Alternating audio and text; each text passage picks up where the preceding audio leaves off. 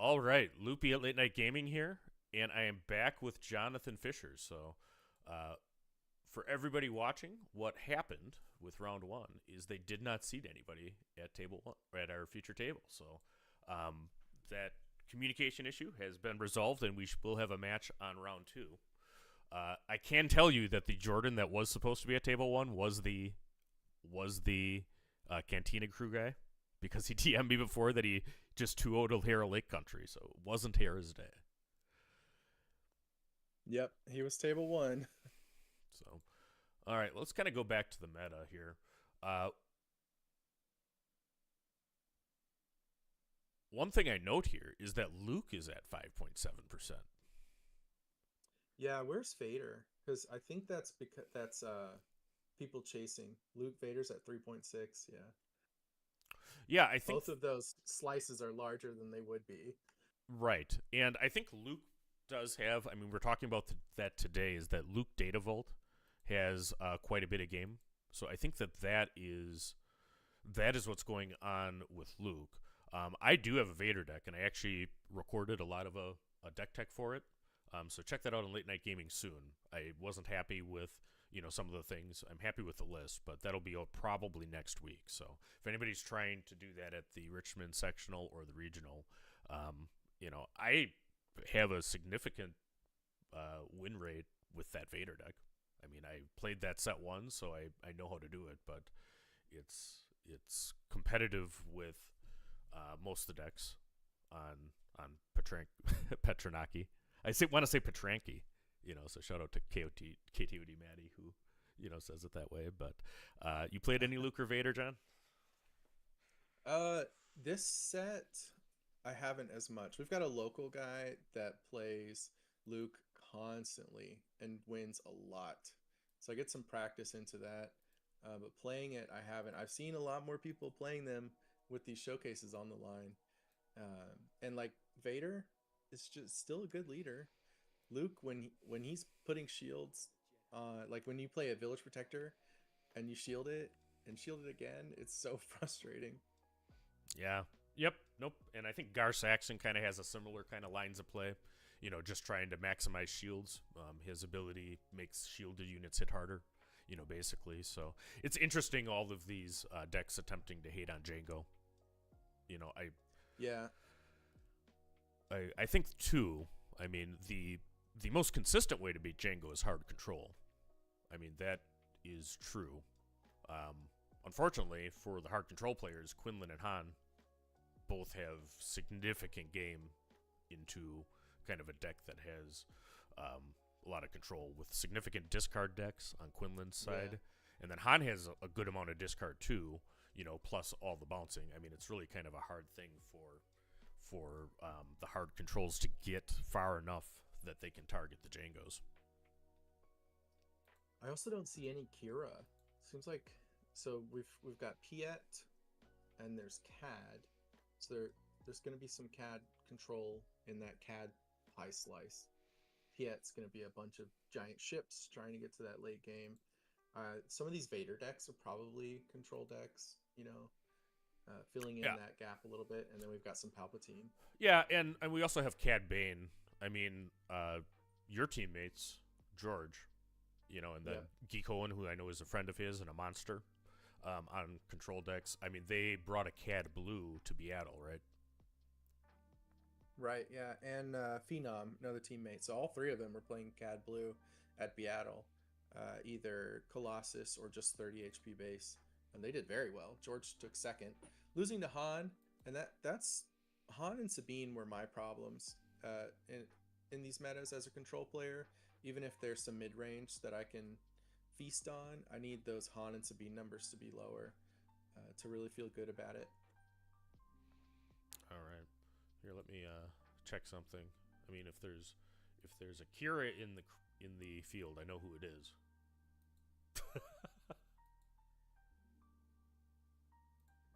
Really? Oh yeah, I don't see one. Is there my, any? my I don't see. if anybody's playing Kira, it's Wu. So let me find him I here he might and see maybe what he he's playing registered. CAD. He could be playing Django, so that would be a reasonable choice. Uh, That's true. Yeah. all right. So, nope. Uh, he is on Quinlan Voss, sticking the lacking. So, That's right. my force throw bro is going with the force throw deck. So that is cool.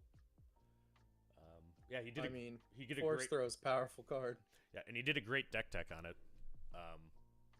He did a great deck tech on it. So yeah, no, I think it's good. He's going to very ground heavy, Quinlan, which certainly can be Jango. I find that a very evenish matchup, frankly. Certainly the control is Jango because he has so much better endgame, but you have a lot of hate you can do to his events.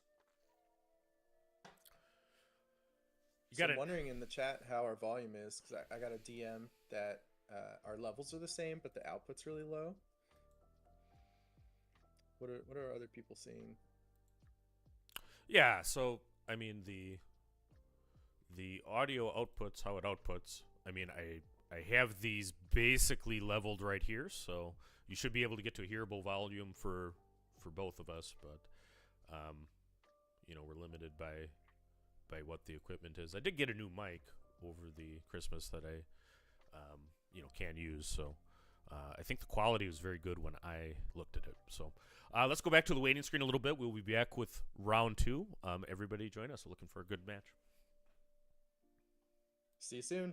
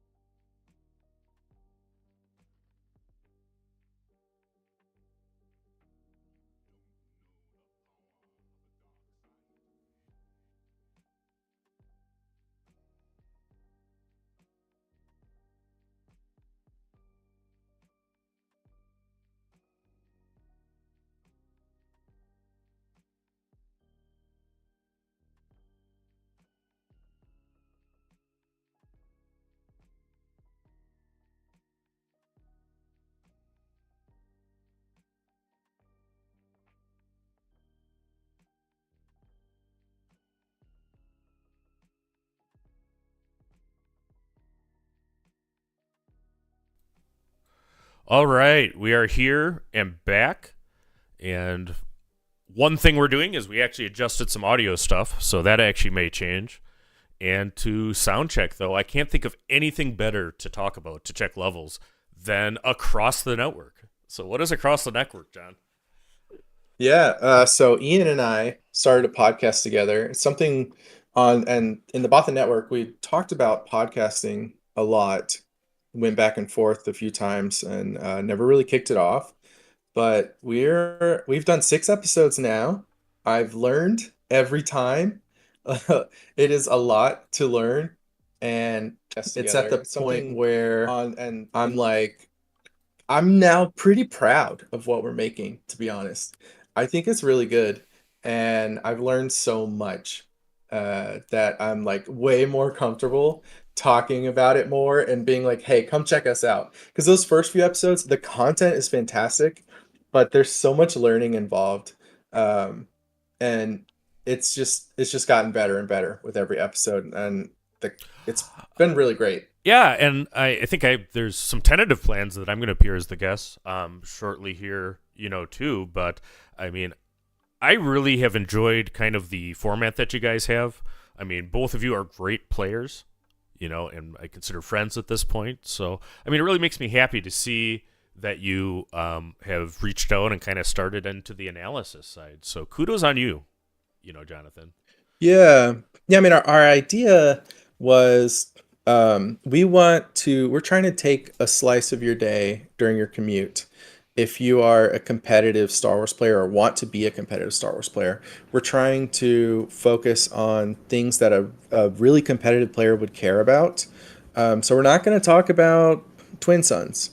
There's plenty of other content out there for casual formats and approaching the game in that way.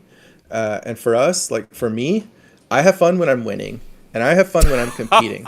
So it's not about not having fun. We're still having fun, but we're doing it by being very competitive and trying to win at the highest level possible. Yep, absolutely. So we're watching Melee right now. It looks like we have about 10 minutes left. I mean, you guys have made my day that apparently the sound is great. So, that's good too. So I'm glad that we've addressed that. The stream is at, full resolution here, too. So that's there. Yeah, you always have to kind of put your volume to that channel, but I think that actually it's now both leveled, and then I was able to, gain it up a little bit. So we appear to be hitting where we're at. I should probably Good. get there. So let's see. So let's look. 20 matches left in the round. So we got a little time to kill. Here, I know what we can do to kill time. Let's see what decks everybody are playing, because I have a lot of friends that play this game. We were talking before about how there wasn't any Kira represented in the field. So, I mean, the first thing I do when I'm trying to decide if anybody at all played Kira was check Wu. And he actually registered Quinlan Tarkentown, today.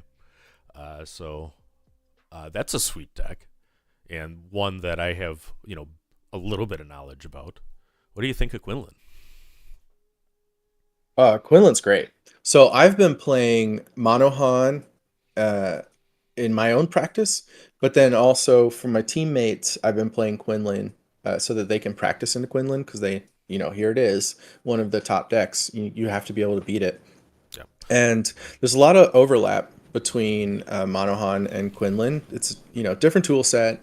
It isn't exactly the same, but you got a lot of the same cards to control what your opponent can play, to discard their hand, to interact with their hand. And Quinlan has the ping and the force throw. Those are huge in Quinlan.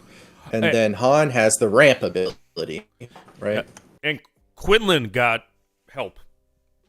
I mean, the one obvious one is Ahsoka Tano is a monster. For super Quinlan. Good. So, I mean, yeah, it's to the point. I mean, it's really just kind of a hard control deck where you need to put in pillage at all, because you now have Ahsoka Tano adding on-play discard. You now have Jam Communications, which is a card I think some people are sleeping on a little bit, but one cost to see their hand and discard an event is very good into a lot of decks, including ones that TDR you. Yeah. Um, so I really It have enjoyed. If I was playing today, I probably would actually be on Quinlan Tarkentown, to be honest. So it's a good choice. It's a great deck. or Jango, and I see that Jordan, who was from the Colorado Container Crew and is our hero for the day, he was on Jango, and actually would have been our table 1 match had they seeded them. Jeff Creasy, you know that guy? I do know Jeff. What deck do you think Jeff is he? Well, I think he's playing Piet, but did he? He did not. He registered Anakin Skywalker. So Johnny Bravado, going. Okay. Going at the event. All right, let's. Going to get. I don't know if he has the showcase. Maybe he doesn't. Maybe that's what he's going for there. But it's been good. The Anakin deck was on stream. Again, I keep going back to Liverpool because that was my entire morning. But it was on the Liverpool stream, doing great today with Colossus. And going back to the Quinlan deck and even the Monohan deck where we have a lot of discard. When I see my opponent on Colossus, I'm rubbing my hands together a little bit like, oh, you do have one less card. You can have your 5 health. I'm just going to discard your entire hand and then kill you. All right. John Tada is playing today. What deck's he on? Well, I'm guessing Jango. Yeah, are you looking them up one at a time? I am looking them up, and I'm quizzing you just because. Okay. Okay, so we're just playing a quiz game. All right. Tada played Jango. Tada thinks he's the best at Jango. He told me his name is Tada, and that everyone says Tada, and he just lets them do it. Oh. One thing I know then is his name is John F. Tada. So I'll try to actually pronounce that, and hopefully that's true. All right, so. He thinks he's the best Jango pilot. So there's no way he's playing something else. Yeah, he may be the best Jango pilot. The guy is a monster, perennial top cut. He loves SCG events. I mean, I think he might bankrupt that company eventually. If he keeps having the results that he has. Did I won that one, right? Like he is on Jango. He is on Jango. So. Okay. All right, so let's check Myers. What deck? Is Frank Myers on? Blonde Sabine. He is on Blonde Sabine. And he's chose Java Palace, which is the old school Blonde Sabine base. Even though it really doesn't make sense in the lore for Sabine. But he's not like super excited about all his matchup percentages right now on the deck, but from their perspective, they've learned how to beat Jango with that deck, and a lot of advantage you have when you show up with a deck that isn't a large percentage of this color pie is people haven't tested against you that much. So a lot of his opponents won't really be ready for what Frank's presenting to them, and I think that'll give him some edge there. All right, so Ian Klein. What deck did Ian Klein register? Jango again. He did. He did. So that's your compatriot. I mean, you're on a roll right here, Jonathan. What about? Well, I just did Beatle. What about Tower number 9? He's actually his name. He's right next to Ian in the alphabetical rankings. Tower number 9. Tower number 9, folks. What deck did he register? Man, I think he really likes. He sure did like Red Sabine for a long time. But what's he playing now? I am gonna say Quinlan. He is playing Sabine on Coronet City. Oh, I should have stuck with it. Coronet City. What base? I think that Coronet City. So he is a blonde Sabine Sabiner today. So that's a good one. Let's go to the. And for everyone watching, the meta breakdown is on screen. I think Josh Doe was asking about it. You can see it right there in this pie graph. Yeah, you should be able to. So I have it behind us as we play Guess Their Deck. Bobby Sapphire. I think he should be playing Jango because he played it all last set. And I think if you're going to be in a field of mirrors, you lean hard into your experience in that deck and you just beat all the mirrors. Yep.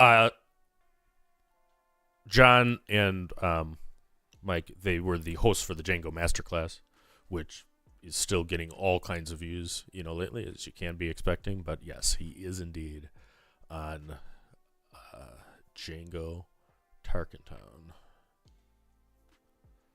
And let me check Yeah, I mean his it's changed a lot from last set, but it's only gotten better. and Like we're yeah, go ahead. his teammate Justin is also on Jango. He had previously played a fair amount of Sabine. Yep, yep. Looks like Reflex is in the house too, also playing Jango Tarkentown. It's a solid choice. Yeah. Yeah, Reflex did a lot of testing with us recently, so his list, I think all the Bothan Jango lists and his list will look the same. Yep. Yeah. No. We do have. So shout out to Melee GG and Brad and Steve and all of those guys. There is decklist integration now, and there is coverage staffing, so we're able to see a lot of these lists. What our policy is, so everybody understands, we will not show a deck list during the closed deck list section of the event, which is right now. As soon as it's open, we can show you their exact list, but we want to, first make sure that we have tournament integrity. And there, Matthew Quigley in the chat says, how many people are at the sector? And I think that will crown you as a very, very well done on Guess That Deck, with Jonathan Fisher. So, other than Jeff threw him a curveball, I think you nailed just about He all. did. Yeah, that's crazy. He's been playing a lot of Piet, but I guess he just couldn't stomach it this time. All right, so let's go to the chat here. We'll watch if there's anything pairing. So they have some matches under time extensions right now. So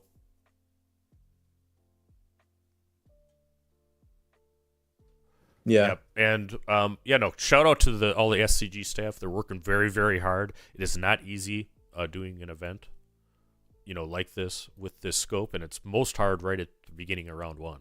So I think they just had a little confusion as that there were two different things. Oh yeah. To answer Matthew's question, there are 424 players that began the actual matches. There was more registrations. There was some no shows, but that's double the size of the largest SWU tournament to date in America at 424. So people came out. They showed up. Yeah, we had over 100 at Seattle, and it was a lot of amazing players, but it wasn't 400 people. That is a lot of people.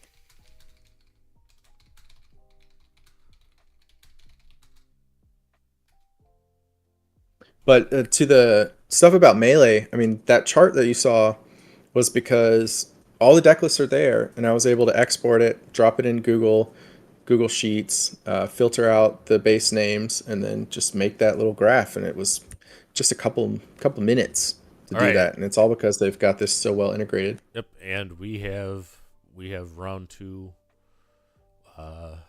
seedings. Okay. I think round two. So it looks like we're going to have Piet and Anakin as the table one, and that sounds like a good match to me. So we'll see. Yeah. So let's talk about this. This is Piet Yellow.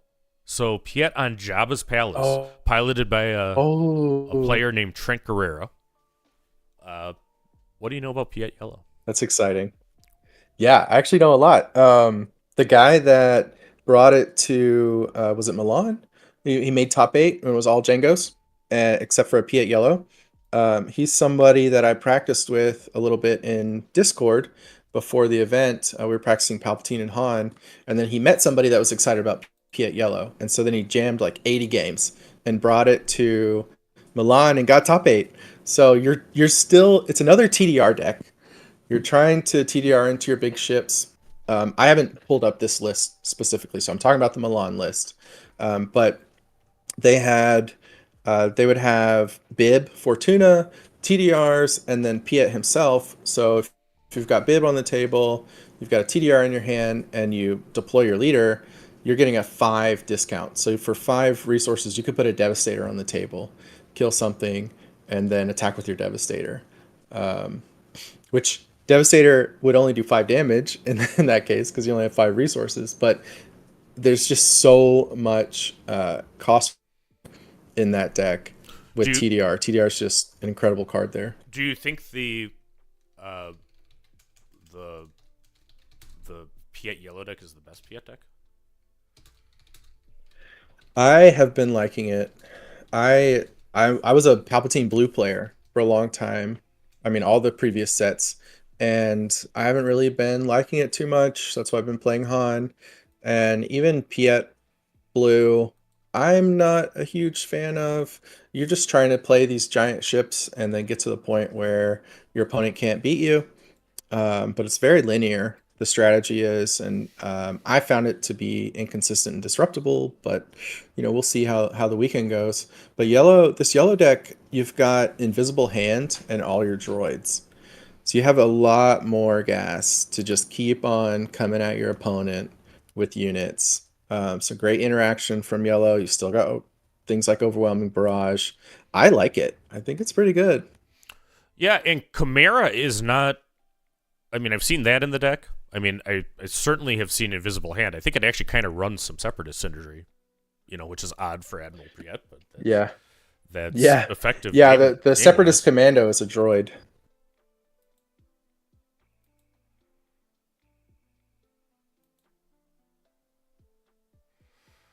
All right, and the Murphy's Law, the camera.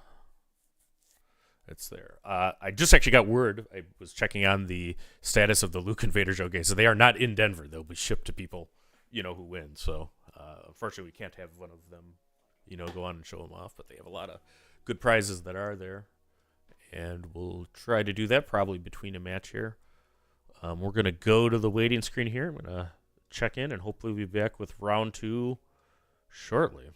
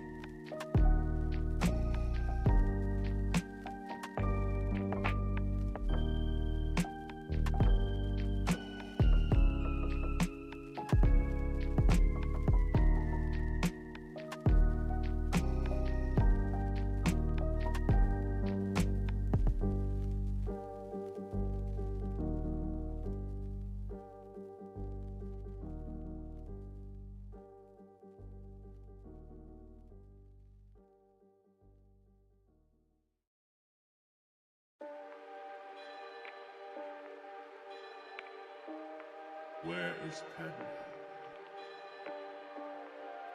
Is she safe? Is she all right?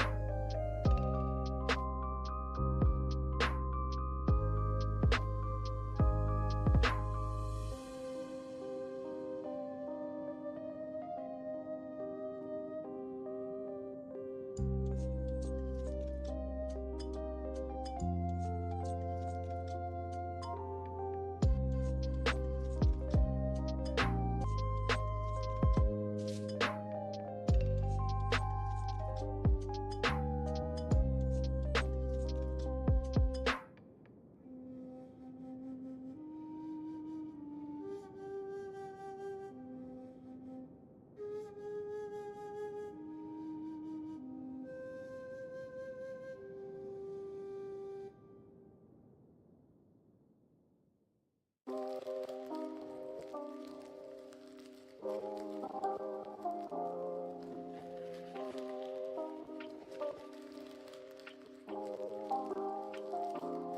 is the way.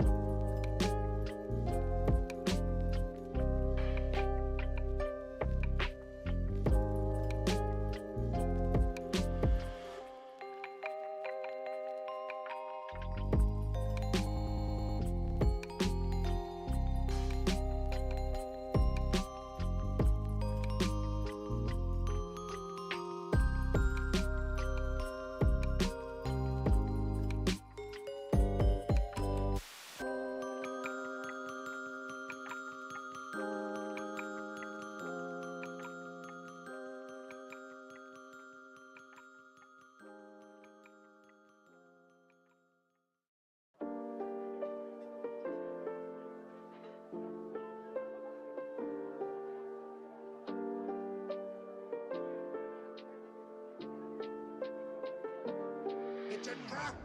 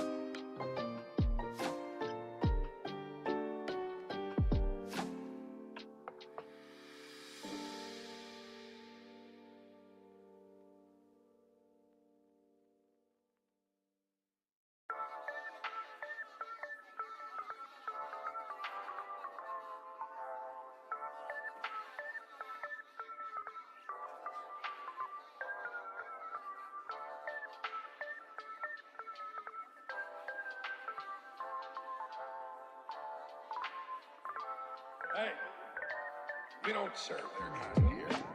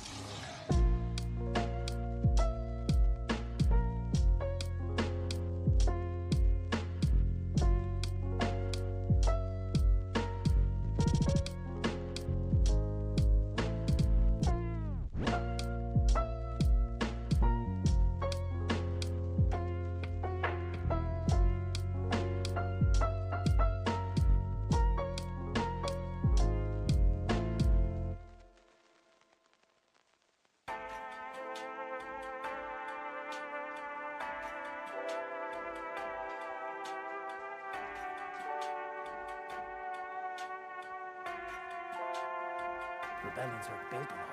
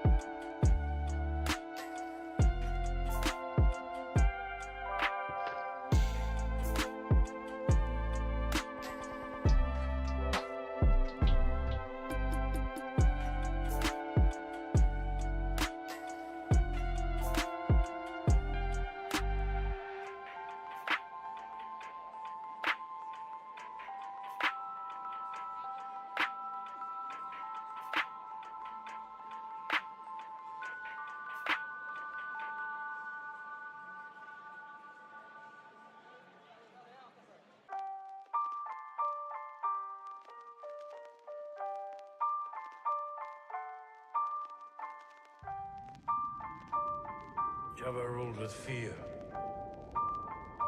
I intend to rule with respect.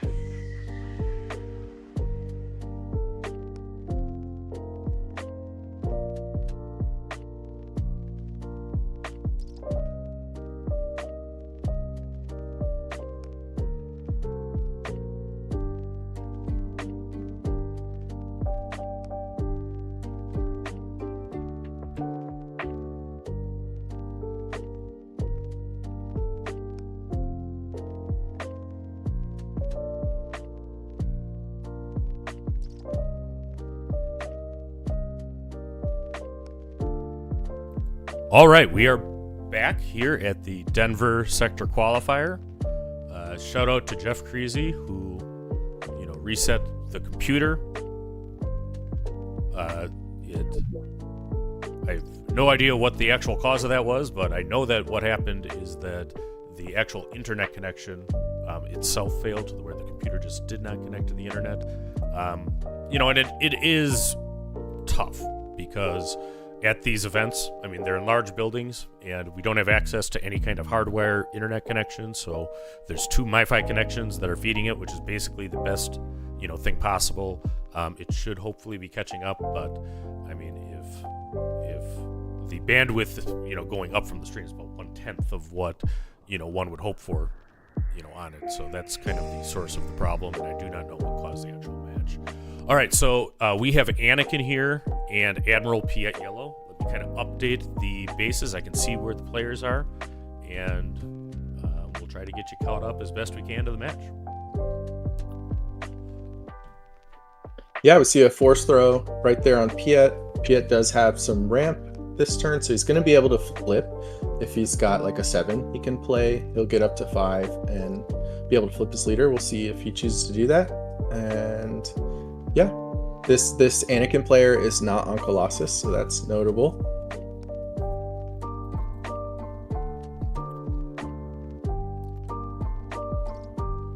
And Bazine discarded the same unit that we see readied right now for Anakin earlier on turn 1. All right, the Piet player is Trent, and the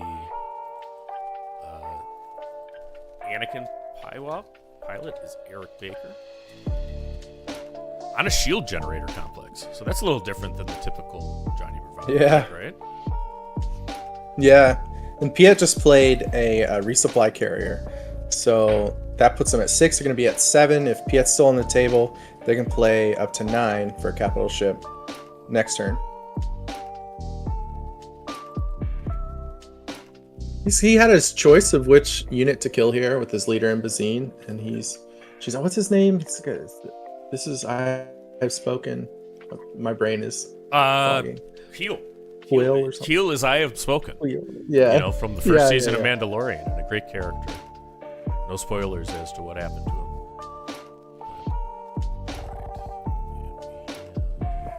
Anakin here.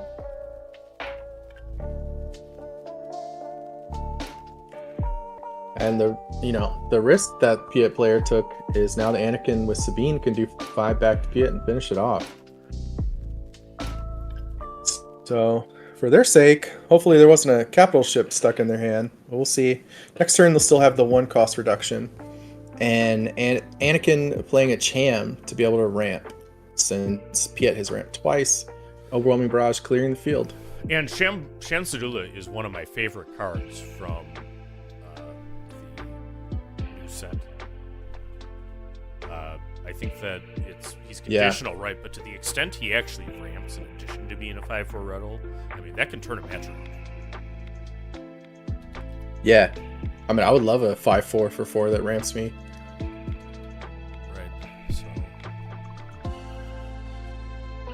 It's when you're playing Han, you're always thinking about that if your opponent's on red in your game 2 or 3.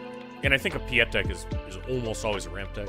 Piet is in villain green, which is the best ramp color, at least in my opinion. I think that's fairly obvious. And the ships that he gets discount on tend to have expensive, with some exceptions. I mean, he can play like an outlaw for 1 if he's deployed. Yeah, some people play that Outlaw Chronos on turn 1 just to bully space and take the risk of ramping their opponent. So we got a Luke for the Anakin player, which the Maul was great for taking out Anakin leader, but then Luke just firing right back to take out the Maul. A Devastator from Piet to clear the Luke. I mean, that is a good position for this Piet player. I mean, Anakin player with their play being just to play a Concord Dawn Interceptor. Not a very strong play when your opponent just dropped a 10/10 in space. I am a Jedi, like my father. I imagine this is game 2 or 3. We don't know which game it is. That is that is true. So I suppose yeah, change the gameplay overlay. But not a great position. The Anakin player is probably looking for like a Fell the Dragon or Rival's Fall to take out this Devastator. But that's the thing about these Piet decks. Another Devastator is right behind it.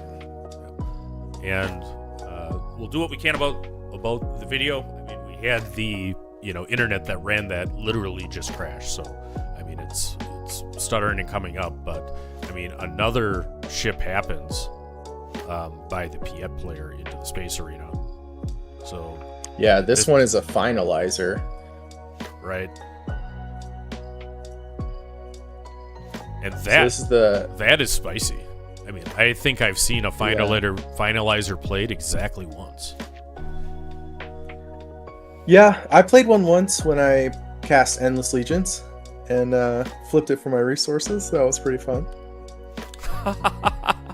Yeah, and decks that fire off Endless Legions, there's a version of Piet that tries to do that too.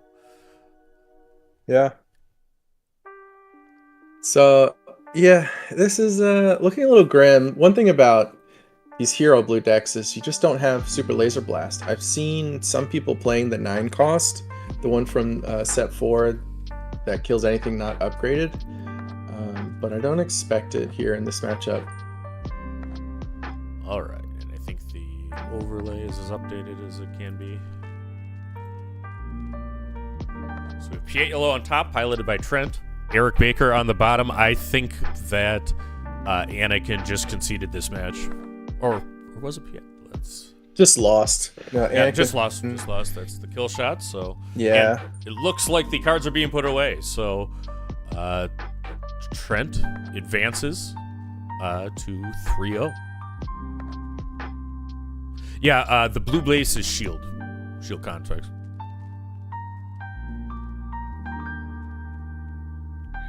I'm curious if I think this might be game 3.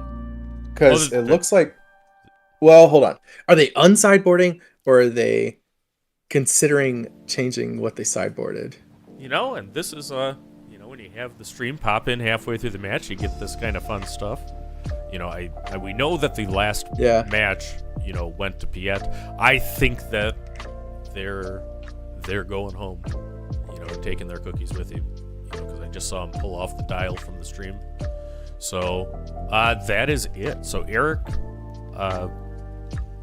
Eric is not able to take out Piet.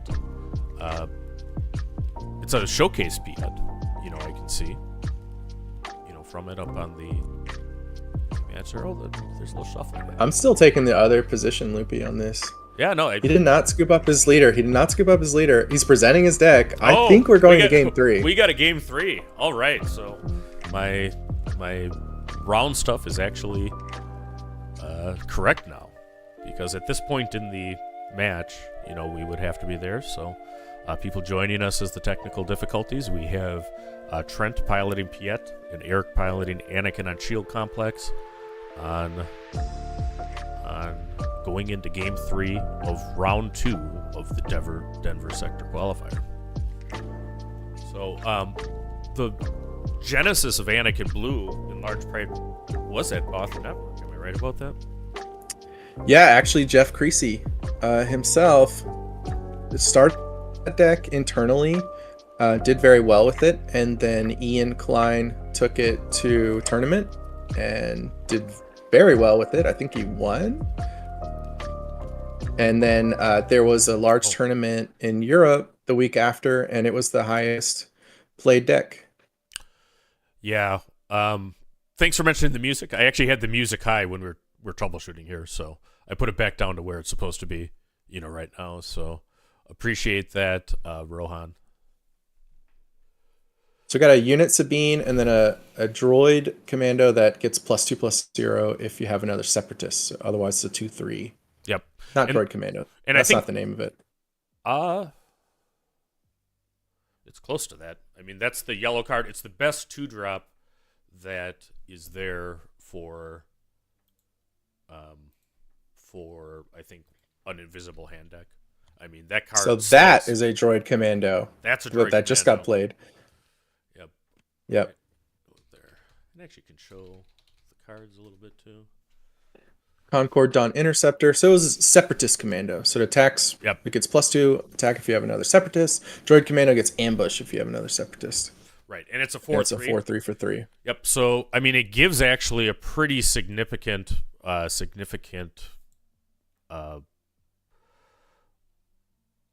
ambush ability and a pretty significant ground presence in this Piet deck that the other kind of flavors of Piet don't really have. It's definitely a light start for the Anakin player here. We need to see some higher impact plays or this next turn or two. Yep, and I mean, Anakin is way better with initiative. Obviously, missing turn 1 is not what you want. And then having Conquer done be your turn 2 play, I mean, you're really just behind on offense. Now, the thing about Anakin is being behind in offense lets you hit harder on deploy if they're slamming your base. Okay, so the Anakin player did choose to hit the base instead of taking out the Separatist Commando, which they could have, right. Which opened the door for the Droid Commando to ambush into their Sabine unit. So there's definitely some opportunity there. Here they play Pillage. They're just saying, look, I'm going to try to go for this late game and take away some of your options. But we'll see. We'll see what happens here. Yep. All right, so players go to the next round, ready their units. We have a Super Laser Tech, a Separatist Commando, and a Droid Commando in the ground arena for Trent piloting Piet. We have just a Concord Dawn Interceptor for Anakin. But that's about to change. There's Poe Dameron into the ground arena, which is a unit that requires an answer. So it's definitely a big threat. I mean, what if Piet player immediately attacking with their Droid Commando? We don't know what's in their hand. I would have considered trading the Droid Commando and the Super Laser Tech for the Poe. But we'll see. Maybe they have another answer, or maybe they just think, look, I'm going to the base. We're going to end this game. Yeah, so we are on, it's not the venue Wi-Fi because nobody has access to that. It is on the MiFi connections that SCG provided us for. And the good news is that it's some functionality here, because just before as this round started, it entirely dropped. Piet is deployed. It's all about internet upload speed. I mean, the camera setup here is crystal clear if you can do it, but the internet upload speed feeds the commentary. So there's only so much we can do. We're seeing the exact same as you guys. What will typically happen is as the event clears out, it'll get better, right? So the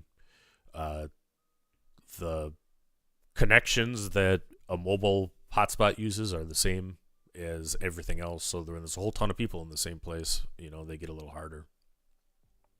I do appreciate. So we saw Jeff fixing it up. Thanks, Nordic Takedown. 100%. So we saw the Piet players plan there. They used No Good to Be Dead on the Poe, so that the Poe's just not active for this turn. So that's why they went straight to the base with their units. Yeah. And, if there was an option and other than mobile hotspot, that's obviously what we would have done. And I think that actually Eric this time is conceding. It just got way too behind early in that game when he missed his turn 1, and then Piet got out a separatist commando immediately followed by a droid commando. I mean, that's 8 damage represented per turn, and he had nothing in the ground arena till Poe. Yeah. He actually didn't miss his turn 1. He played a Sabine unit and chose not to trade into the commando. So I think that's something he'll probably look back on in this game and just kind of think about where that game would have gone if you had taken out the commando. Yeah. All right. So we are going to go to the waiting screen. Everybody, say a prayer to the gods of internet connectivity and the tech problems. I mean, we're as frustrated as you guys, but hopefully that's the last of them. So we'll pop and we'll be back with round 3 of the Denver Sector Qualifier.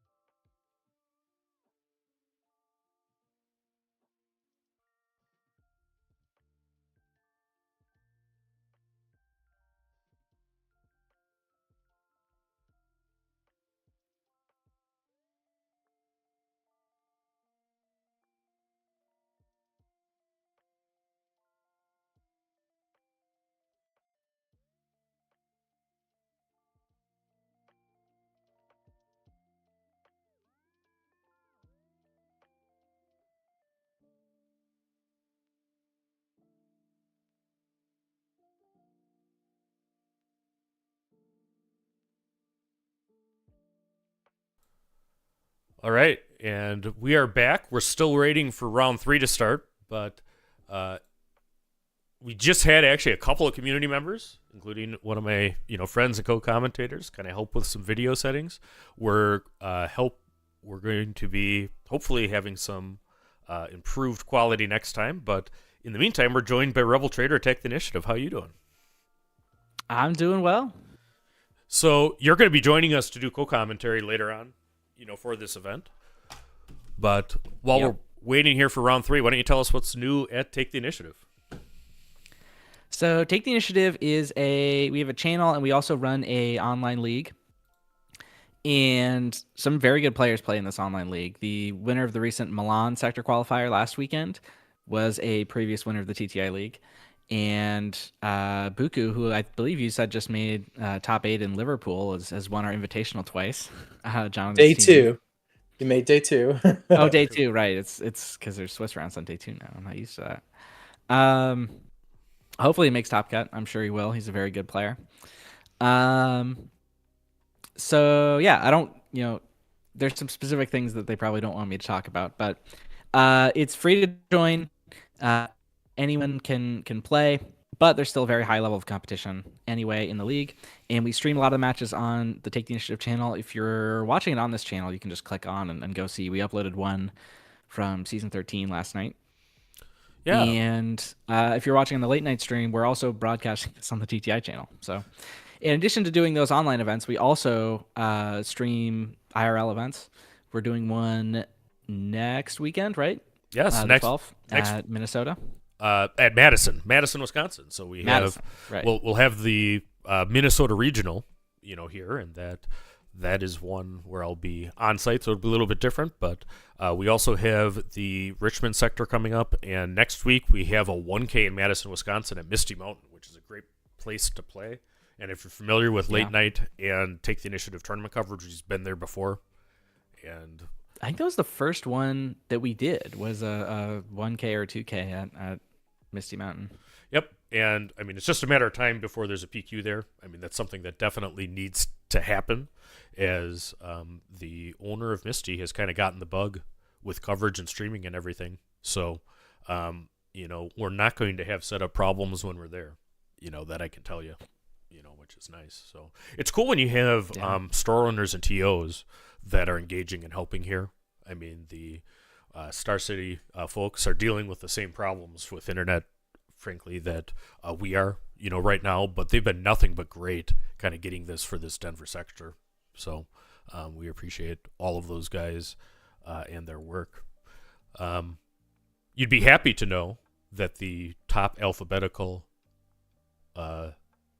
entrant today was playing Afra. Yeah. How are they doing? Are they winning?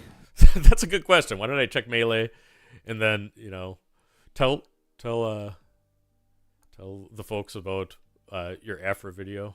It says one of the best intros I've ever seen from Star Wars content. Yeah, so I thought this was right around the release of Shadows of the Galaxy. I made a video, which is one of the highest viewed videos on the TTI channel, saying Afra is the most underrated leader in the game. And, showing this list that I had at the time, which was, in hindsight, not very good. It's been improved over time. But yeah, it was basically a hard control Afra list. And I made an intro that has, call outs of a few different content creators that said Afra was bad. It was a good time. Afra didn't end up seeing a ton of success that meta, which, I think she was really strong then. She's still kind of strong now. She's got a place, and most underrated might still be true. Actually, she's probably not top tier, no matter how you slice it, but she's definitely underrated. Yeah, well, and yeah, very good. We just got word. Looks like the pairings are up, so we'll be wrapping up relatively soon. We're gonna try to actually get Jordan from Colorado Cantina on it, and then a Luke deck, which is cool. But before we do that, what do you think? Okay. What do you think about this meta right now, RT? I mean, there's obviously the one thing that seems good, but Jango doesn't seem unbeatable. There's lots of things that can compete with it. And I think like looking at the stats for this event, there were less Jangos than I expected. We had less than 20% of the field was on it, which I think is a good sign. Yep. Just looking through I think looking through the top 10 tables here, we have a Piet versus Anakin Blue on table 1. We have a Jango versus Luke on table 2. That's the match that I think we're going to try to get. We'll have Rey Colossus Blu-ray against a Jango, and that's a deck that can contest Jango for sure. I mean, things that play Vigilance, that's a very, very good card into him. Some fella named Mike Gem playing Jango against Palpatine Yellow. Jango versus Boba on table 5.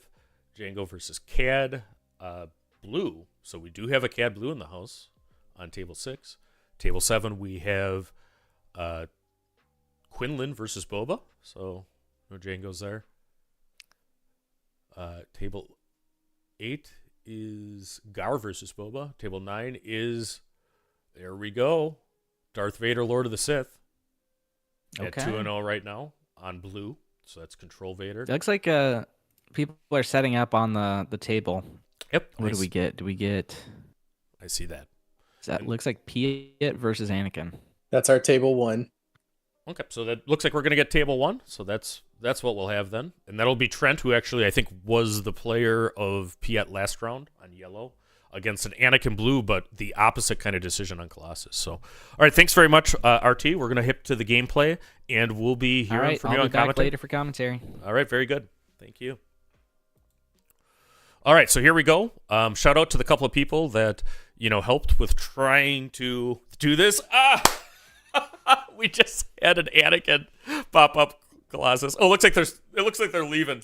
We're gonna get Jordan. Yeah, we're gonna get Jordan there, but shout out to, I think we just saw Tristan Rodriguez, pop under the camera and wave as we went, and it's nothing personal.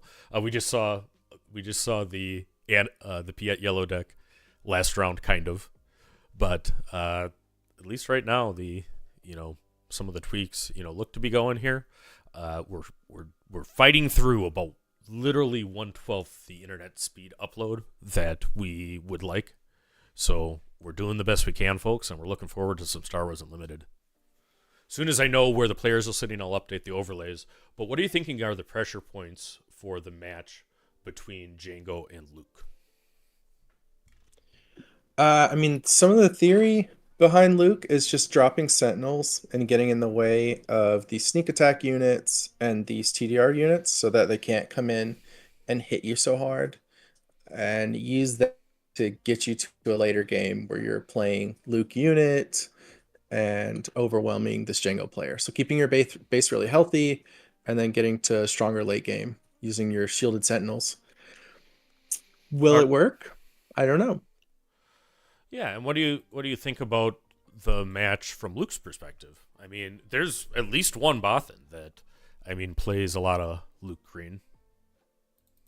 Yeah, I think it definitely can win, and has a good shot here. I think what's fun here also is that this is the top ranked Luke right now, so it's kind of fun to track who's doing the best with Luke and who's doing the best with Vader in these tournaments, see who's hunting that showcase. And I actually already checked in because as we get situated here, and I pray that the serious technical difficulties are behind us, but we'll have interviews here. The Luke and Vader showcases are not present on site. They're going to be mailed to the winners. So unfortunately, even with the support of others, we can't show them off. But I mean, boy, I very well could be. I hesitate a little bit what I would be playing if I was there. I think it would be Quinlan, but it very well could be Vader too, because getting that first Vader showcase is a significant thing, particularly if you already have a first round bye. Oh yeah, and it's just fun to try and hunt down that showcase that everyone wants. Right. All right, so you're playing like a sub competition. So this is the beginning of round 3. We have Jango Tarkentown on the bottom. I'm going to update the overlay a little bit. And it looks like we have the special Luke from the Learn to Play as Gen Con on the top. as the leader. So it's somebody who's liked Luke a while. Yeah, if you weren't here earlier, Loopy's camera and laptop failed to ship, and we scrambled to get equipment last night and have it ready. The person piloting Jango right now, his camera is the one showing us this match. Yep. So he's our hero of the day. Jordan from Cantina Crew. I'll have a graphic with that. But we thank so much. Everybody go subscribe to Colorado Cantina Crew. That they were able to do a thing. And everybody, just tell FedEx they can do better, because it's not that they didn't ship it. It was guaranteed delivery. They just sent it to the wrong city. And, the tracking information, required an actual call before they admitted that that's what happened. So, but that is what happened is, somewhere in Missouri is the laptop that was guaranteed delivery, into there. That would have made some of this easier. All right. Yep. So as much as I would like to see a Luke win, I think, Jordan's helped us out a lot. I want to see our hero win on stream.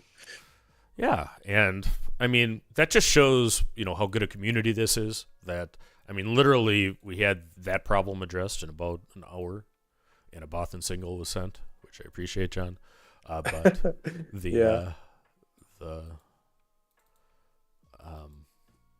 I raised the Bothan signal. I knew we had lots of boots on the ground. We were going to make it happen. Yeah, and we have a top 4 PQ token. That's good eye there, and the video is actually there. 100% in order to take down all the people helping make these streams possible, and whichever one of your members was going through some tweaks, through the video, it does actually look a lot better now. So we're all kind of dealing with the same stuff, and as I say, rising tides raise all ships. All the content creators and everybody involved in the community is on the same side. Luke attacks with, either attacked or used the ability of the Conqueror Interceptor to put a shield, and that's a cool play. So he can do the damage to it now, but Luke's going to have the ability to shield that Conqueror down before actually the Tarkin Town can hit. So the Space Sentinel is in there with a shield. Yeah, 2 of your best starts with these Luke decks is a Dispatcher or a Resupply. Just a little bit of ramping to help you play your units and shield them at the same time ends up being really powerful. All right, and the name of the player on top is Josh Hutt. Not Jabba the Hutt, but Josh the Hutt. Yes, that is the Luke player. And we have... So the other thing that happened is I talked to Jordan yesterday from Colorado Cantina Crew. I apparently had played a series with him on Carabast, and people that have played me on Carabast know I'm chatty and I like to talk to people. But he mentioned how good those games were and how kind I was, there. So you try to do nice things for people, and you never know when they're going to be your hero. So that is cool stuff. Absolutely. Yeah, I use my own name on Carabast because I love meeting people and playing games together and jamming extra games. So I think that's a Chewbacca pilot. That is a Chewbacca pilot on the CDI. Yep. So he does eventually get it with Tarkin Town, but that saved a lot of damage. That would have been had the Space Arena been, contested. I believe that's IG-2000 is the ship that he played. But and I think it's 6 on the Luke base, 0 on the Tarkin Town. Yep, that's absolutely right. Sadly, the only large, if you've done our streams, we have large Viz dials usually, but those were in the box that FedEx sent to Missouri. So we're having player tokens for base damage, which is what we have. Shout out to Lights Out, actually, for having a late night token. He actually does have our initiative token, and it's cool that they're omnipresent enough that we were able to find one that quick. Jeff so Luke using a takedown to take down IG-2000, and then we're firing off a TDR. See what he hits. So 7 cards. 2 extra. Yep. So he can't play a Devastator. So, the last thing Jango wants to see is 3 Devastators there. Yeah, killing the IG let him hit IG, which is... I was thinking, they both do 3 damage. Do I want to kill the Interceptor or the IG? It's an interesting choice. And now here, it gave him the Jango player the option to deploy the IG off the TDR. Right. So Tarkin Town's used.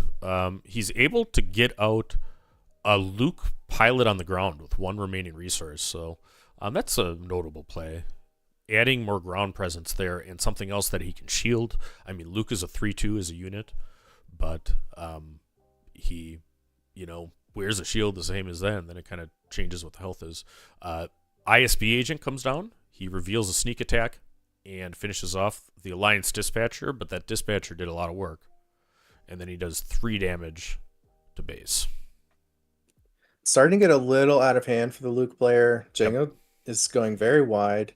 They're going to be able to tap down the Luke, most likely, unless there's some answer to Jango this turn. So we'll see what the Luke can do to handle this board state. Right, and one downside of Luke Green is it doesn't have like a Plo Koon, and it doesn't have a there, but it does have a Rival's Fall. So yep, that's what I was looking for. Yep, so here we go. Jango is down, and this is the turn where you get an open field going against a Jango, right? Because you have no ability to tap down if you died this turn. And you want to survive this turn because it now means the rest of the game he's not going to be able to tap your whole board. So you can stay alive and start putting pressure on Jango. You can live, but if they sneak attack Devastator, that's 13 damage out of nowhere. So you're still in danger. Right. So Luke attacks. He gives a shield to other Luke. We have kind of Luke inception happening here. I mean, it looks to me like they're just buddies. They're hanging out. Yep. 18 damage on Luke's base. There's now 4 on Jango's with the Metal Fab tokens. Shout out to Metal Fab. They did actually put some tokens next to the players. The Echo Base dial. Those are the new Game Genic dials. They're really cool. Really visible in person. It's hard to see on screen, but it's 18 right now. Last I saw. Yep, 18 and 4. So these guys are rocketing too. This game is going quick at a neat pace. I don't think either would be particularly concerned about going to time, but they're both playing on a very significant stream, and they know that. So there. And this is not game 3. This is even 0-0. We're in game 1 of round 3.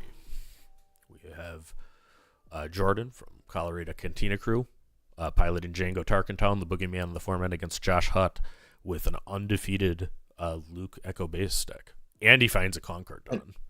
And currently resolving Ewing reinforcement. Oh, and that's, I think, an excellent Ewing pull with a Concord and 2 Restored Arcs. Luke's got to stabilize. I mean, he's trying to handle space and get involved in this space arena. So finding 3 ships, I mean, that's a good place to be. All right, so it's a sneak attack Devastator on 7. So he will tap down Luke, doing 1 damage, it looks like. So he can't kill both Luke and the Conqueror Dawn. He's not going to do 3 damage to the Conqueror Dawn. He should know that. He should do 2. I think he should do 2 so that Zagarian Starhopper can get through and clear it.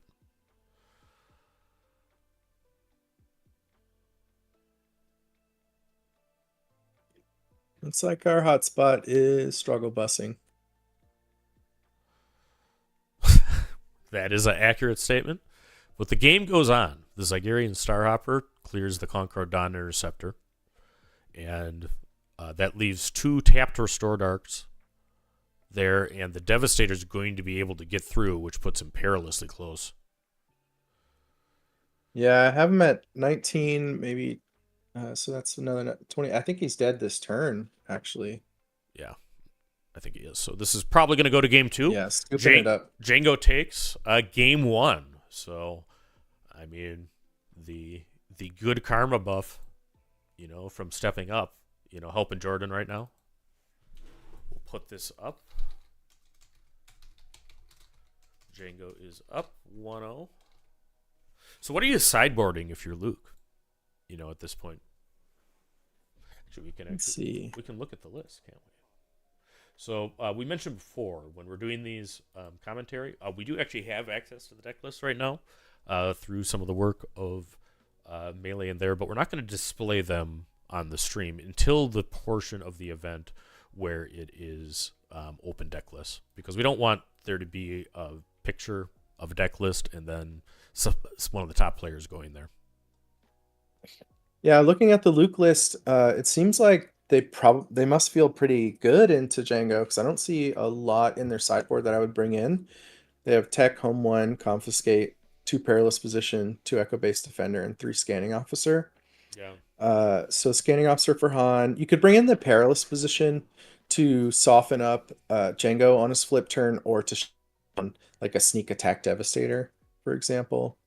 But I don't see a lot of other cards that I would specifically bring in for this match. Yeah.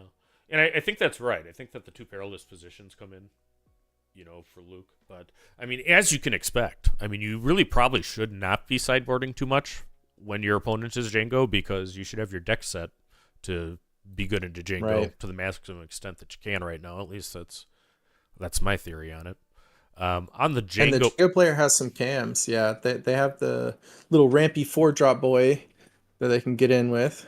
Yeah, but notably, the Jango does not have access to a breaking in right now, and he does have 2 Radiant 7s, which I don't know that Luke is the right matter for that. But yeah, I think he has 2 swoop downs.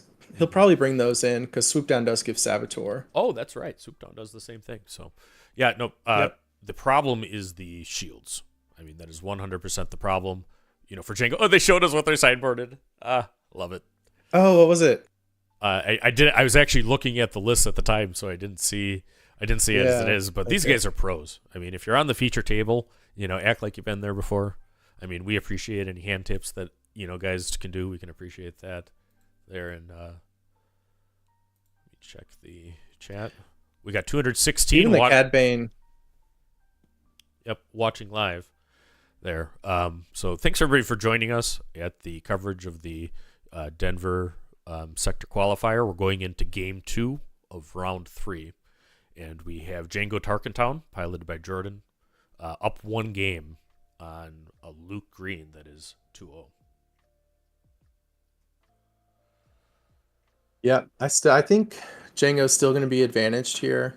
Luke needs to slow down his start. He took a lot of early damage and put him on the back foot there, so that Sneak Attack Devastator was deadly. Yep. And he had that sneak attack the whole time. He pulled the Devastator, I think, sometime there, but, I mean, he had a pretty good hand. He had the IGs, and then he hit the other one to board tap there. All right, and they are pros, so, unfortunately, the video quality is having a moment right now. I mean, I think that we did everything, possible to sharpen, and, the first half of the first match was good, and it's literally the strength of the MiFi connections that do that, and there's so much that can be done. The internet doesn't exist there, actually, 1982, because, to be able to do that, it's there. So, I mean, everybody is on their phones, and the way mobile hotspots work is they use the same kind of cellular signals as everything else. So, it's what can be do. I mean, the venue does not provide free internet to people who rent the space. In fact, they more or less price gouge is what we've learned.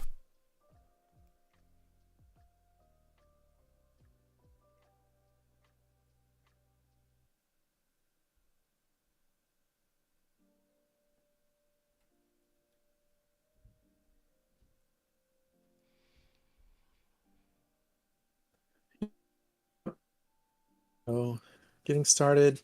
All right, so I mean, Dispatcher is a fine start, but and I think Luke missed turn 1.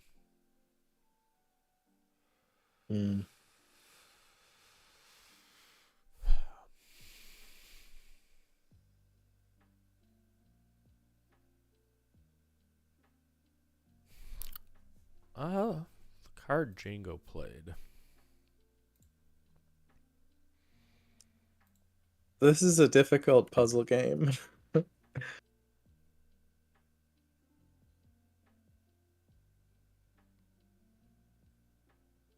All right, so I think that's a Yularen. That is a Yularen, and we don't know what he's going to call, but Yularen oftentimes will call shielded against Jango. Yeah, I mean, if you can name Grit, you can name Sentinel, you can name Shielded, you can name, what's the Restore 1, I think. But when you have nothing on the board, shielded will impact your future units.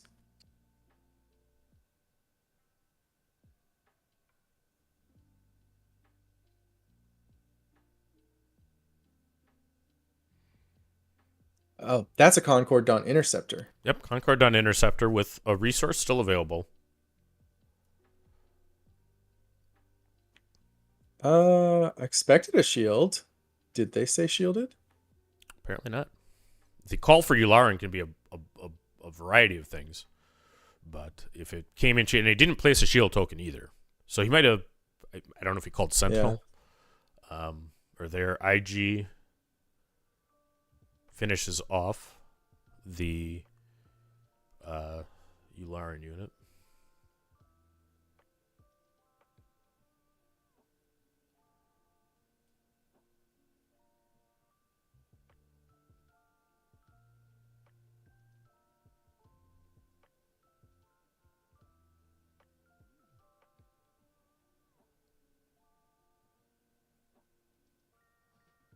No, we're not ignoring chat. I mean, we're trying to call the game on the same video that you guys are. So, this is the first SCG event, and the hotspots are what they are. I mean, I know C Raptor. We actually does a lot of coordinating, and we're working together. So, I mean, he purchased a particular thing, and if that is sufficient to do this, we'll look into doing that too. But,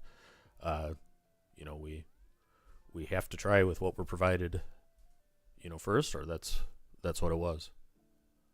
He brought a server to the place.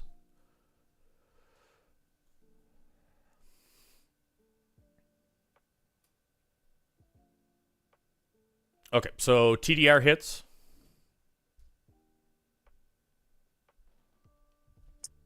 Yeah. Was it a Zygarian? Was it a miss? I think so. Yeah. So TDR comes through. I mean, that's the first good news for Luke this game, really. Yep. Jango's deployed. So we're at the Luke deploy turn.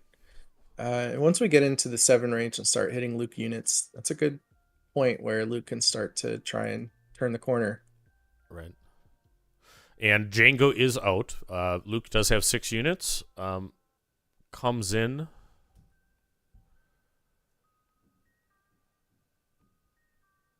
Kills the space unit. That probably was the ambusher space unit.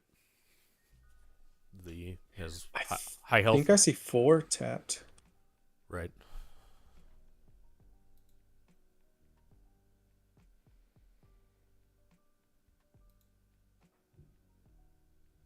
Let's see.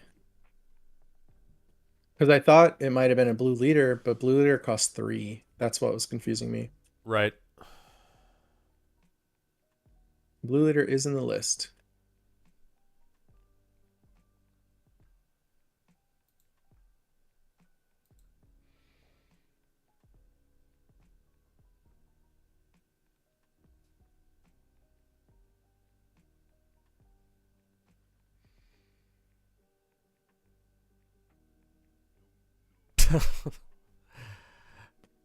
I see his Stawiki.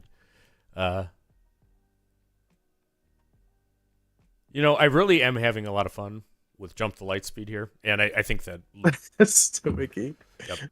So we have Bazine coming in. There's a U reinforcement, a takedown, and a home 1, I believe. I see Ewing and takedown. Is that a home 1? I'm not sure. Maybe.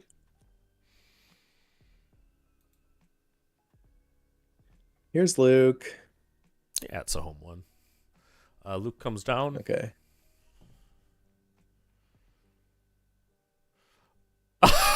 Symbiote, yes.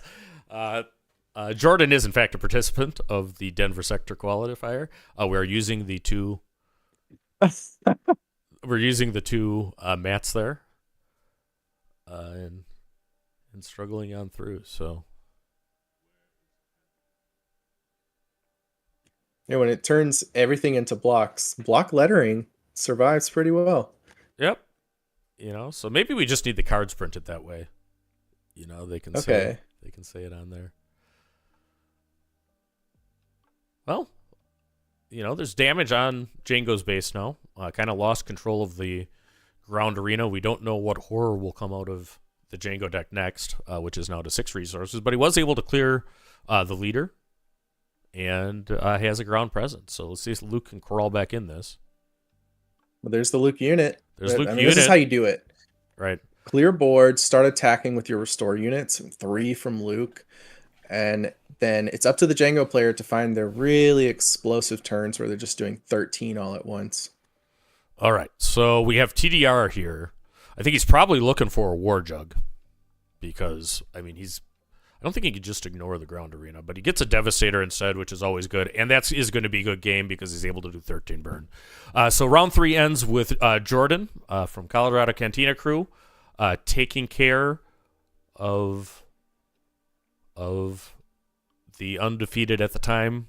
Josh Hutt, he'll go to 2-1, still in the event, still looking for that Luke showcase or the elusive first American Luke showcase, and Jordan will advance to 3-0.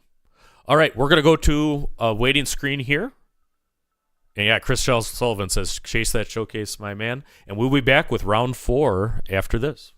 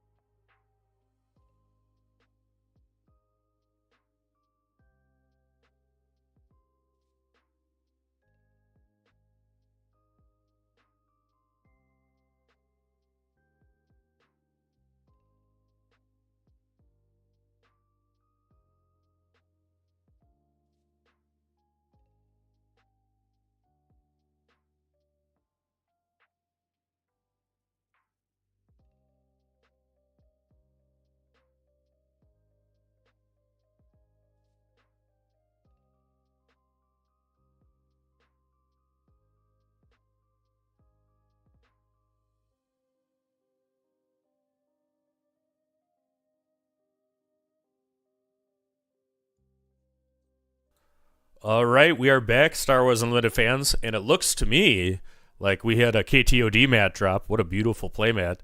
And I think that we have our backup match coming on for Game 3, so this is going to be Jango Tarkentown, I think. Let me see where this is. Yep. Gonna get in the melee it for a is. second. And, I mean, that's either Justin or Bobby Sapphire. It's got to be. I think that's Bobby Sapphire is who that is. And his opponent is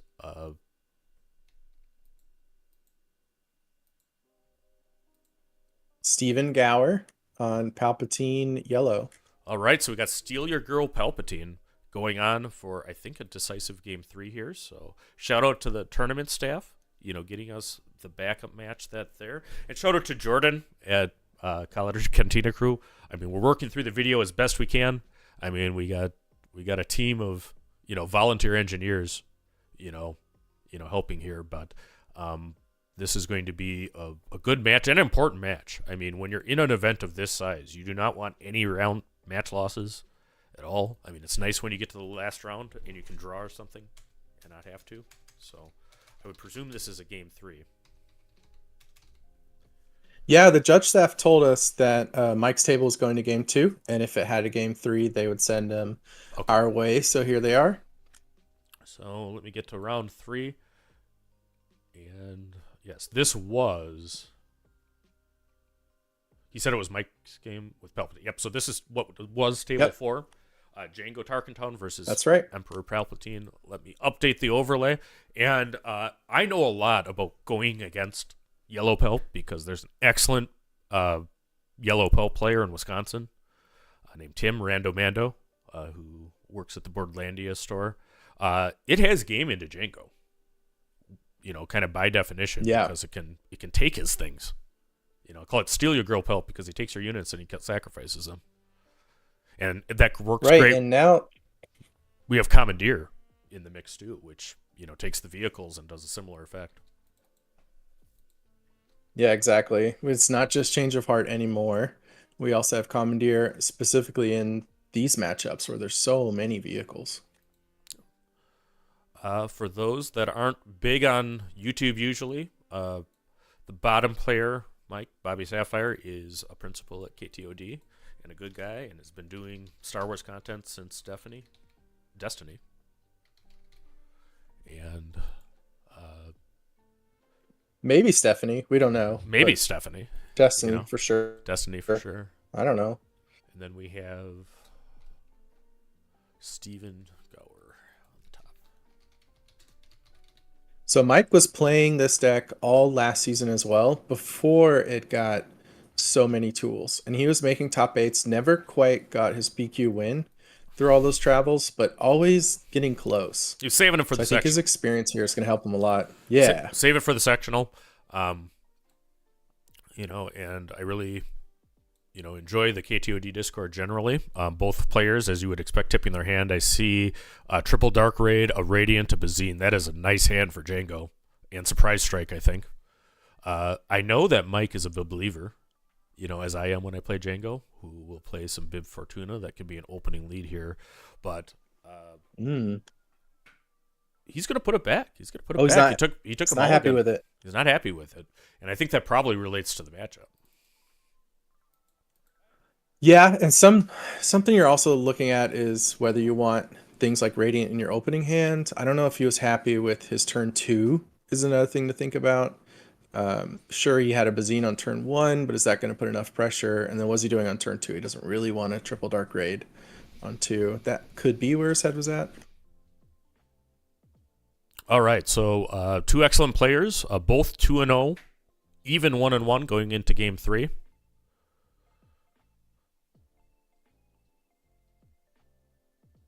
And it could be a Bib mirror match. They both have Bib, by the way. I mean, good Fortunas to both of them then. Playing Bib Fortuna in their deck. Yeah. All right, so here they go. Here's the 6 cards. All right. And this is when I like to say, I'll keep this one. Right. You're a joker in addition to a heck of a commentator, Jonathan. It's at first it was from coming from other games like Magic, where you can mulligan multiple times. So I had such a habit of it. Yeah, so I mean, it's funny. I have two of my kids and my wife that play Star Wars, and then the last child, the middle child, has my sense of humor. So she's the one that laughs at my dad jokes. The other ones hate it, but you know, Love it. You got to have one.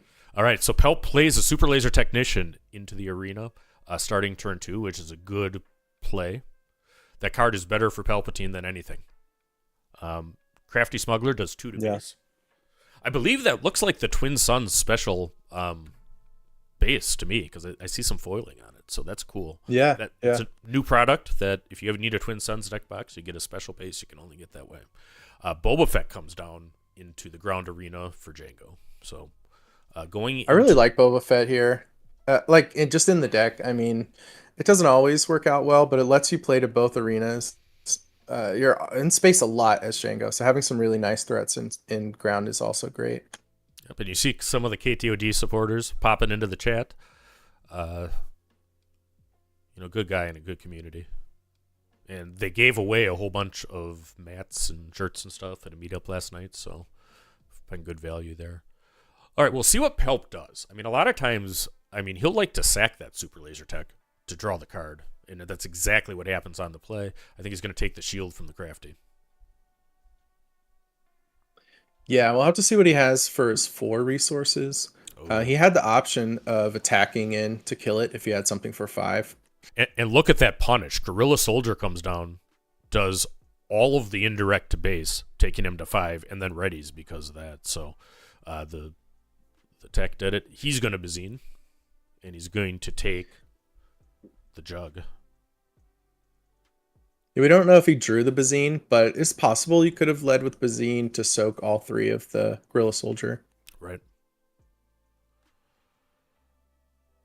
We already saw Mike decline to attack the laser tech in the previous turn. Right. Yeah, and it's not, you're not going against a Quinlan where they're a discard deck. It's there. That's Lux. Lux is actually a card that's good position right now and good into Jango. So that's why you want to explain how it works? Yep. With Jango? So Lux, what his ability is anytime a card can be played or is played for less than its printed cost, he can either ready or exhaust a unit. So by definition, if they TDR, you can exhaust the thing that came in. And then also times if you get a Lux out, Mike did the exact right thing there. He killed the Lux right away because Jango has to answer it. If you leave Lux alive, he's going to basically hurt your TDRs, and he's going to sometimes get lethal.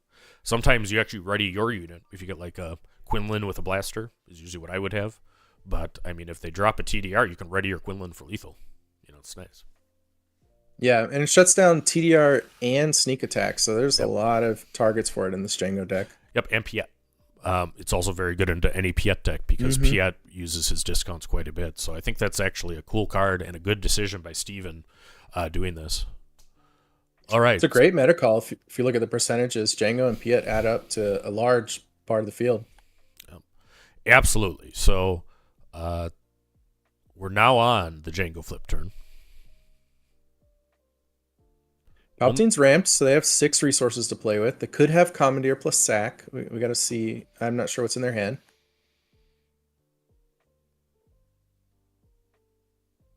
Yep, and we but know... even if you do, if that's... Go ahead. Yeah, we know there's a surprise strike for Jango, which is good. He's got to get under Palpatine. Palpatine does have a better top game than Jango. We were talking about Quinlan before, but, if he actually gets all his stuff, it's one of the decks that can deal with the, Devastators coming down. And he's just so big. The problem is getting to the 8 and a good steal. Palpatine player kind of giving away their hand that they don't have a play they really like. Yep. They could have led with an attack with the Bazine just to burn an action if they thought they had time for it. All right, so the P38 is a card that is in Jango but also played against Jango by Steven. It's a good card for Palpatine because when he sacks it, it can do another damage. He takes 1 damage from the Guerrilla Soldier. He did put the 1 damage on Boba Fett. That might be what he's intending to steal, or at least give himself the option of stealing Boba Fett. Yeah, he's done. He did 1 damage with the Bazine and then 1 damage with the P38 to each of those units. No good to me dead on the Jango leader. Yep, and an awesome Metal Fab token there, to denote it. Yeah, shout out to Metal Fab. B-Flow is the name of the gentleman, but he dropped off some tokens by our stream table today.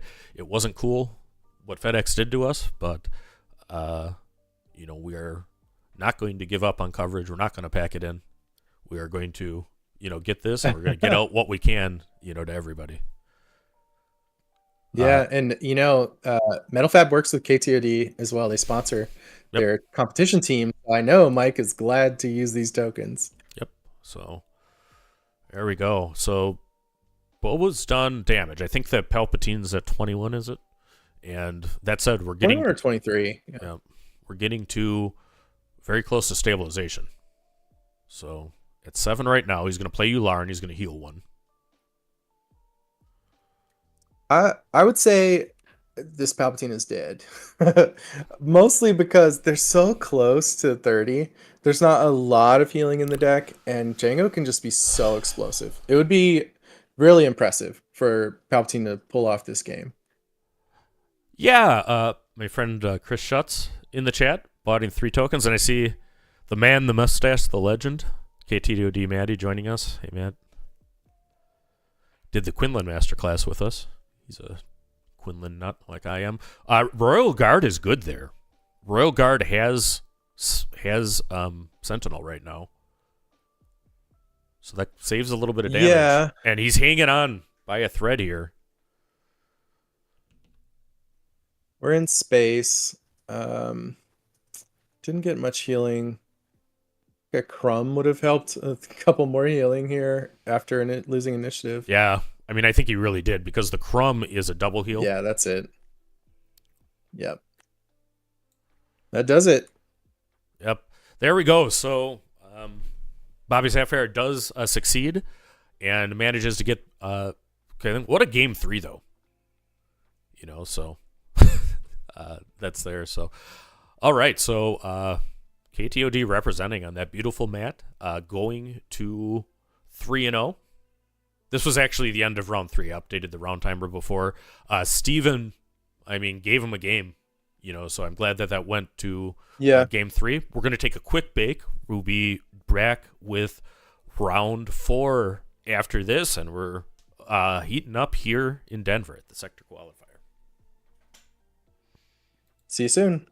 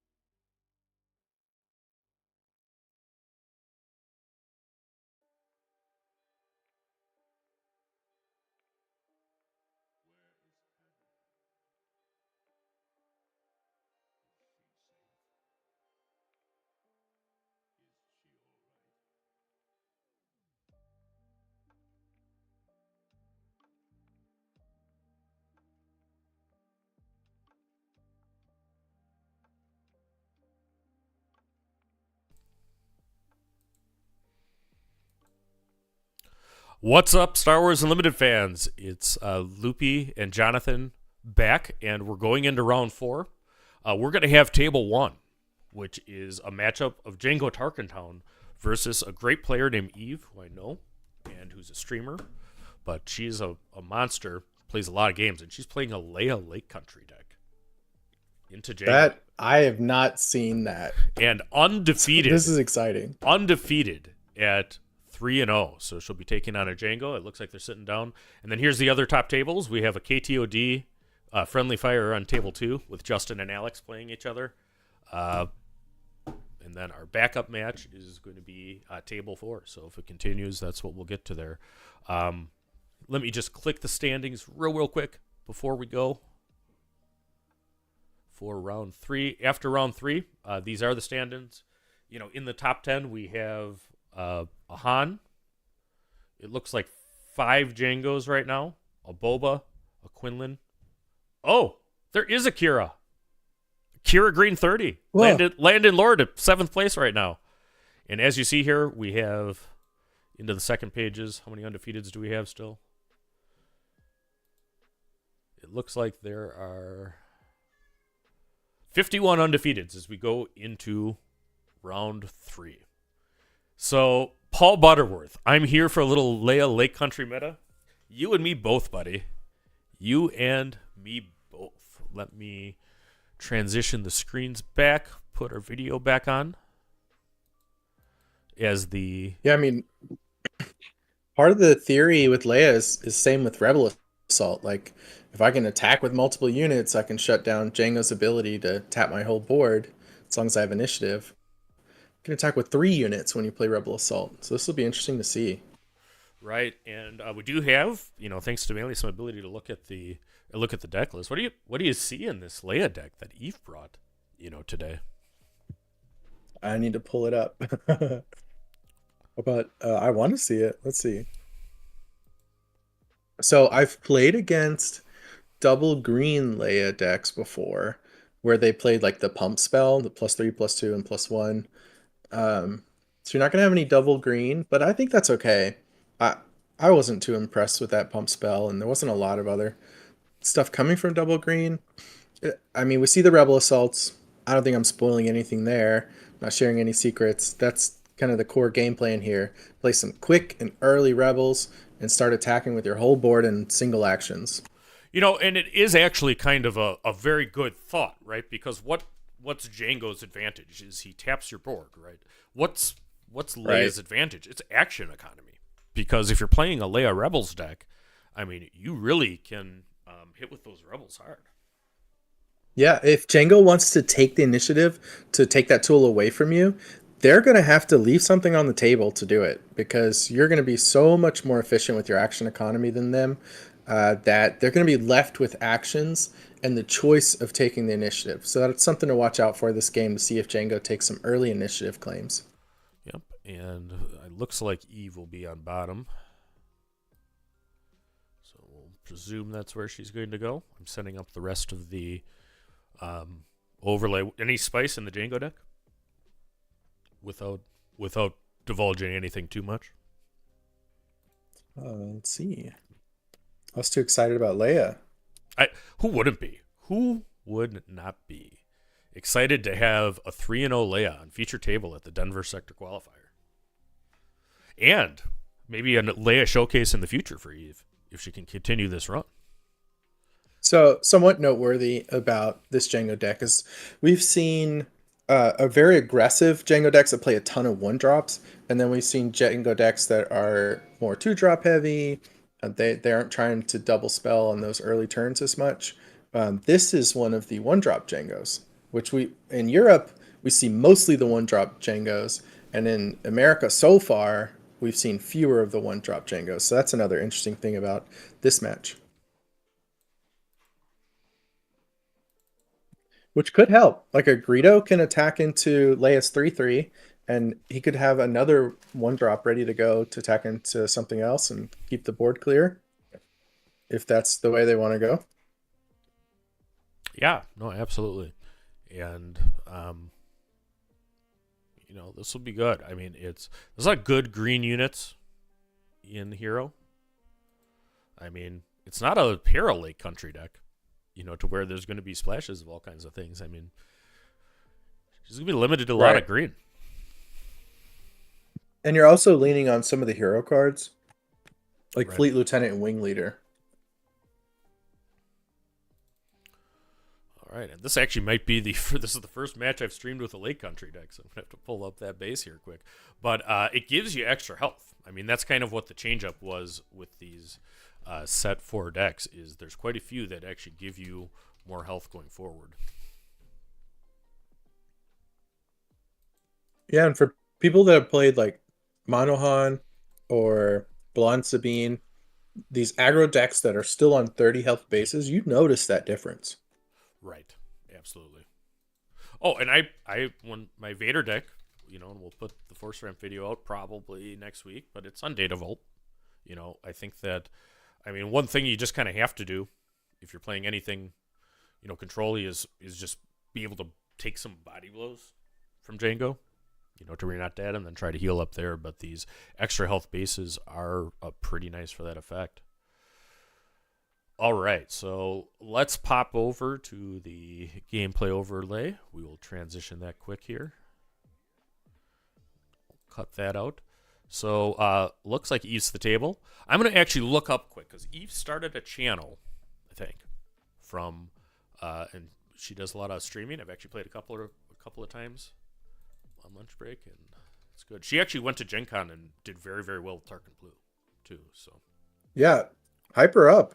What does Eve do? Like, what kind of content? You said you've played with her locally? Yeah. So I'll get the link up there for the chat in just a second here. I think I want to say she won like a Dragon Ball thing last weekend, maybe. So that's pretty cool. I know she plays a bunch of different card games.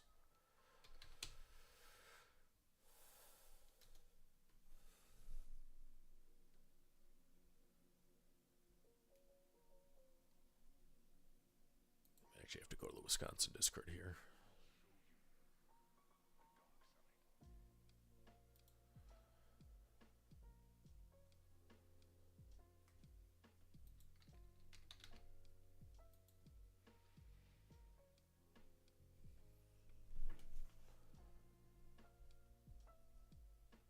Lunch TCG. Lunch TCG is the name of her channel. And take a guess at what time of day she tends to play. I bet about the same time Blonde Sabine was doing it. That's a true statement here. So pop it here, share. Yeah, so everybody watching, feel free to give her a thing. I'll put this in Restream. Lunch CCG. Yeah, we are watching the Leia match, Highlander Slay. And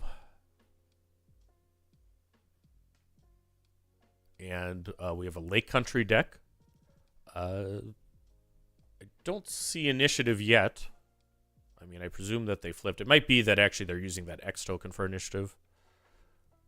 And that Jango. I saw a hand popping in from the sides. There may have been like some light conversation with the judge or something real quick. And a Guavian Enforcer. So it is the one drop Jango coming down. And I think that's an Alliance X-Wing for Leia, which is a 2/3 vanilla rebel.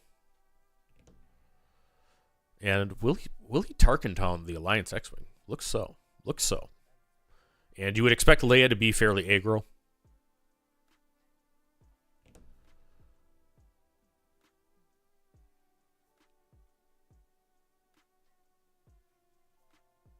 Yep. One thing about these Rebel decks, they have so many cards that want a Rebel on the table on their second turn. That's so good to clear out the Rebel on that very first turn. Mm-hmm. All right. And that's Blue Leader, I think. It is. And then Guavian hits in for 2 and a Restore. Does he have Restore? But he doesn't have any damage up base yet, so no, nothing to restore. He has Saboteur. Yep, it's Saboteur. And Eve is going to take all of the Guerrilla Soldier damage on base. So she has 8 damage on base right now. Jango yet to be hit. There is an uncontested blue leader in the space arena for Eve. I see a wing leader in her hand, a U-wing reinforcement, Luke Skywalker. Yeah, so it's a U-wing reinforcement deck. It's a little bit probably taller than a Leia Tarkentown deck. But there. Yeah, definitely. There's a little top end in this deck for sure. Their base is almost even now. Leia starting out with 9 extra health. Right. So goes to 10, and there's a Battlefield Marine, which is a very good unit.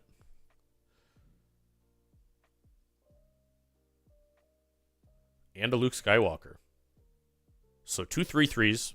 Well, a 3/3 and a 3/2 in the ground arena for Eve. Jango has an ISB agent yet to attack, which will go to the base, taking damage to 13. And then a Guavian Enforcer and Guerrilla Soldier. Guerrilla Soldier is a card that really kind of changed the meta here.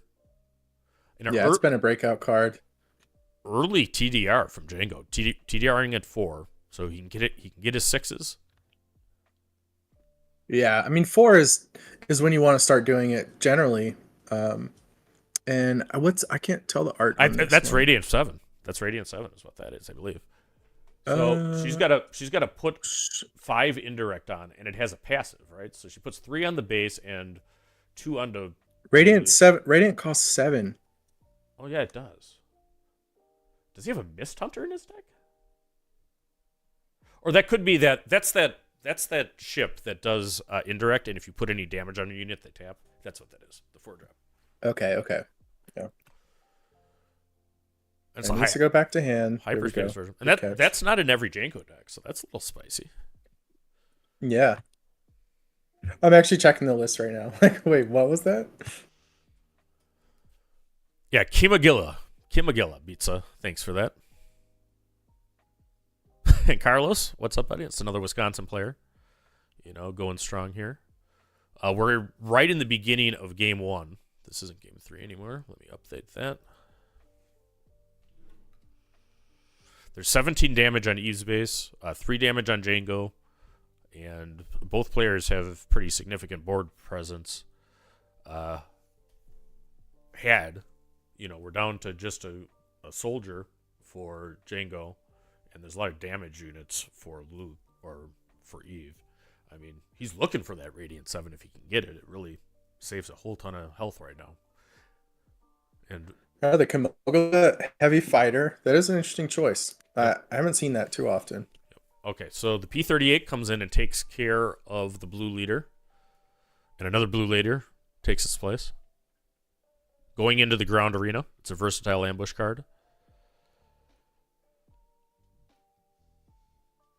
So only 3 on the Jango base. Now that Jango's deploying, you're either going to want to kill that Jango or get a lot more damage on base, honestly. You need them to be in check so they have to tap your whole board.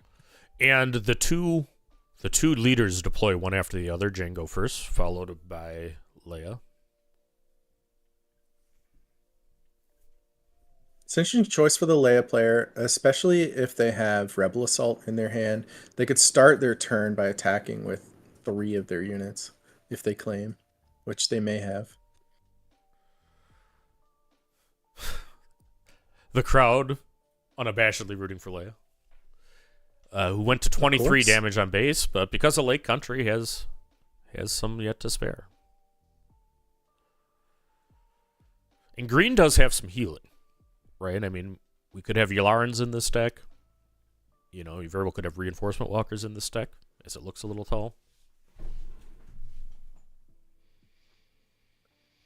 Well, I don't see any healing in the list.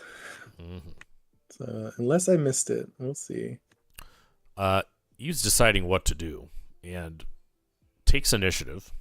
Might have a out for Jango on the gun, and then you get that coveted free turn. Right.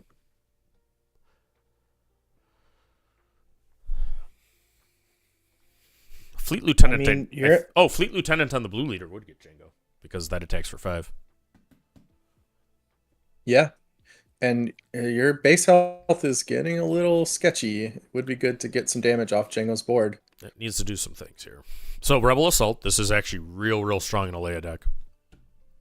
So can send Leia with Rebel Assault, send another thing. So it's going to be 3 units attacking at once is how that card plays out for Leia. And Leia, was Leia 4 power with Raid 1? Or was it?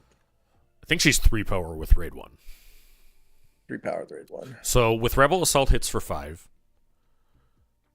Okay, so Luke goes in 3 power Raid 1. to Jango. Yeah, 2 things will have to attack Jango to clear it, if that's what they're trying to do. Right. Can't get 7 in 1 attack here. Right. Now with Rebel Assault, it's going to have to take two units. So Blue Leader is going to go to base and do 6. Leia is going to go into Jango for 4, and I think she's going to send Luke in with Leia's ability for 3. So doing some good math. Yeah, finish it off. Yeah, and actually Leia would have been 5 because she would have been actually the second unit targeted by Rebel Assault. She sends her brother into Jango Fett's face, and he loses his head. Does she know that it's her brother? I don't know. I mean, it depends if they kiss yet or not, because that's a little creepy. Yeah, exactly. All right. That's how they find out. Okay, 4 more resources. What are we going to do with it? I mean, you're still at 23 on base, and there's still 3 power that hasn't attacked. Not in a great spot here. Right. So R2, Pilot, for free, is going on to Blue Leader, and she corrects the resources. The P-38 hits for 3, taking her to 26 damage on base. Jango has used 3 resources, has 3 more left, has already seen 1 TDR. She can hit for 8 with Fleet Lieutenant, which puts it 17. You're still looking for another 8 damage. I'm having trouble finding that math, but let's see. Yeah, so the Blue Leader has a 6 attack. She needs to do, 16 to kill him? Yeah. Let's see what Eve has up her sleeves. I think I see a Rebel Assault in her hand, which is always good news into Jango. I can see just like the end of her sleeve. I don't see anything in it. There's aces in there. You never know. Could be. All right, so she considers a move. Went up to 7. Both players did.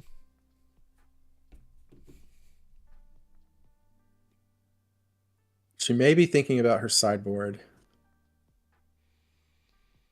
Sometimes I'll pick up my opponent's discard pile at this point in the game too. Like, let me remind myself everything that you played before we go to our boards. All right, so it is U-Wing Reinforcement. I think it has to play trying to find something to control the space arena. There's Bright Hopes. Bright Hopes. So that could be one of the cards that we're looking for. That was easy. So Bright Hope and Wing Leader putting a big chunky Sentinel in the way. There you go. Let's see what she does with the Wing Leader, though. I mean, it's not necessarily Bright Hope as the option, but I think she has to. I think she has to put the experience there to survive. Because otherwise it only has 6 health, and it dies to the 2 P-38s. Some Jango lists have a couple, like 1 or 2 waylays. I don't see one in this list. Yep. So waylay is what Jango needs right now. Each P-38 can essentially do 4 damage. So I think that Bright Hope can block those 2. Here comes a TDR, which is not what Eve wants to see. What is going to hit with TDR? Rarely whiffs. Occasionally does. It is a Devastator. Yeah, it's pretty tough. That can just clear the way for all the rest of those space units. Right. And tap. And that'll do it. And tap down. Okay, so game 1 goes to Jango.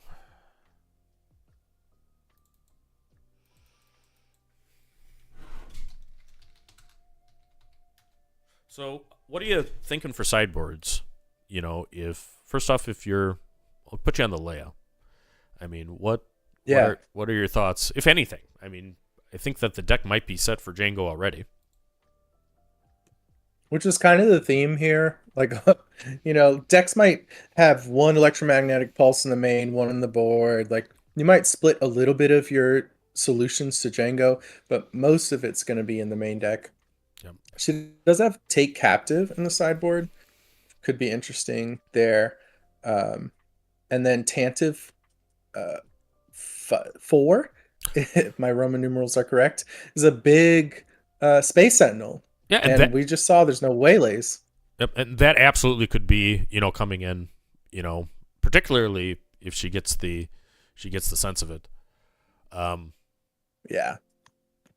As to It's what also Admiral Yularen, if you want to put Sentinel on all your space units. You could do that. He's blue, I think. I mean, so it would be out of aspect, for her. Yes, I'm thinking of the wrong Yularen. The Yularen she has is the 2/5 restore one that makes all your units tougher. Yeah. Yeah, there's 3 Yularens, actually, which is interesting. And 2 of them are heroic, so. I'm not sure. I think she'll bring in the Tantives. I'm not sure about the rest yet. It's going to be interesting to see her choices there. Yep, and I think that the Jango, I mean, if they have On the Doorstep, that's a good card into Leia. With all the ground units, getting those. I mean, and might bring in Force Choke if they have it too, which is in decks to get Han. But I mean, the times Leia wins this match is because she floods the ground, and is able to attack with a lot of action economy. So anything that is hate for ground units, I think, is what they are. But as we see, there's some good space. I mean, Blue Leader played well. Last match, I think she played 2 of them. And we'll see what happens here. The other thing that happens is Eve will have initiative, which is a big thing for a aggro deck early on.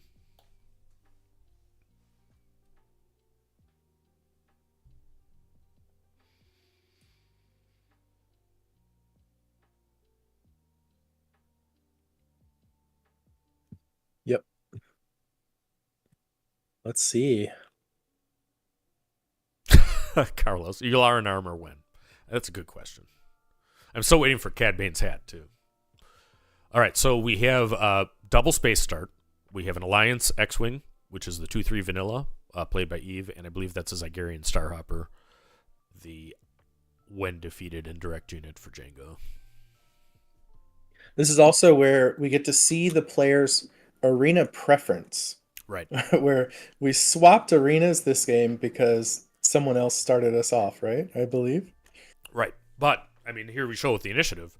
I mean, we have the Fleet Lieutenant coming in and doing 4 damage to base right away. And Eve will have initiative next round, unless Matt wants to do absolutely nothing. And he doesn't. He wants to play there, and he plays a P-38. So he doesn't have the Guerrilla Soldier, this time. And he Tarkin Towns. Tarkin Town. All right, so the rare base is used by Jango. 4 damage on it. Eve has 2 damage on her 34 health base. But there's a more significant space presence by the Jango deck with both a P-38 and a Zygerian. Another Fleet Lieutenant, another 4 to base, I imagine.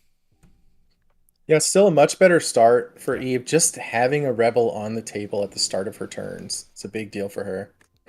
Mm-hmm. And still has resource left. So, I mean, we'll see. We'll see if anything can, be accomplished there. Matt is weighing his options. When you're playing against a deck like this, I mean, I'm sure that you prepared for Han, and Quinlan. Probably not for Leia Lake Country. So, you got to have some kind of thought going on. Right. So that can be a situation where the player doesn't have as much experience knowing when to trade units, when to clear the opponent's board, because they haven't played those games out a lot. Yeah, and we got Mr. Falafel himself in the chat, one of your Luke Green players at Bothan, and he says, did not expect Leia on a lake. Yeah, Leia on a lake was not on my business card, my bingo card for the sector today, but, I do know that Eve is a great deck builder, and a great player. So and she's 3-0. So let's go. Leia on a lake. I think Padme on a lake would be relatively expected. Just hanging out with Anakin, maybe. I mean, she might name kings. She might hand out swords, and go the old way. All right, so Rebel Assault leads out the Leia flip turn, and now we're in the danger zone. Let's see if such a better game for Eve. Mm-hmm. Putting this much damage on base means she's going to be able to better leverage her late country, all that extra health she has, to just push units into Jango's base. Absolutely. And I mean, that actually represented a total of 3 from the X-Wing and 4 from the Fleet Lieutenant for 7 damage. And Jango is 10 health from dead. And as soon as you can put Jango in check, if you know what I mean, where that's what you need to do. Aggressive decks into Jango, that's what Quinlan has to do. I mean, what you end up doing is you want to get him so that he, is lethal with an action, so he can only do one thing in claim, right? Because you play. Yeah, absolutely. Yeah. All right. I have my podcast Across the Network, and we meant to talk about how do you beat Jango this week. We had Phil on for an hour and a half and just didn't get to it. But we're playing unless they ban him or something. Ooh. I don't think so. And that is a great card right now. Is a Bright Hope. Drops down by Eve. Bright Hope is going to be a sentinel in the space arena. Jango's only got 3 left. No waylays available. So, keeping her Fleet Lieutenant on the table, yep. Choosing not to bounce it. So a surprise strike will clear the Bright Hope, but that still saves 6 damage. Yeah, another piece of this is that Eve has used all her actions, and it's very easy for her to grab that initiative. And she does. So, in Leia, it's not quite Rebel Assault for lethal, and I think that Jango has to go to control mode. I mean, probably has to kill that X-Wing with P-38. They're recognizing, okay, Yep. Hold on a second. We need to clear this board. Yep, so good play by Matt. I mean, recognizing that, this is not the game where I'm pushing damage. This is the game where my opponent has pushed a lot of damage. Still needs to do 22 damage to base, whereas Eve needs to do 10. Yeah. It was a good turn to make that pivot, too, I think, because he had the 3-2 that could just clear the X-Wing in one action. Whereas before it was kind of awkward trying to run the 2-3 into it in 2 turns in a row, giving up 4 damage. All right, so here we go.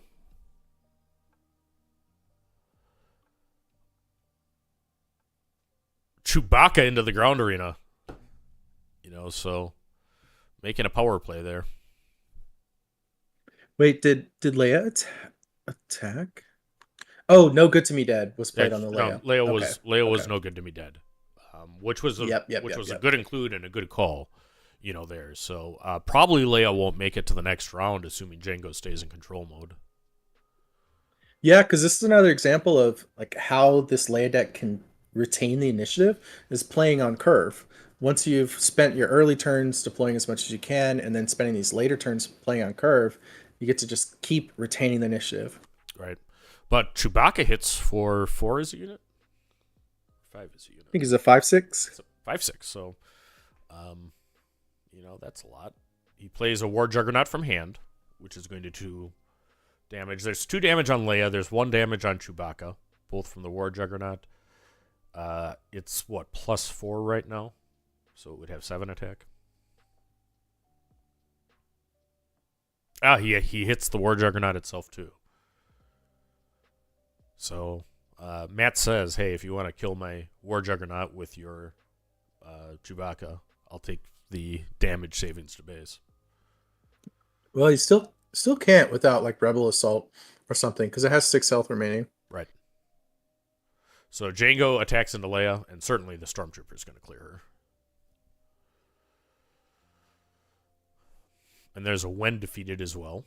So that's the indirect Stormtrooper, so it should do 1 indirect on attack and 1 when defeated. Now, Chewbacca is a rebel, so, I mean, Fleet can hit him.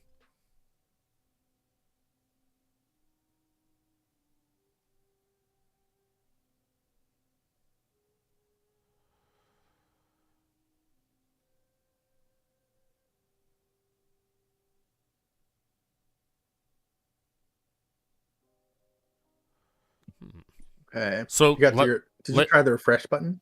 I can try the refresh button, but let me do that quick.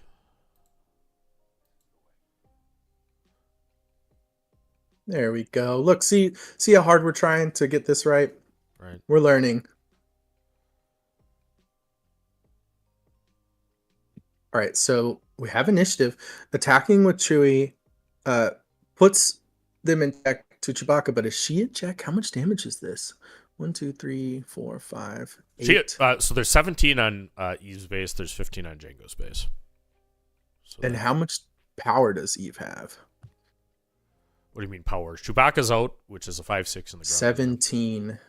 Well, I mean, like, how much is she threatening? 17 is the answer, which is 34. 17 plus 17 is 34. So if Leia does nothing this turn, does not interact with Jango's board, the Leia player is going to die this turn. Right.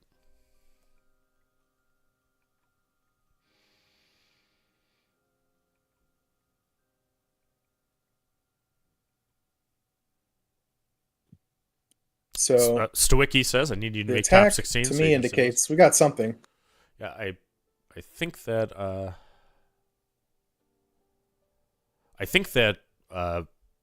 Eve will make top 16, but to the extent she doesn't, check out Launch TCG, which is a channel that she has, and friendly when she's doing it.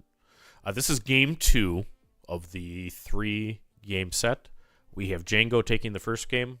Leia has done a ton of damage, has 20 damage to Jango's base, and needs to find 5 more somewhere before dying. There's 20 damage. I think it's going to be a U-Wing and Hope. Uh-huh.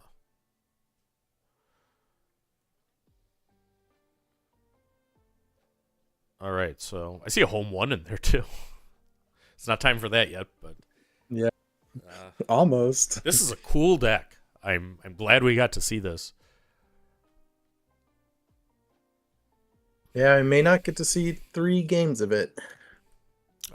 You have little faith, Jonathan. She has a ground sentinel at least. So unless there might be a TDR that just finishes the game, but there's a chance. As Jim Carrey says, you're saying there's a chance. I don't think she particularly. There's a Riken in her hand too, which right. Give himself or another unit sentinel. Yeah, that's the one I'm looking at, and that she's also has it moved to the front. But I think she's like, this isn't terribly exciting. Is there really no other option? And yeah, that's her only option. Right. And then, I mean, I think it comes down to whether there's TDR or sneak attack. And then, yeah, if so, what they hit for Jango, because it's going to be tough to take care of both Chewbacca and Riken in the ground arena for Jango. It is cool that she put the Sentinel on Chewbacca. Yep. Because she doesn't know if they have waylays, but even if they do, now it's not an option. And this one does not have grit. This Chewbacca does not have grit, but would rather have the Riken because he can do his thing on attack too, right? Where he gives a unit Sentinel. Right. And Riken is lethal.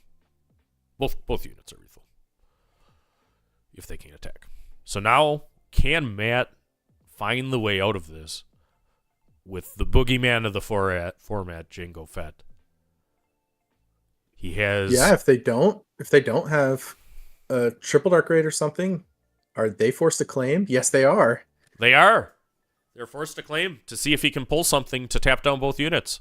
So Leia has Jango on the ropes here, folks. Look at me over here doubting her. But let's see, though. It's not over.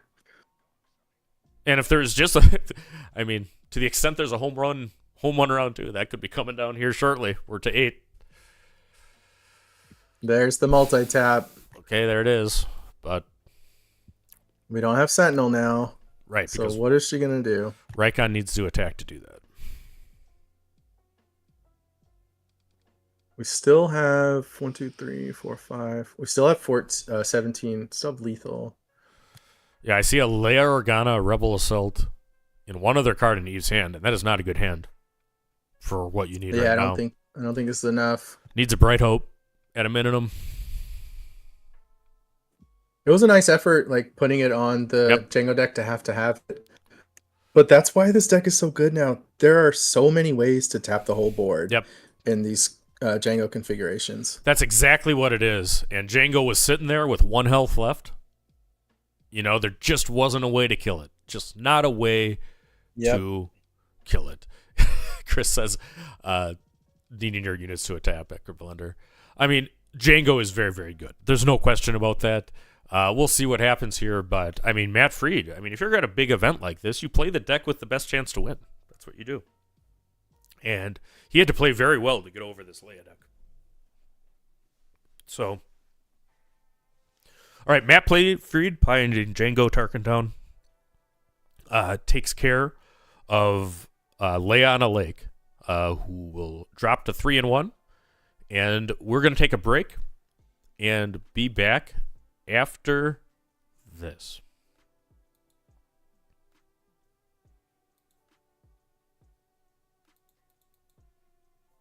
This.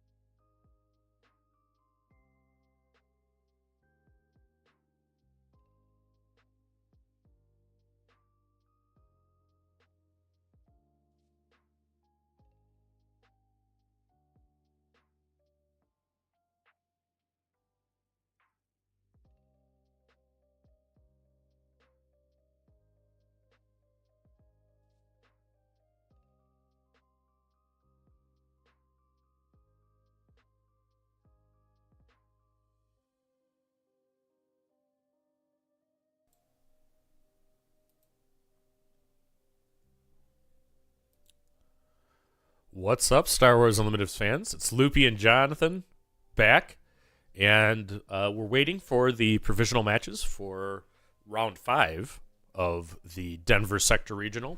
But we have a new and improved pie chart showing the... Yeah.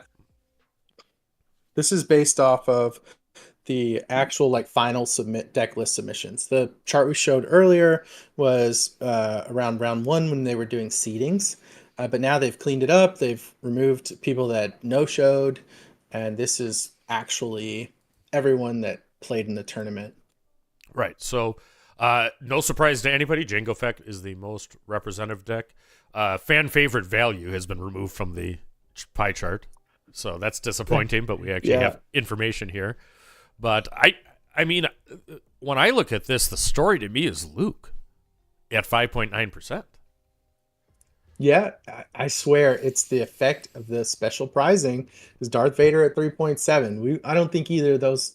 They're eating up a percentage of the meta because of that special prizing. But so is all those slivers you see in the upper area.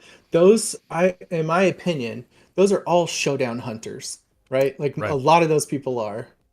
Right. So, for set 4 leaders.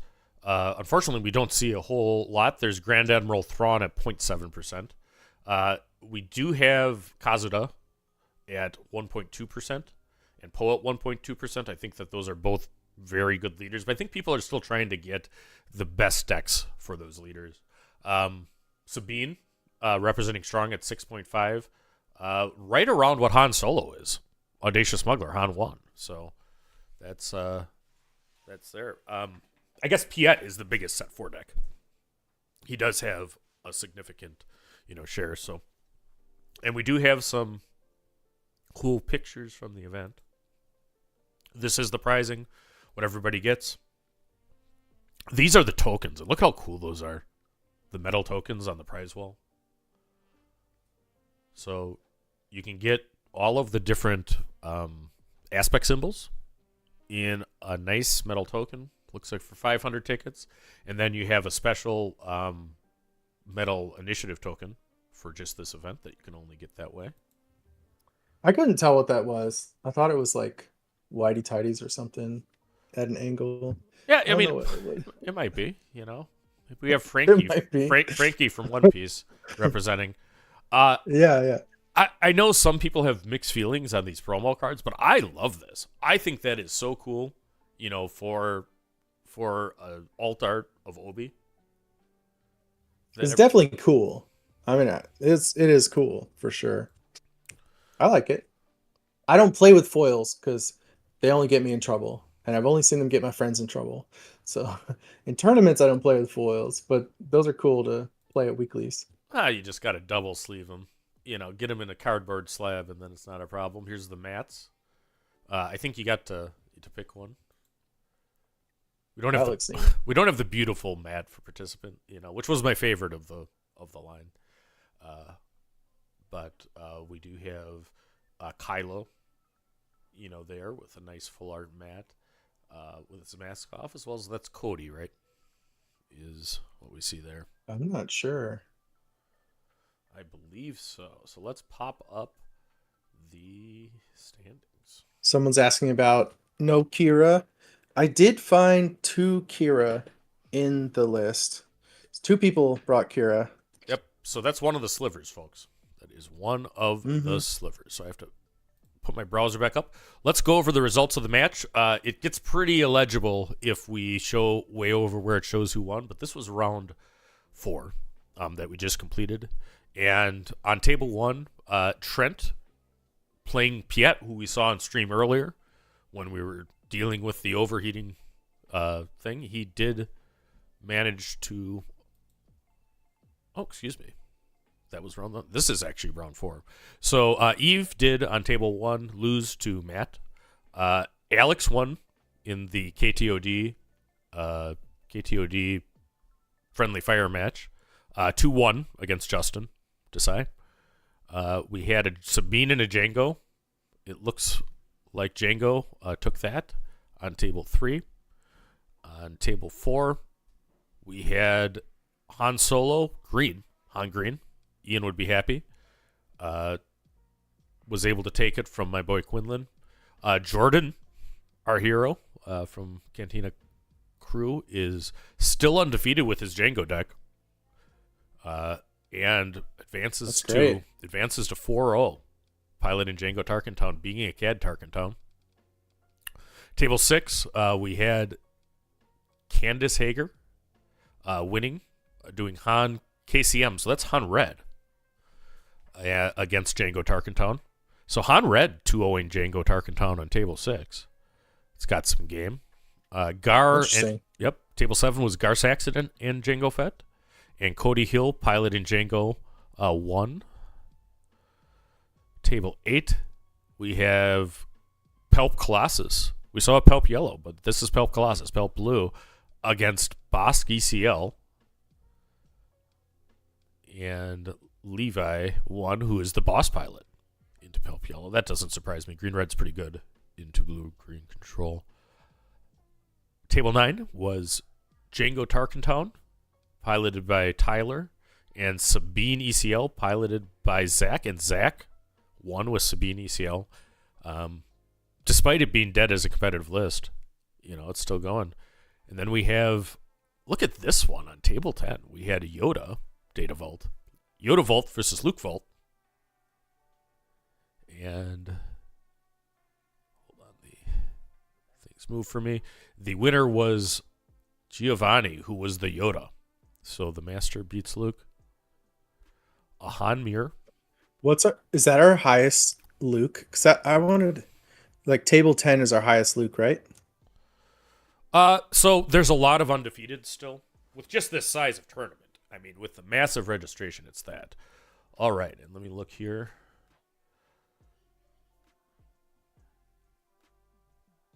Okay, and that wasn't the parents getting posted yet. He's certainly one of them. No. He's undefeated, but like we said, here on table 14, we were talking about it. Kira, there is a Kira 30 in the base, and just improved to 4-0.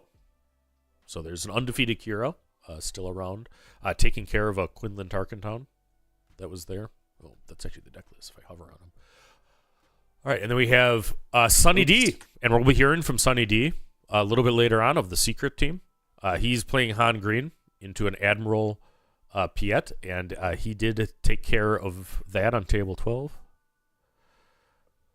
Yeah, I got to talk to Sunny D at Beatle. He was in our top cut, and I reviewed his deck beforehand, before doing coverage. Yep. He has some really good plans for Jango. I'm not surprised he's doing well. I'm interested to see how it goes in this. And the Secret team did very well in the 3x3 at Beatle. And Sunny D is a great player. Yep. He did I think he did the Han Green Masterclass with us, if my memory serves.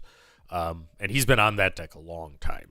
And super nice guy too. Love to see him winning here. That's great. Yep, absolutely. Table 13 we talked about with Kira.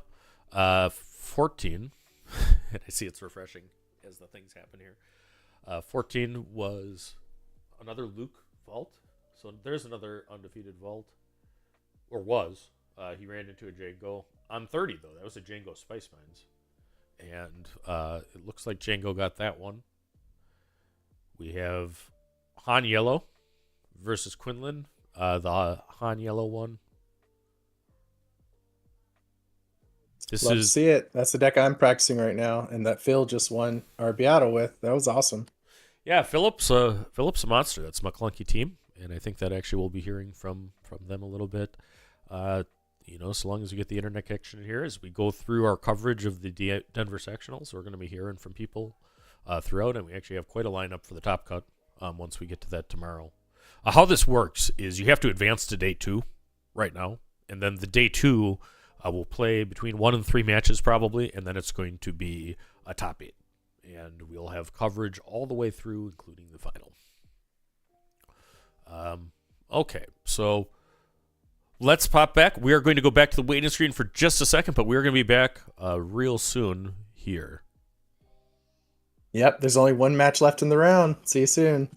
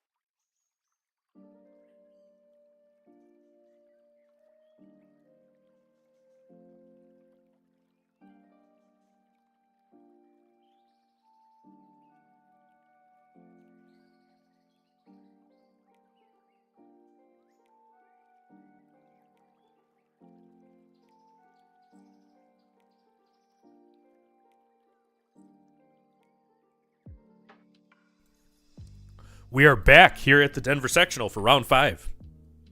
And we have Sunny D piloting Han Green. And he is of the kind of new emerging secret team. And we're actually probably going to be having an interview with Sunny D at some point during our coverage against Levi Lalonde playing Bossk ECL. I'm still updating the leaders from the last round. But you said you had a lot to talk about with this matchup. Hit us, Jonathan. Well, yeah, I mean, Sunny D in particular and the secret team, like for our Seattle tournament, they sponsored our bracket competition, which was super cool. Sunny was a great guy. I got to commentate his top cut match at Seattle, and he was playing the same deck. And I just looked at the list, and I don't know that he changed anything. It's pilots, Falcons, Tandem Assault was a really key card in that game, and it could come up a lot here as well. Just closing the game out in a single action is huge. And then he's going to be up to the same Han tricks you're used to with Tech and DJ and all the ramping. All right, and the action has started. I think that actually a Han had initiative and is opening with a Han action, which is exactly what you'd expect. Yeah, straight into it. These guys are ready. Ready to go. All right. So. Resupply can be an incredible start for these Han decks. Yep, and if you go back to the Han Masterclass, I think it was actually Mango that said it, not Sunny D. Sunny D was one of our Masterclass teachers for Han. But, when you have resupply, you're happy. And if you don't have resupply, you're not, is the way he put it. And, I think that's the ideal opening for Han Green, because Han can deploy on turn 2. I mean, I don't know if he has Marauder in his deck, but that is a thing that happens in Han builds. Right. If he had discarded a Marauder here, then you might have seen that. But I don't think we're going to see a Marauder, even if it is in the list. But I don't know. We could, because, there's a space unit you could run it right into. That's right. But I do happen to know he does not have Marauders. And it is a very strong deck. I think Han Green and Han Yellow are both well positioned. I mean, they kind of have some tension there because the tempo Han Yellow deck actually kind of struggles into the ramp version, but it's there. The boss deck can be scary, like a lot of big stuff coming at you. And I love both of these players' mat flexes because we have Sunny D, showing off one of his PQ mats because he's won several, I think. And then we also, though, I like even better Levi Lalonde going with a Destiny mat. I have that mat myself from the Galactic Champions of Star Wars Destiny. So we got old school versus the new. So that's a cool match here. And we have two excellent players, both 4-0, going into round 5. And if you're at this point in the tournament, you're starting to think about day 2. And hey, Billy, it would be great to go. And the card from, you might want to try the refresh. The card from Sun Deep is, I think it was Poe Dameron, right? One hell of a pilot. Yep. And he has got some bounties on him. Yep. So that is one wanted. 2 bounties. So does he have a Waylay? Does he have a Waylay? Let's see. So, the upgrades, is that Chewbacca and then 2 bounties? I think that's the Poe, right? On his own X-Wing. Oh, yep, that's Poe on his X-Wing. Yeah. So Yep. So he's hitting into the base, and that X-Wing takes a huge chunk of ECL's health right out of it, because it goes to 4. So, however, there's going to be multiple bounties when he manages to kill it. Yeah, he's gonna do 2 or more. Is that +2/+3 from the Poe? I'm trying to remember, I haven't played that card a lot. +2/+3. So still got 3 more to do. Yep. So he's gonna be able to resolve both Bounty Hunter's Quarry and Price on their head. Bounty Hunter's Quarry he's resolving first, allows him to look through 5 cards here because it's not unique. And he does find one, though. He finds a Phase 3 Dark Trooper, which is a very good pull out of those 5 cards because it's a Ground Sentinel. And then he did also ramp with Price on your head. Han has gotten to 6, so can deploy, and does. the boss can also deploy, and if he has another bounty, he could drop it. But I don't think he's so if he has another bounty hunter score, he could put it on the Han leader and try to trigger it twice. To the extent Han unit doesn't come and eliminate Bossk right now, which is exactly what happens. Yeah, exactly. Yeah. So Han unit comes in. It's a 6/6 with ambush that deals combat damage before the defender, and is able to. Is that a promo? One shot. I think that's a hyperfoil Han unit. Is what that is. Okay. Sunny D doesn't mind running some foils, in his decks. We were just talking. He's not scared like me. Yeah. So I think he put a bounty hunter core. I think he did have that all planned out, and it just got ruined. Is that what that is, or is that the damage one? I didn't see which bounty it was. I believe it was Quarry, but I was looking at the chat there. He had one resource available. So the number of competitors in the event was 432, right? To answer Cindy's question. All right, so Han leader attacks for 4. It's going to take him. Always happy to get that Han attack in. Take him to 8, and ramps resource with the Han action. So he's got a nice, and the green version, actually has a fair amount of healing too. Yeah, it doesn't have as much smuggle, whereas in the Han decks with lots of smuggle, activating your Han leader unit is almost like drawing a card. Because you're going to get rid of something that doesn't have smuggle and just keep your row really full of smuggle cards. All right, so Ruthless Raider comes in and eliminates the Han leader, I believe. Or is he just to 5 now? I think he's to 5. Yeah. So yes. the ping will. That's right. And Sonny's looking at his resources. Is he smuggling or no? It's 3. Ewing? There it is. Oh, Emphas. Nice. All right, and the punishing one gets bounced to hand. Bossk is playing with his hand in the ground arena with a coin on top of it. Yeah. He's like, I don't like this. I'm putting my hand right here. You just play your turn. You know what? I think that is a guild target. So I thought it was. Yeah, that's not in every boss deck, but spicy. I mean, I presume that plays well in Jango if it's in this. But Bossk has gone to 14 damage on base. Yeah, I mean, Enfys is so good at playing cross arena as well. Even the Ruthless Raider, I don't care that it has a win played. If you want to spend 6 to do 2 and 2 turn after turn, I'm happy. All right. Yeah, I know. So Bossk has got all kinds of problems in the ground arena, looking down at Enfys Ness and a Han Solo. Han Green plays some. So now you want to have a blaster in Blaster, your row so right. you can pump Enfys and still bounce the Raider. That's exactly right. If he's got Blaster right now for it. But it's not that, it's Commandeer. Oh, Commandeer hits the Barrage Ruthless Raider, and that is a cool new set 4 card. Wow. And that is Scoops. Oh, he's done. Scoop Yeah, City, done. folks. Scoop City. So Sunny D commandeers the barraged Ruthless Raider, and Levi has had enough. He says, I'm going to go to game 2. I'm going to go to my sideboard and try to find some answers for this Han Solo deck. Plus, it was actually lethal. That Right. he had exactly lethal. Yep. All right. So Han is up 1-0. We're going to go into the sideboard decisions. So let me pull this up too. What are you thinking if you're Han Green? What are you thinking is necessary for the sideboard into a Bossk? So let's see. We don't have Bright Hopes. I like Bright Hope against Bossk because I can bounce my own unit to get the bounty off of it. He's got Bamboozle. I don't think you need that. Sparks can be nice because these boss decks go so big. So Right. if Bossk has like a ramp hand, he ramps a couple turns, then you can just rip out his big card and he's left with almost nothing. So I definitely bring in the Sparks.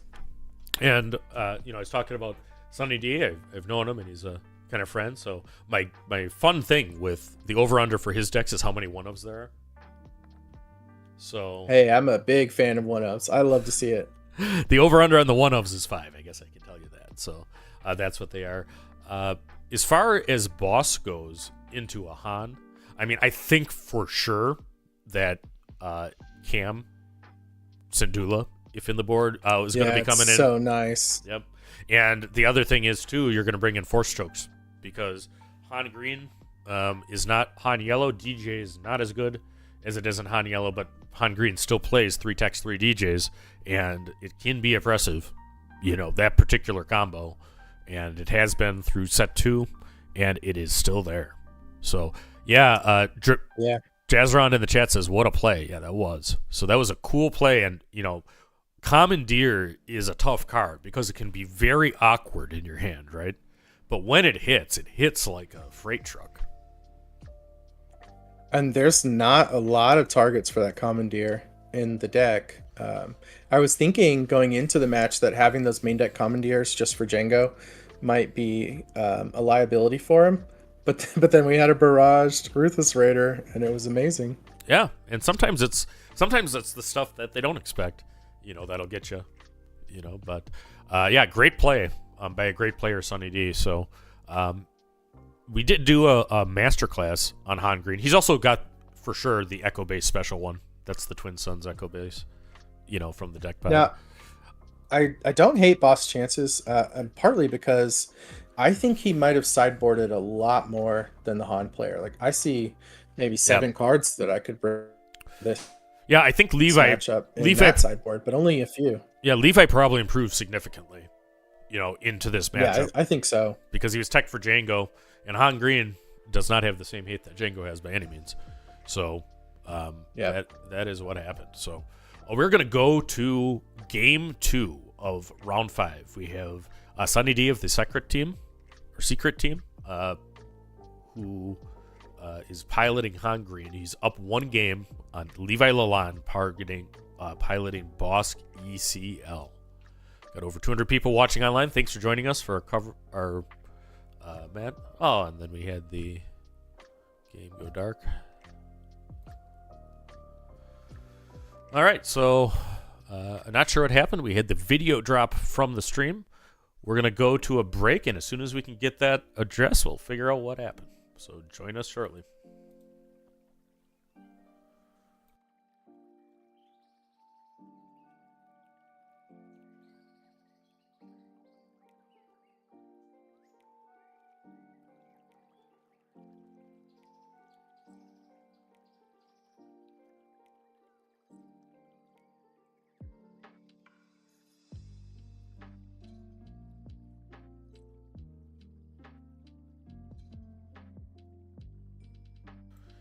And we are unmuted, and that was the most expedient of our technical issues today.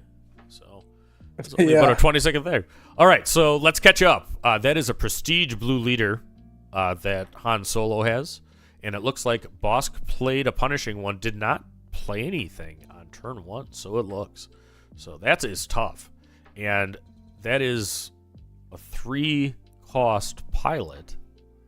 I think that was Chewbacca, though. Yeah, went on that. Yeah, it is. So that blue leader is hitting like a Wookiee truck at 6. It is. Like, punishing one looked like it was going to be able to clean that blue leader up and still be around, but there's a lot of pilots in Sunny's deck. Yep. And it's cool seeing, these master deck builders, work with the new tools they got. I mean, blue leader with Chewbacca piloting was not a set 2 line, so they're kind of on the cutting edge of Star Wars Unlimited. They do have a Discord. They do have some other things. So we'll see if we can get this player on at some point, in this event. Perhaps at the champion interview after the finals. Whoa, that's going to be a Bothan. We will see. All right. So did he replace his smuggle card? Did it? Sonny, replace thank you, bro. There he did it.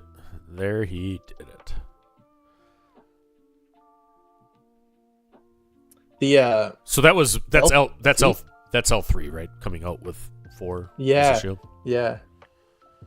And that was a Cham. I didn't see it. Yep. Yeah. Cham goes, but Did he ramp? Yeah, I'm not sure about that. I think Oh actually. no, he just played it on 4. I think he just played it on 4. He played it on curve, and I mean, Sunny might have been playing around Cham because he did not use the Han action. I mean, he then played L3, but he's generating card advantage there. All right, so Blue Leader comes in with a surprise strike, I believe. Oh, that's Rebel Assault. Ooh, that is a monster damage. So it's 7 from Blue Leader and 3 from there. And that is Johnny Ballgame, my friends. You got a Wookiee piloted Blue Leader. We just had Han come through and not have to deploy. Look at the punch from that deck. That is something. I think it's Tandem Assault. He needs to pay 2. Oh, it doesn't matter. Okay, it's over. You're right. It is Tandem Assault, not Rebel Assault. I saw it. I think it was a concede. I don't think it was quite lethal yet, but I mean, when you're looking at a hole that much, I mean, what's your play line to get out of it when Han's about to deploy? So. Oh, it costs 1. 10 costs 1. He's good. Yeah. What a match, and Han dispatches Bossk with prejudice. Yeah. Cham, he played around the Cham. I mean, he probably didn't even have much reason to ramp even that turn. He brought in the Cunnings. Oh, let's see what he brought in. So he brought in Cunning. What else, Sonny? No, just Cunning. All right, so I messaged the TO staff to the extent that we have a top match going to a game 3.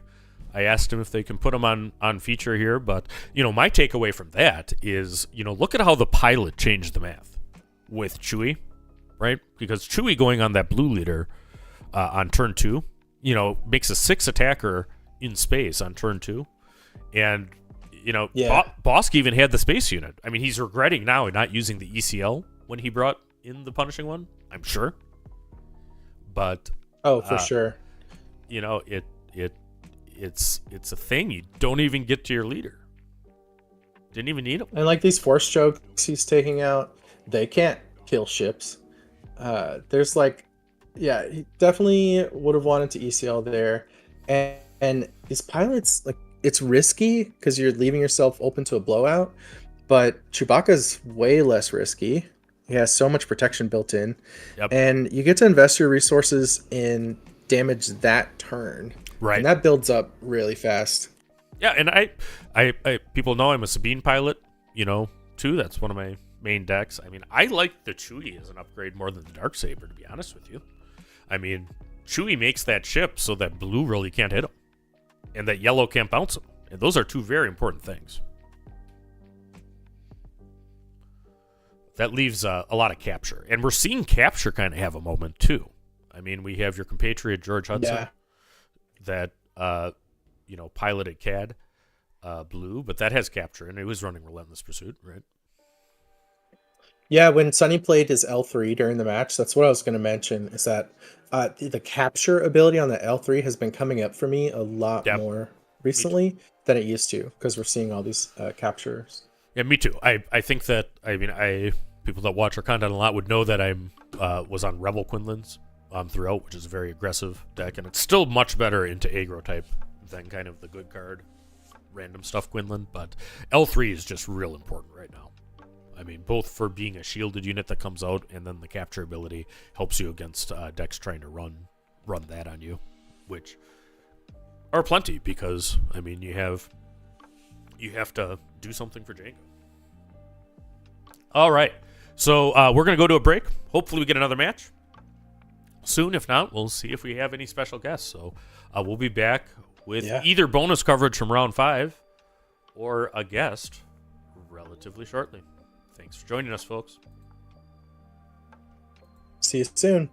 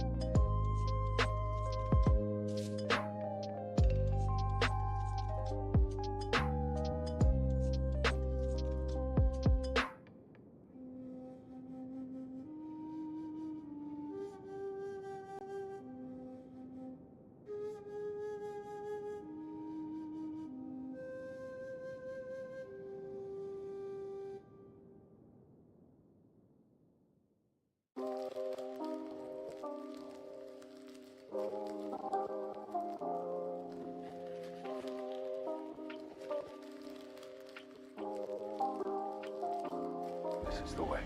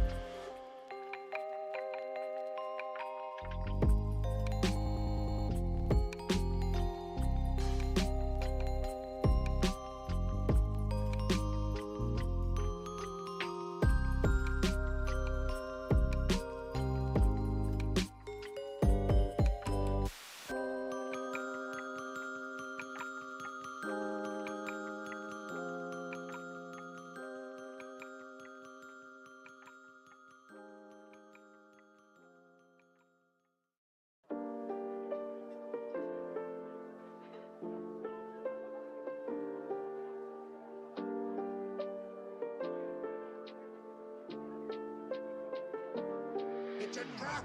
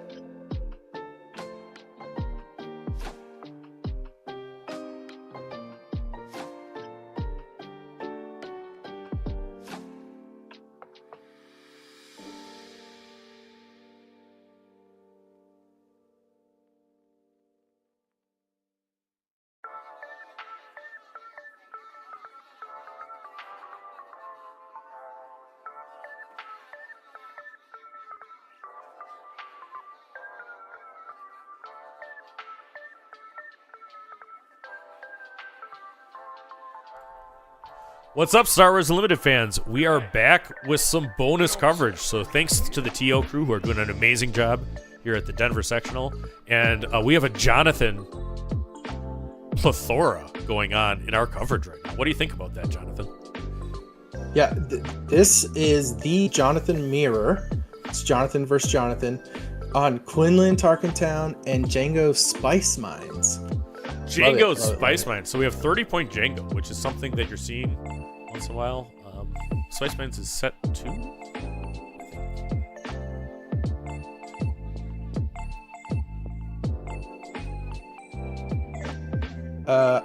Did it just come out?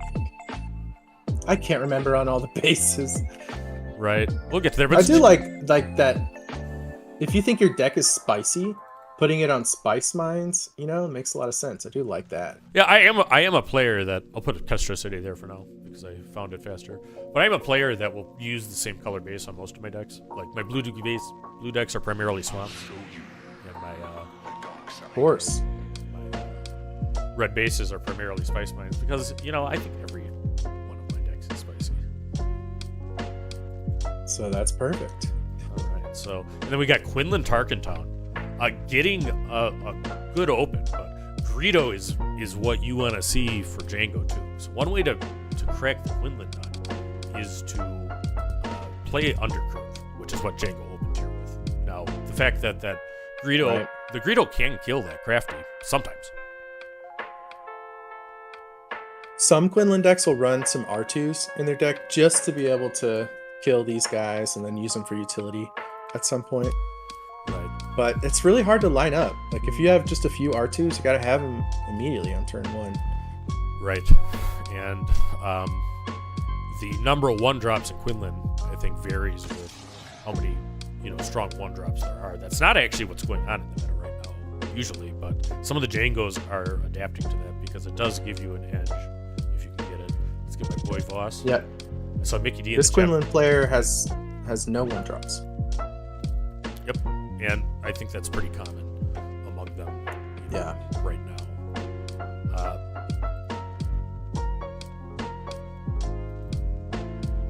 Yeah, and I think the Quinlan decks are at a good spot.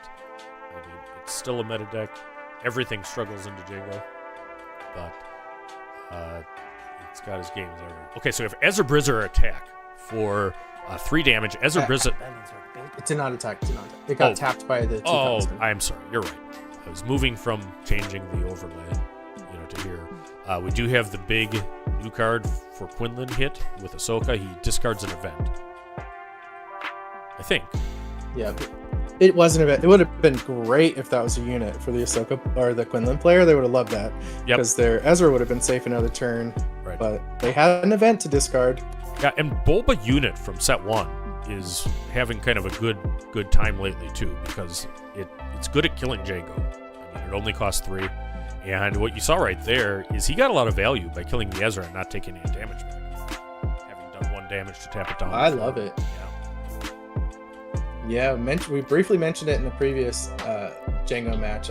It's just, it has those natural synergies, and it has to be good enough on its own. And then when you get to use its synergies, that's great. All right, so we are to the flip turns. Neither deck can ramp unless they have a cam, and the other side is ramped.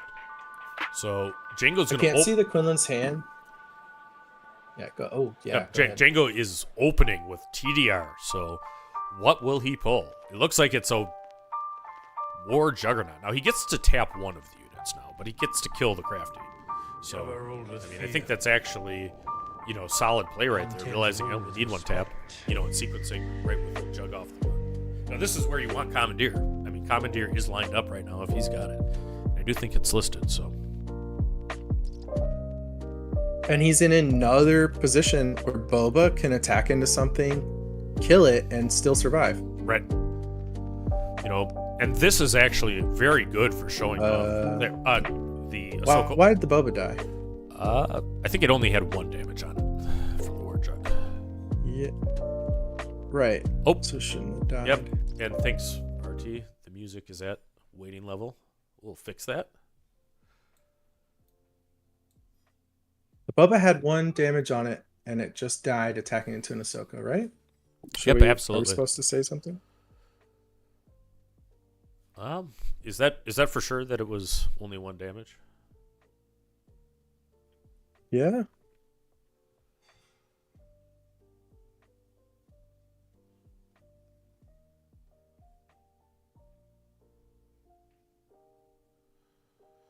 Well, Did chat agree with me? Yeah, I think we're. I don't think right. I'm going to do anything. The players have every right to call a judge. There's a great judge staff there, so I don't want to hazard a guess. This is not a replay of round 5. This is live. So this is actually bonus coverage that they got to us. They seeded table 5, which is Jango 30 versus Quinlan Tarkentown, for us, and we're going into the 6 resource turn. And it's 6 damage on Quinlan's base and 5 damage on Jango's base. And Quinlan comes in with a hotshot blaster. So going to do 5 damage to... Let's see what it tries to go. He goes to base. All right, so... Looks like they're shuffling up. Something I was going to mention earlier. The number of force throws you draw can also be really critical in this matchup. You already had a force unit. You got your force leader. Yeah, that's actually true of literally every Quinlan match. There's never a matchup you don't want force throw. You can check out it's a bit like TDR. I think Woo's recent video did a good job of explaining it. His favorite card is the same as mine, which is force throw. So I think that he explained. I thought that the War Juggernaut did ping that Ahsoka. so that's why it didn't occur to me. But I'm spinning a lot of plates doing this kind of coverage stuff and producing it. Is there? So and they're talking about it now. Here's what happened. Yep. Yeah, here's what happened. The Ahsoka had 1 damage on it. Boba also had 1 damage. It attacked the Ahsoka, which had been on the table at the start of the turn. So Boba's ability triggers, does 3 damage. It only takes 3 back, and it's still alive. Yep. So they're fixing it now. So good catch by the judge staff and/or the players who called to it. I think that is the. I did message. We do have that judge channel. Yep. I messaged in Discord. Probably too late, but just letting you know. So they're fixing it. Yep. And we want the matches to go exactly how they should. I mean, that's in everybody's interest. So we're getting back to it. We do have a badly wounded Boba Fett, but a Boba Fett nonetheless in the ground arena. And that's super relevant, too, because he can hit Quinlan for 6. If Quinlan doesn't have an answer, like right now, any 3-drop. He needs anything that costs 3. Yeah. That bit of an awkward fix, honestly. But yeah, there we go. Okay. DJ. So so he's one of the players that DJ's not in this deck for his smuggle ability. It's just for a 3/5. I mean, if you get to 9, I guess you could do it, but that's not where Quinlan wants to be.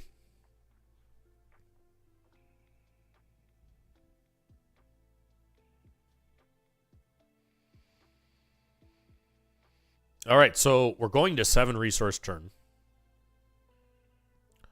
The players have been attacking on a base. So we have Jonathan the Upper has 14 damage on his base, piloting Spice Mines, but Quinlan's got to do 16 because starting at a health disadvantage. Yeah. 9 damage on Quinlan's Tarkentown. He has Quinlan with a gun in the ground arena, swinging for 5 and a DJ. Jango has Jango Fett, Greedo, the indirect Stormtrooper, and P-38. Whoa. Yeah. We're And going hard. I appreciate Carlos and Absolute Unit in the chat. Thanks for any like, subscribe. I'm really bad at asking people to do that, but please, if you're not following Late Night, like and subscribe. We'll have coverage of both sectors and the U.S. regional here, and we have masterclasses and other content. And also make sure to subscribe to Across the Network, the podcast of my partner in commentary, Jonathan. Yeah, myself and Lego Pizza, Ian Klein, have a podcast. Check it out. Across the Network, Spotify, and YouTube. So this match, you mentioned it a second ago. You got to remember, it is a Jonathan mirror, which makes it really hard to call who's going to win. It's pretty even. And, the deployed Quinlan. And I was kind of surprised to see that he hasn't tried that hard to remove it yet. But, I mean, the pings are just brutal. I mean, he's got all these 1-drops. He's got the Greedos. Yeah. And he's got the Stormtroopers. Yeah. And literally anything Quinlan plays takes care of those things because he's deployed. It's just under. Yeah, it's a lot. And he's got a lot of damage on his base. And this is a game 3. It's looking in his favor. Just this Jango deck can burst you out of nowhere. Yep. But if Quinlan has him in 1 action check, it doesn't matter. Not this turn. This turn is a Cargo Juggernaut from hand, which sprays damage and presents a giant threat, but does not there. It is post-board. I mean, we could have Commandeer from Quinlan. I mean, we could have Waylay from Quinlan. How is he going to keep up the momentum? Jango's got to do 10 damage to him, and I think that's 19 on Spice Mine, so Quinlan needs to do 11. Or is it 17? I think you also just did like the most common misnaming of a card that I've heard in this set, which is to call War Juggernaut a Cargo Juggernaut. Yeah, you're right. Cargo Juggernaut. Everyone is doing it. Yeah, Cargo Juggernaut is the one that Bill Burr drives with the Mandalorian. The War Juggernaut is something else. All right, so Falcon comes down. So how much is that on his base? Is it? I believe it's 17. I think it's 17 on Jango base and 15 on Quinlan base, and going to 20. They're both 10 away from being dead. Their bases are even. What an even match of Star Wars Unlimited here. Both players have to do 10 damage to the base. Both have a significant board state. And we are going into the 8 resource turn. Which I would expect to be the last turn. Let's see who wins it. Yeah, and I don't know that either necessarily resources at that some point. I mean, I think that it tells a lot. He does have to play the Falcon tax. Quinlan doesn't have any way to cheat that like Kaz and Han do. He's got his Falcon token for it. Yep, and that's good too. I mean, you never want to have rules there. So I think the War Juggernaut, I think he almost did it again, attacked for 6. I was going to let you this time. Yep. We're trying here, folks. We are 21. Trying. That's a dangerous spot to be in. Blackjack. All right, but can he finish him? I mean, he's got to do 11. I mean, he's representing 5 with Quinlan, 3 with the Falcon, 3 with DJ, and 2 for L3. Jango can't kill him on board. The P-38 only attacks for 3. And Quinlan has all kinds of pumps, too. I mean, if you're not running 3 surprise strikes, you're not right. All right, what will Jonathan the Quinlan, the Voss Jonathan, do? I mean, Jonathan's thinking hard. I tell you, one thing Jonathan doesn't like doing is making mistakes. So Jonathan is looking at the board state, trying to think of their options. Right. Is there a force throw? I've been waiting for a force throw. And that's actually part of the thing. I think he's gotten Jango on the ropes without casting force throw yet. Yeah, where is it? This is a tough Come on, call. Jonathan. So he trades the Falcon with the P-38, or probably trades the Falcon. He's actually going to tap down Quinlan. I thought he would, because there's just a lot of things that have you in check if you let yourself go to 1 remaining. And that is or you're just dead. You're just dead to the Devastator. It doesn't matter. All of the brain power wasted as we go there. So, all right, we have Jonathan the Jango Jonathan, takes care. I was going to win either way. There's no way I lose. All right, so great match, and cheers again to the SCG folks in getting us that bonus coverage. That was table 5, I believe. Let's actually just stick right on stuff right now. So we'll pop up here and let's see what's going on in the melee. How about that?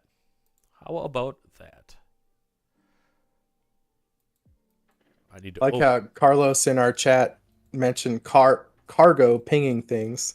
I don't know if he said that after we talked about it, or if he made the same naming mistake. And that's a planetary qualifier winner in the chat too, because Carlos won the first Wisconsin PQ on Quinlan Voss, and a great player from Madison. All right, we have table 1. These are results from round 5. We had Candace piloting Han Red versus Jango, and Candace wins again. Improving to 5-0. Sunny D. On Red? Yep, on Red Han. So just killing it with KCM Han. We had our match here with Levi Lalonde and Sunny D. You all saw that live here on Late Night Gaming, and that was a won by Sunny D. The Jango mirror is still going on table 3. We had Cody Frechette piloting Han Green. Well, Han Yellow. Nope, Han Yellow won. Han Yellow won versus Han Green on table 4. Table 5 was Quinlan Jango. We just saw that. They haven't even reported yet. But Jonathan the Jango, Jonathan Rodriguez, took care of Jonathan Gonzalez. I'll report it. I'll make sure they know Jonathan won. And, the Karma hero, Jordan Fiegelman of Colorado Cadet Crew, now 5-0. So, you want to believe that doing good deeds and stepping up helps you. You get a bump if it's coverage here. So, then we had Jango Red, Jango 30, playing Yoda Vault. That's still going. Let's see. That's exciting. We have Kira improving to 5-0 on 30 health base. By the way, that Yoda match was on Sea Raptor. So if you're interested in that Yoda deck, you can go check that out afterwards. Yeah, absolutely. I should say, as we went to this, I think we talked about it in the very beginning, but we were having all kinds of issues then. But Sea Raptor and us, we're doing complimentary coverage throughout the event. Great guy. Got to know him a little bit, going through. So everybody's kind of dealing with some stuff, and he's doing a great job over there. So we're going to be both streaming until the semifinals, and then we're going to have the finals on Late Night Gaming, and that's there. We have some fella named Mike Gem on table 12 that won. I don't know who that is. I don't know. And then, there. All right, let me check if Sonny is around. All right, I think, gonna give me a set for a moment. I'm going to see if I can get Sonny D on for a short interview. How about that? Yeah, let's do it. Yeah, you didn't get to it 'cause on the second page, but my podcasting partner, Ian Klein, he won his match too. So he's now 4-1. I'm rooting for him.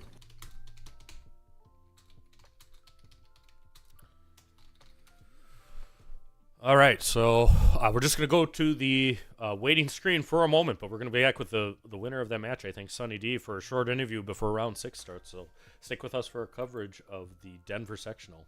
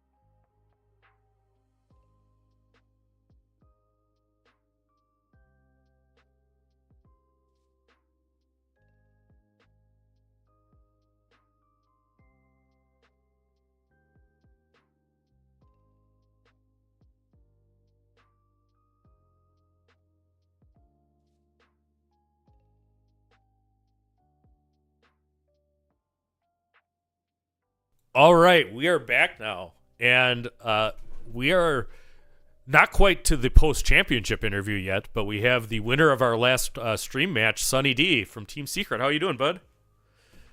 Doing well. How about you guys? We're loving watching this Denver sector. What's the energy like in the room? Sorry, what was that? What's the energy like down there in Denver? Oh, it's great. A lot of people are just loving playing the game and traveling for the first sector in the US. So, oh, very good. Great vibe. So, tell us about that last match you had.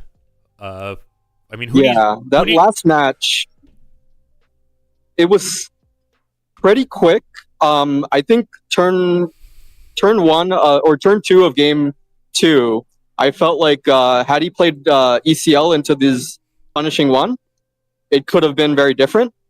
But besides that, I think it was very favored in my my angle, right? Yep. And I mean, I think you played great. I mean, it's cool seeing you use all the new set four stuff. I mean, we did the over-under of one-ofs in your deck, and I mean, I think the answer is 5 this time. But I really wanted to use a lot of the new cards and showcase them. So I have a lot of different new pilots, and then you saw the commandeer in the game 1 as well. And yeah, there's a lot of new cards. Last week I played a list that was very only pilot focused. This week I played a few more cards that are typical of Han and previous sets. So I played the big Han in the main, and I didn't play that last week. And you saw that in game 1. I was able to take out his boss leader instantly with the Han solo, big Han solo. All right. And I think the $1 million question right now is, can your deck ever beat Jango? Yeah, so there's multiple approaches you can take to beating Jango. And I did play against a Jango earlier and was able to win 2-0. It was actually against another Bothan Network player, Boba Stonks. And I think the approach that I take against Jango is I have a lot of damage pumps and action compression. So you saw that in the stream match I played Tandem Assault. So how I beat Jango earlier today was I Tandem Assaulted in game 2. All right. Yeah, and Tandem Assault is kind of a tough card to use, but I mean, you're using it effectively, and it feels like this Han deck, it's a fairly good deck for a Tandem Assault. Yeah. So my goal to make it useful, right, is to make sure that I have some sticky units and also high defense units. So a space unit with a pilot on it usually has a high amount of defense. L3 with a shield has it's pretty sticky in ground, right?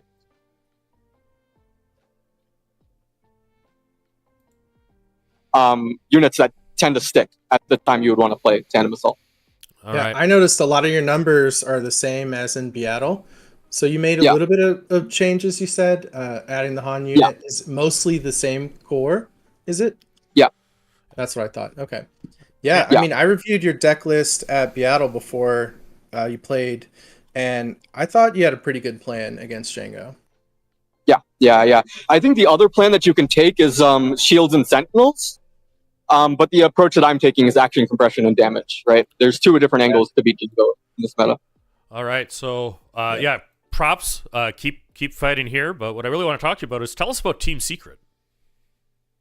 Yeah, it's a team based out of the DC metro area, and we have 5 content members, and then a couple more competitive team members. So we had a team that went to Beatle and then got 3rd place at the team event.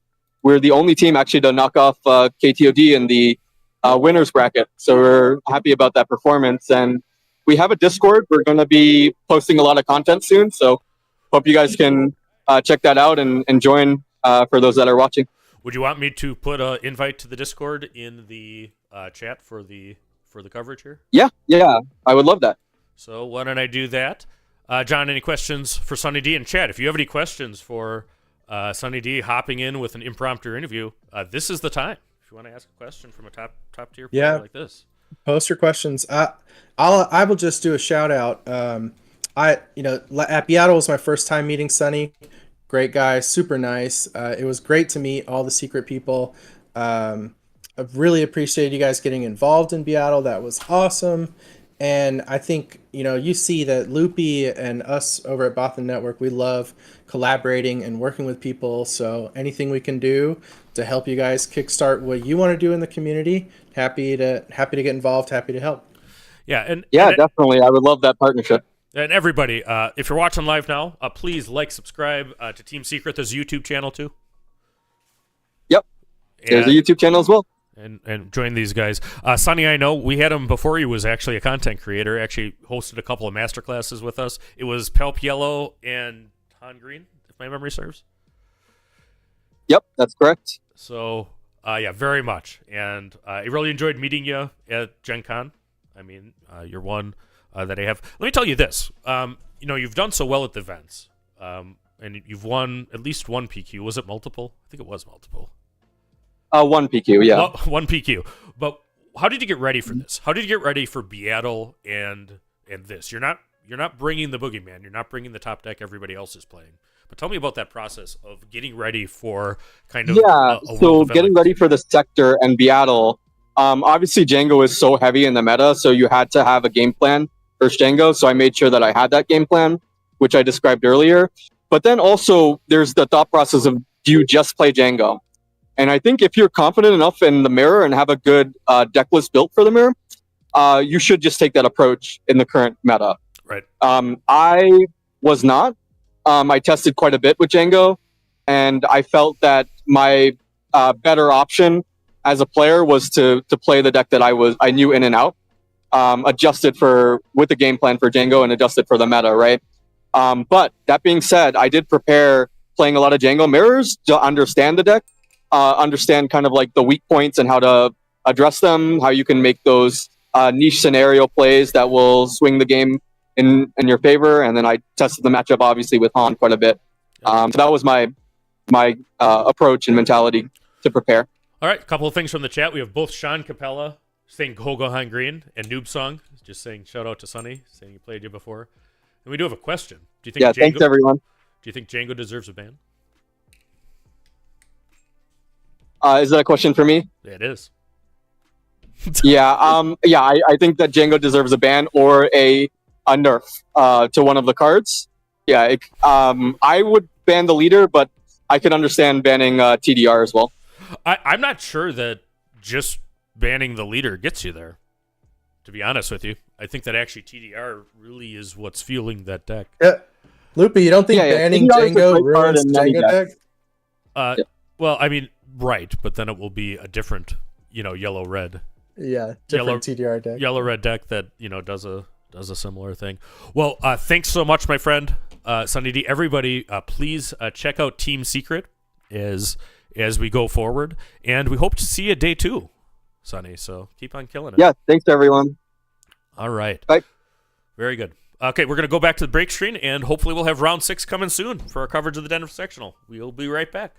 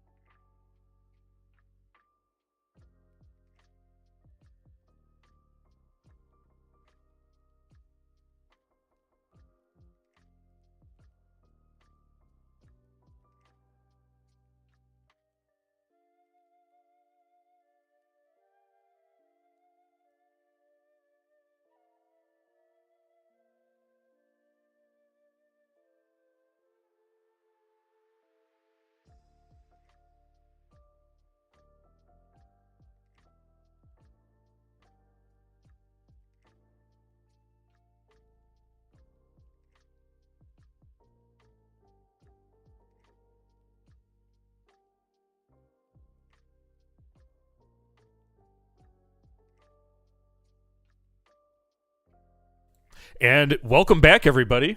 We are back with coverage of the Denver Sector Qualifier, and we're switching up the coverage team. So we're joined by the one and only Rebel Traitor from Take the Initiative. How you doing?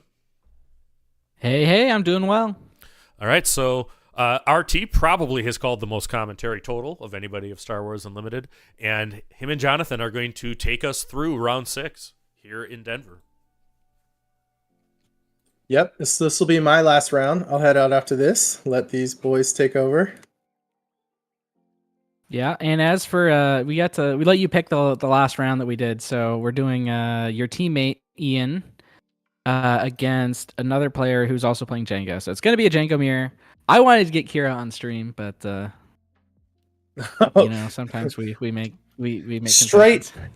I saw the bus off in the distance, and then suddenly it was just slamming right over me. Just run over by the bus. But as Jonathan noted, you really do, if you wanted to get anywhere in Star Wars right now, need to be able to navigate a Jango mirror for another 5 days, maybe. Oh, We'll see. maybe. You think they'll ban it? I don't know. We'll see. You got your mic muted, Loopy. I know I do. Yeah. I'm working on the run. So you guys are calling the match, so go nuts, boys. Loopy's taking a much needed break. So pairings are up. Players are sitting. We don't have them at the table yet. Well, there's a cell phone, but they should be there shortly. Yeah.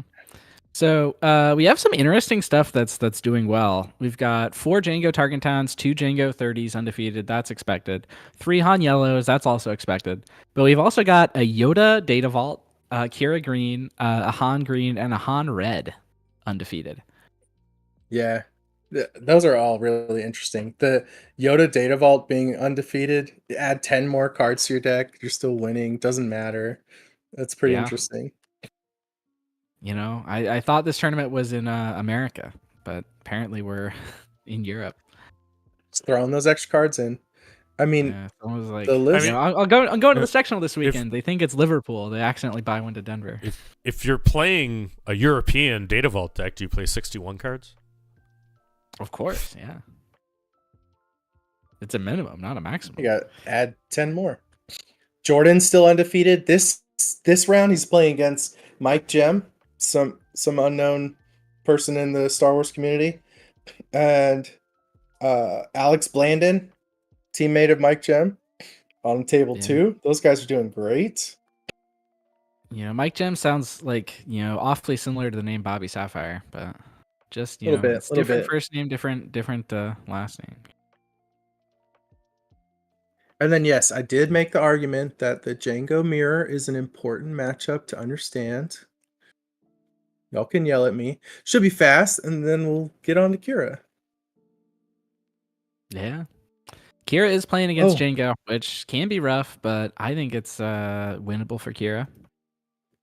There's also, maybe you said it and I missed it, but there's a Darth Vader on table 7. That player's got to be very excited. Ooh. They're getting their showcase. Yeah. I mean, not yet, but they're battling for it. Oh, and they're playing the Han Red. Was interesting. I think C Raptor was trying to stream that one, but they didn't want to be on stream. Maybe they think their deck's a little spicy. They don't want to be on camera right now. Yeah. They should have chose the Spice Mines. We did in our testing. We have found Poe to be very good because it can kill Jango in one hit. So ramping into Poe, that sounds pretty good with Han.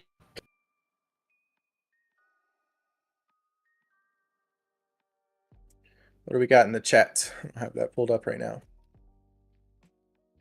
Well, being next, it's going to be table 8, the Jango mirror. My teammate Ian Klein. It's 4-1 currently. Get this man on camera, and then I'm going to head out. We did talk to Sunny D after the last match. They talked about Secret Team is working on getting some content created and getting involved in that part of the community. Looked up their YouTube channel. It is Secret, SEKRIT, SWO, so just secret SWO. I'll type it in chat as well. Yeah, I love seeing new content creators joining the scene.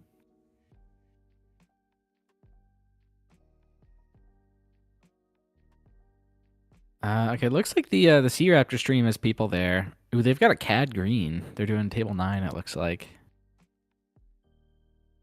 So hopefully we should get players soon.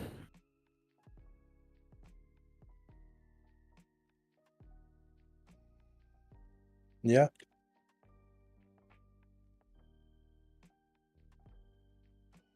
So you're You have on. any, What go were ahead. you gonna say?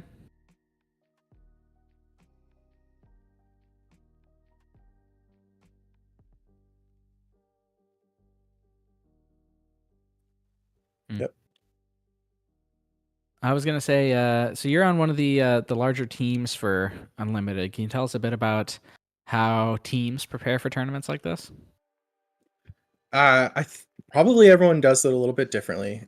For us, one thing that we prepare a lot for is brand new formats.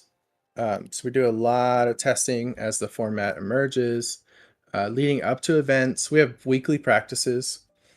So when we have those practice nights, whoever has a big event coming up, whoever's traveling to the big event, they have priority to play and choose like what we're doing that night or what we're practicing. We'll split up into different tables and have people like go through play lines. We'll do deck building exercises. We'll talk about the meta, figure out which cards play best into the meta, just all that kind of stuff, just as a group. Same kind of stuff you would do with like a group of friends preparing to go to one of these tournaments, really. Yeah. All right. Someone was asking about bobas in chat, and there are a It's a few of good them. None of them question. are undefeated, but we've got a few that are X and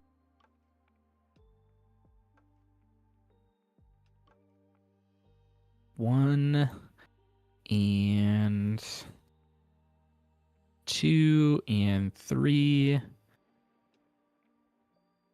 Yeah, 4 Boba Fett's that are 4 and 1.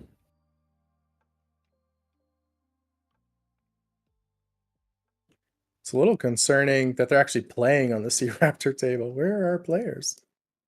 Yeah. Did the camera feed cut out again?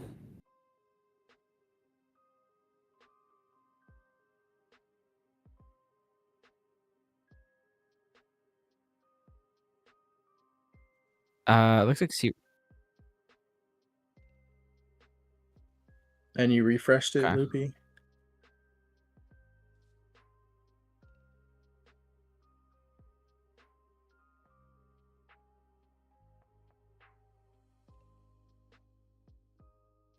Uh-oh.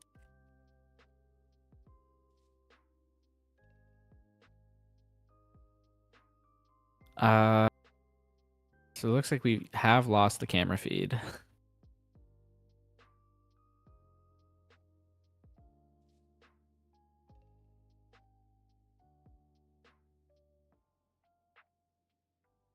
All right. I guess we're going to go to a break while we try and fix the camera situation.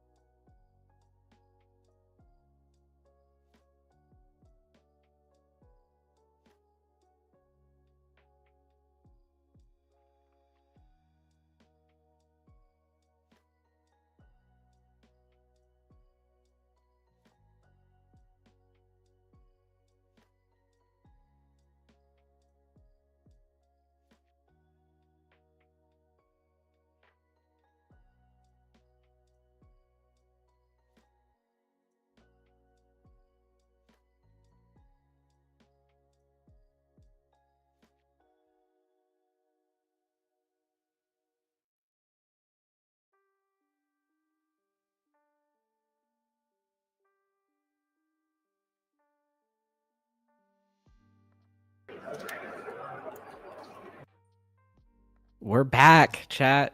We're back. Ooh, it's been a day. Thank you to Hunter, who lent us our laptop for going in and fixing her camera stuff. Yep. So we've got Ian at the top here in a Jango mirror. We're gonna find out what game they're in. We're not sure yet. But we got someone on the spot. Okay, it looks like, is that 7 damage on Ian's base, 3 damage on the other one? So they're in game 2. Find out who won the other. Oh, Ian's down a game. Okay.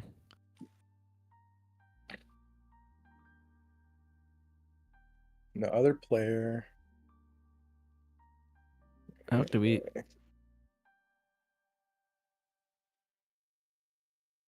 Travis All right, there we back. go.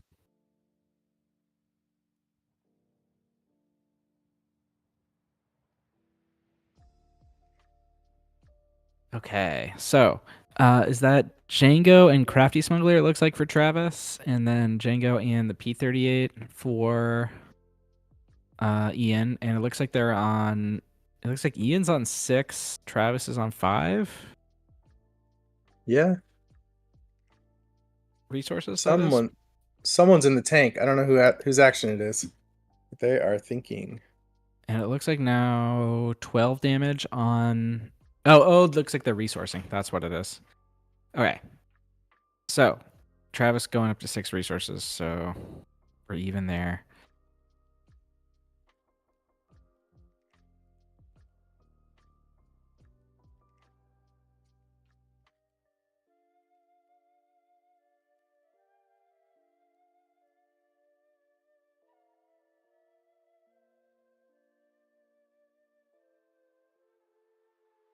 Okay, so I think the initiative token is on Travis's side.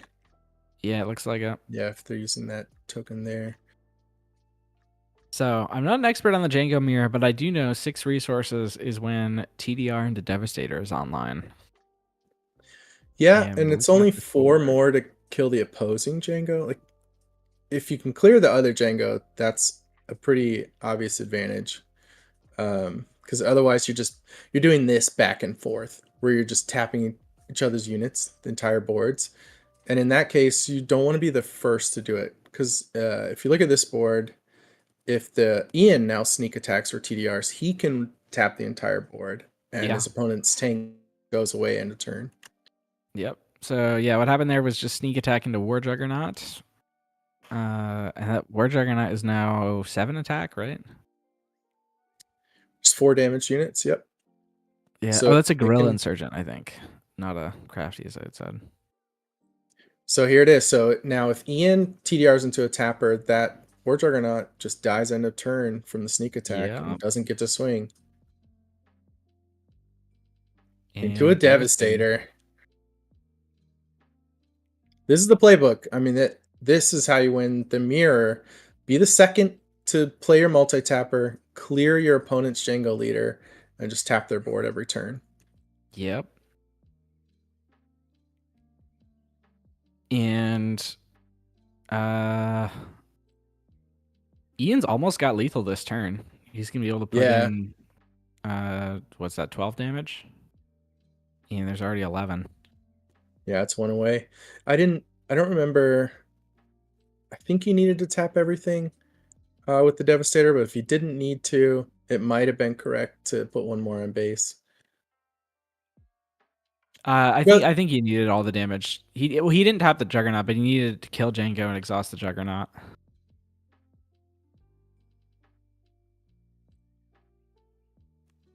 It might not matter. Yep. It looks like it didn't. All right, so we're going into game 3. Sorry for putting the Jango mirror on the stream and crashing it. Hopefully we'll get the Kira match after this. That's our recompense. Jango's still dominating. Yeah. So there are 13 undefeated. 6 of them are Jangos. You can see Ian playing with his Beatle playmat that he won. think coming in third or fourth in our 6K. All right. Looks like we've got one match in from the top tables. Mike Gem defeated Jordan Flegelman. Our hero. Yeah, Jordan lent us our camera, so he's still in it, but a bit sad to see him lose. Mike Gem picking it up. Not sure who that is.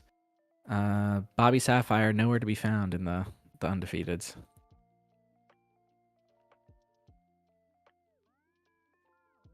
All right, so the opening turns are important just to not get, not fall underwater too much here, not fall too behind on damage on base. If they come into their flip turns relatively even, then they're going to be back playing that game again of not wanting to be the first to play their multi-tap. A mulligan. Okay. What are you looking for in the mulligans in this matchup? I think it's kind of what I was saying. You want to make sure your first turns are smooth and you're not falling behind too much, because if you have a lot of damage on your base, that's another way you win this mirror, is just having your opponent in check, having your opponent in the position where they have to continuously exhaust your board, because the only way to do that is to take initiative. So it can put a lot of pressure on them and get to the point where they just don't have it and they lose.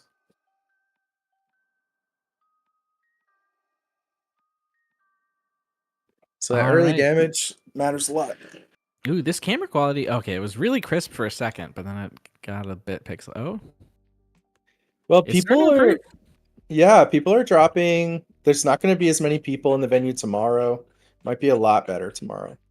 Yeah.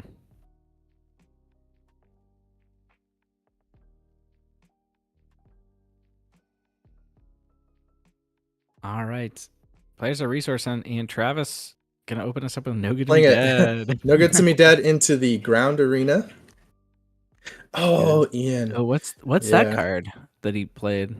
I'm not recognizing it And offhand. Ian did not have a first turn play.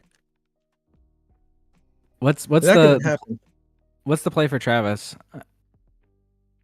Oh, that's a land speeder. It's a 2/3 ambush. Oh, interesting.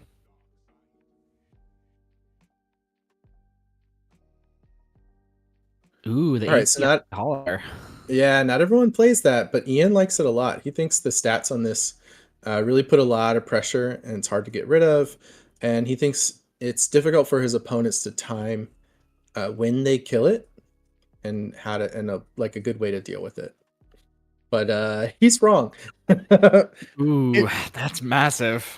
The EMP there to kill the holler and steal it back. Does bring the target town out of Travis, but that's definitely worth it, I think. That was brutal. Really good option from Travis to have that available.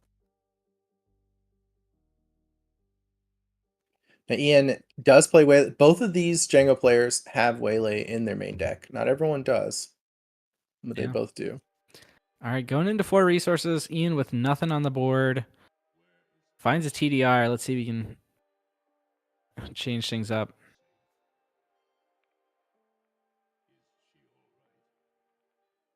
Ooh, Juggernaut. That'll do it. It is interesting with the hauler. When you kill it, it comes right back again. Okay. Did he just attack with the land speeder? Because it should only exhaust the one the AT hauler. That's right. I think Ian's gonna tell him. Let's see, did he attack? Looks like he didn't. He played the No Good to Me Dead, so I'll let them know. yeah. It's up to the judges here if they're gonna rewind. It's not impossible to imagine that they play on here because you don't have to attack with the lane speeder.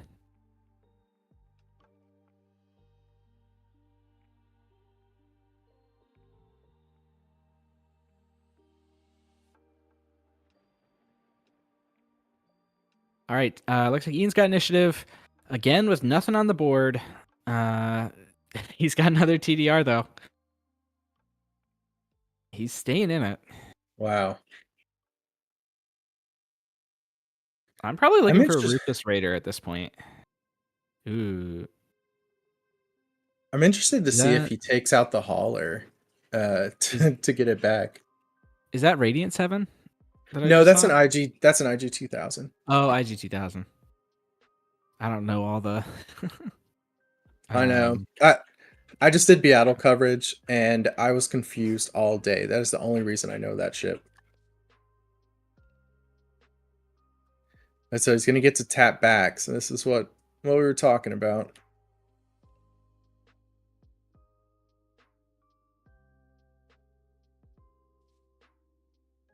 So Ian does have his own Tarkin Town for the hauler, even after this tap. That's an option that he has.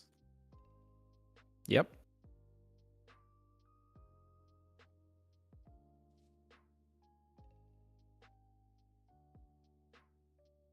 And yeah, Target Town. You on hauler. Yeah, he's just saying, all right, come at me. I'm not going to use my act. Try and stop you with these two. That is going to be a pretty big hit there from the Juggernaut. Yeah. Bringing Ian to 11, it looks like. Or no, 7? Yeah, and this will be 9. Unless he decides to exhaust the Jango. 3, 6, 5. Oh, okay, no, it's 11. Okay. I thought the Juggernaut was bigger than that. Okay, yeah, they fixed it. All right. So Travis is getting out a lot of units, but the board state is starting to switch back closer to Ian's side. So both the IG 2000 and the Juggernaut are TDR vehicles, so they're both going to go back to hand. That's going to leave Ian with a favorable board position, but he's got a lot of damage on his base. And that was another, mirror breaker. Get that early damage, and then you can just kill him in one hit with the Devastator. Yeah, Ian still has done no damage to Travis's base. Yeah, that's not a good place to be in for sure. Let's see. And Travis still hasn't flipped his Jango. He could do that this turn. And He almost claimed. Yeah. So that's going to bring Ian to 17 damage. That is really high. Yeah. Game 3, that's a tough spot. We do know that Ian has the Juggernaut in hand from an earlier TDR, unless you resource it, of course. He also has the IG, so he can tap both of these. But that's going to use so many resources that he won't be able to tap back after he plays a sneaker TDR from Travis. All right, We'll see. There's the IG.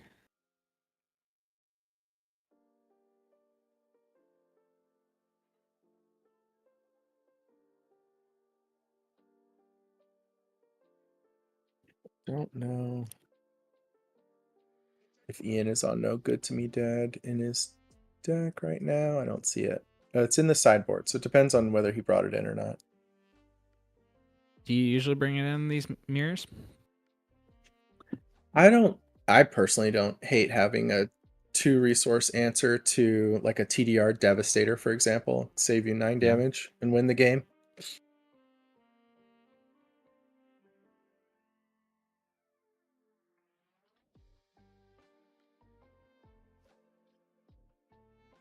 Ooh, sneak attack Yeah. for IG.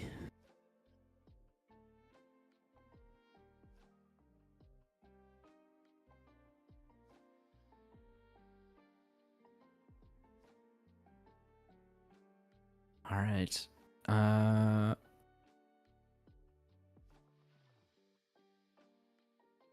If Ian's got 2 resources left, right? Yeah. Okay. There we go. So he does have the No Good to Me Dad. There it is, just to save himself a little bit. So now Travis is considering claiming in this type of position so that he can once again drop his board juggernaut and tap Ian's board.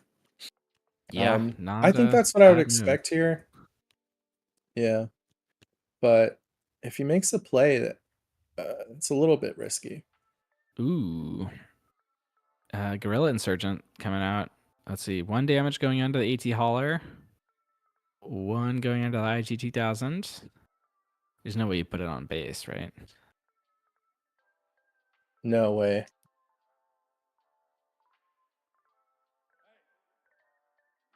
Looks like the 3rd one going onto the AT Hauler as well. And then I think Ian claims.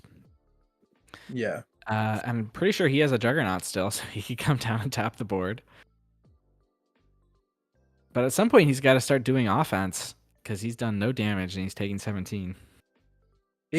These games can come down to tap their whole board every turn, and then suddenly you have so much on the table that after a tap and your opponent doesn't have the tap, you just kill them. Yeah. But that requires a lot of sequencing without dying. Yeah. And Ian's Jango is now within range of getting devastated. Yeah. Because that's another way that you can break the cycle is to kill the opposing Jango. Yeah, as soon as one opponent's Jango goes down, the floodgates are open.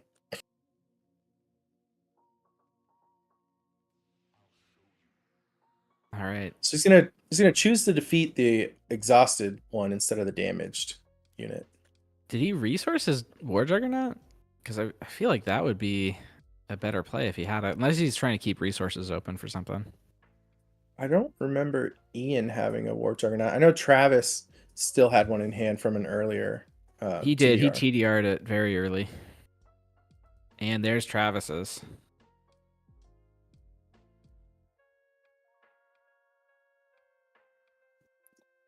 I believe Ian has an extra damage on his hauler. Yeah, he's got 4 on it. It was supposed to go 2 to 3. No, he had an extra 1 on there. It was just using a really small token. Oh, it was a tiny one. Got it. Yep.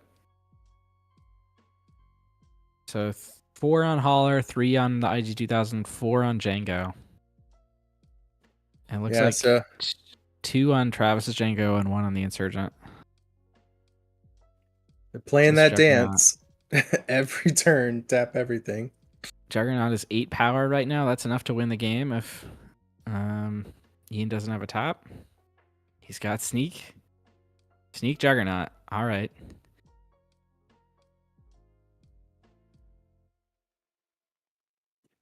But because he's on the back foot and in check, it forces him to be the first to deploy his tapper. Yep. And then he's right back in the same position again. After too many cycles of this, his leader's going to be dead. Ooh, he's going to put 1 on the Juggernaut itself. So this Juggernaut is now plus 1, 2, 3, 4, 5, 6, 7. It's a 10 attack Juggernaut. I mean, you can have turns where your opponent doesn't have it, where they don't have a board tapper. Let's see, though. No. Yeah. Oh, yeah. That's not a board tapper. That's not a board tapper. It's a Juggernaut tapper, though. Yeah. And that's going to bring Ian up to 19. If he lets this attack get off, he's going to lose this turn because it's going to die from sneak attack. Right. He'll either attack the IG-2000 into it, or he'll have like a P-38 or something like that to get the tap off. But even then, he's in check. Is he in check now to his opponent just claiming and killing him with the Juggernaut? 1, 2, 3, 4, pretty 5, much, 6, 9, 18, 19. Yeah, so it kind of has him dead here, to be honest. With only 3 resources, I don't know a way out of this. He's got to have a no good to be dead for the opposing Juggernaut. That's about it. Yeah, he could attack this, and then so he'd be at 19, 21. So he's not quite dead to one of the other attackers in that case. All right, he's better have it. Travis just took initiative. 6 remaining. A surprise strike his leader into it, but then he's still gonna die to not having the deployed Jango. Yeah, let's see. Anyway, he's at 19, so he's going to go up to 21. So he's not technically dead to Insurgent or Jango if he has the surprise strike. Right. Then he's right back in the same position.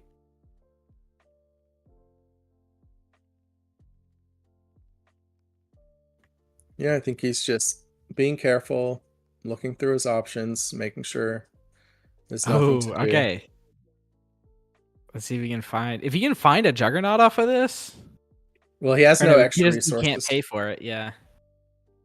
He's got Umbar. Is that Umbar and Hover Tank? Yes. What does that one do?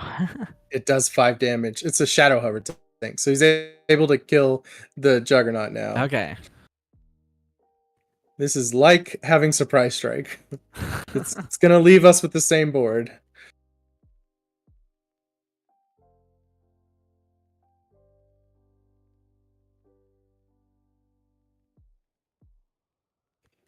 Yeah, this is Ian saying, I'm dead, but I'm gonna do everything I can.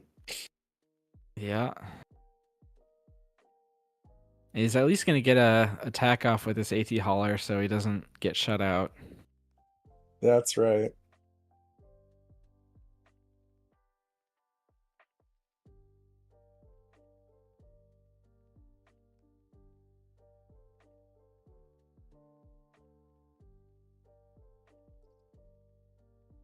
Well, let me tell you guys about this podcast that Ian and I make together.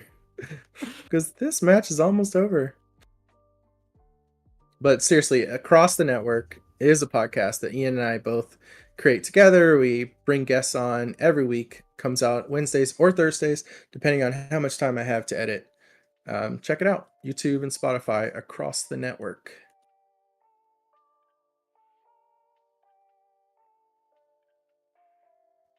I can see our quality steadily improving. Yeah, for sure. I can see my teammates steadily dying.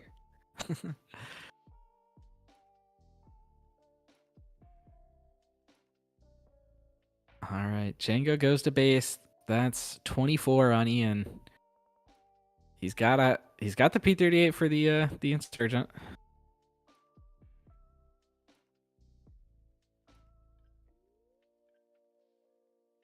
Any direct base damage is it on Travis's side.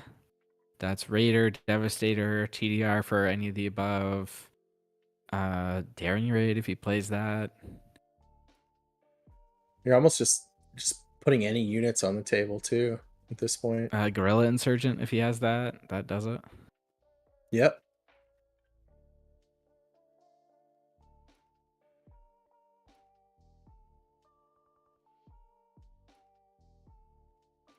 But yeah, really just anything.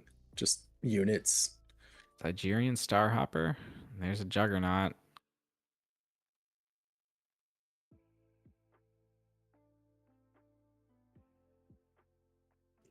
That's gonna do it. I think so. See if that Kira has a game 3. All right, that's it. Congrats, Travis. Kira game is still going. We have some other results. It looks like we had a table 2. Jango took down Han Yell. Doing good. Sounds good.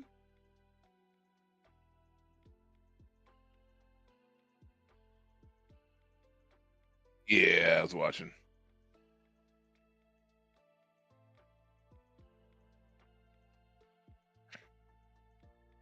Yeah. Absolutely. You want the image of it? Yeah, got you. Not that one. Yeah. This is Seattle. Oop.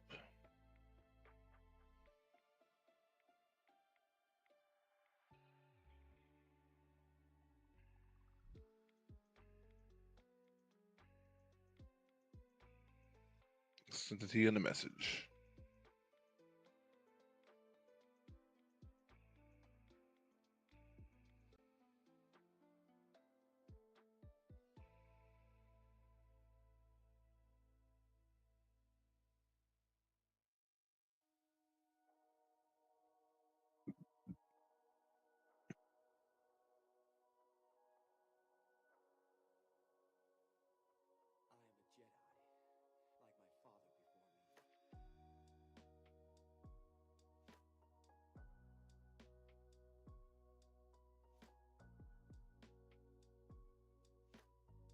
Yes.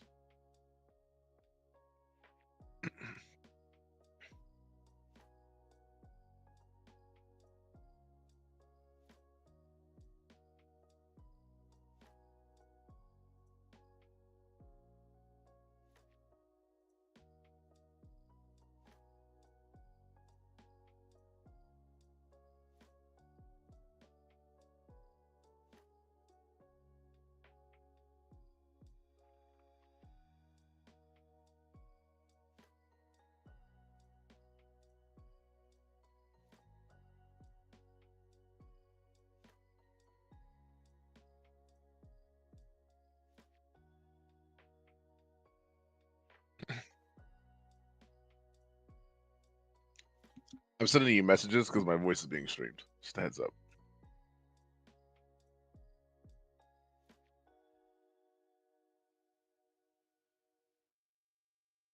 Okay. Loopy.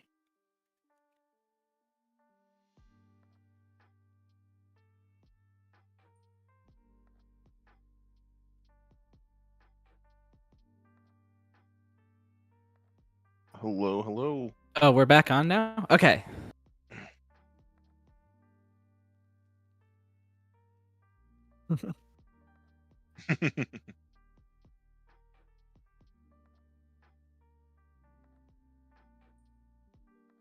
Yeah, co-founder.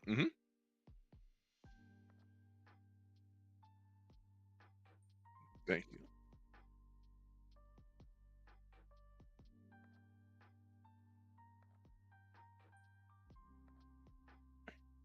So it was the event that we want as competitive players, right? 3v3 tournaments, lots of tournaments going on, opportunities. It was 3 different tournaments, huge prize pool, with 10K being the biggest we've seen in Star Wars Unlimited, and we wanted all the biggest teams to be there, and we got there. Tons of people ended up being 32 3v3 teams, 120, 111, whatever, people on the various pools, and then a great 2K event on Sunday as people were heading out. So from the get-go, it was, this is the event that we want to go to as competitive players, and it was a ton of fun.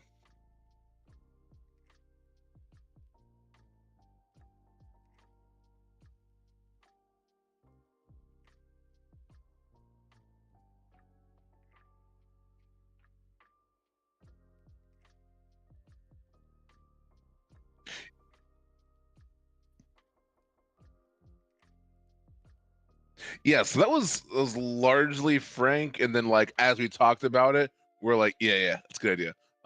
So there was a little bit of, we wanted it to be more decision making, because the initial suggestion was like, the way Magic the Gathering often does it is like you have ABC, and you just like sit across whoever your opponent's ABC is, right? And you're just in the same spot every time.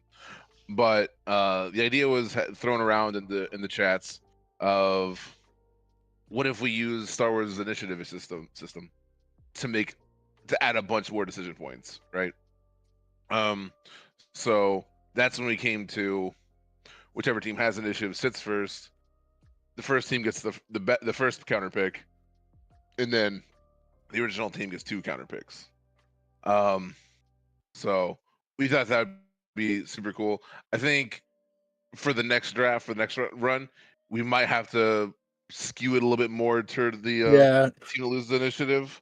That kind of, we might have been too I don't know. I think it might be just we have a Jango problem, but we thought in the initial drafts of it, we were like, oh, if one team gets all 3 of their members to counterpick the first person, that's basically like a win, right? And it just didn't matter because they threw Jango first. So, Yeah. depending on the team comp, right? So, yeah, the meta wasn't, perfect for it, but still, people had a ton of fun. So, that was the initial idea. Tell us a bit about the Cad Bane Colossus deck that you took. Yeah, I'd be happy to. So that was my deck. That was the attempt to just be like, this is an anti-Jango deck, right? It's every card I'm like, is this good versus Jango? No, okay. Yeah, I faced 6 Jangos.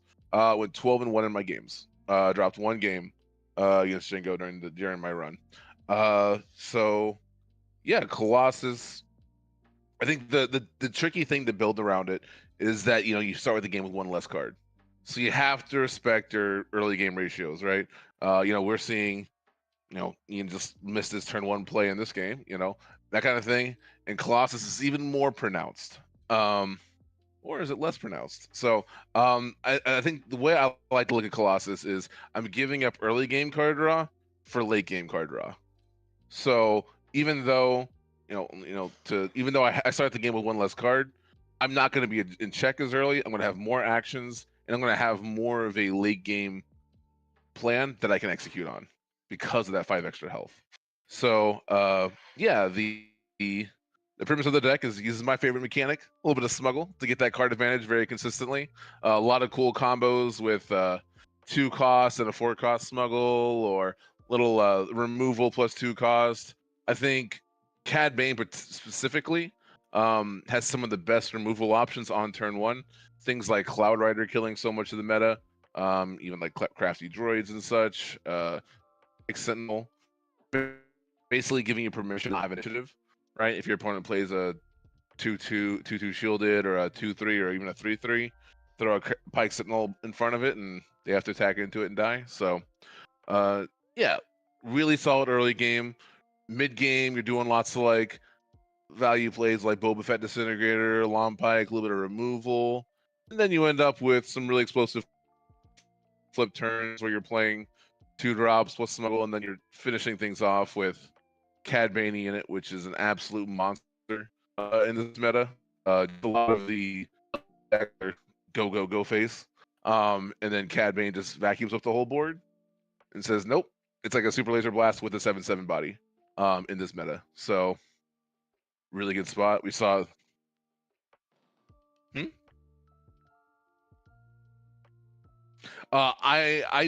So not one. I did it on stream, but I'd already won the game. So it was a Dryden Voss playing stealing a Devastator. So my co-parts, Guy and Phenom, both got some Dryden Vosses. I know Guy helped him win a game against a Ray Colossus, I think it was, where he stole like Luke, I think it was. He stole Luke. And then I forget Lufinon, but it's one of those cards. We were looking at the stats of Dryden Voss, and it doesn't come up that often, but the win rate once you do it is just like 92%. It's the highest win rate card in the deck. So we were just like, yeah, one of. And but yeah, we've also gone up to 3 Relentless Pursuit just in this meta.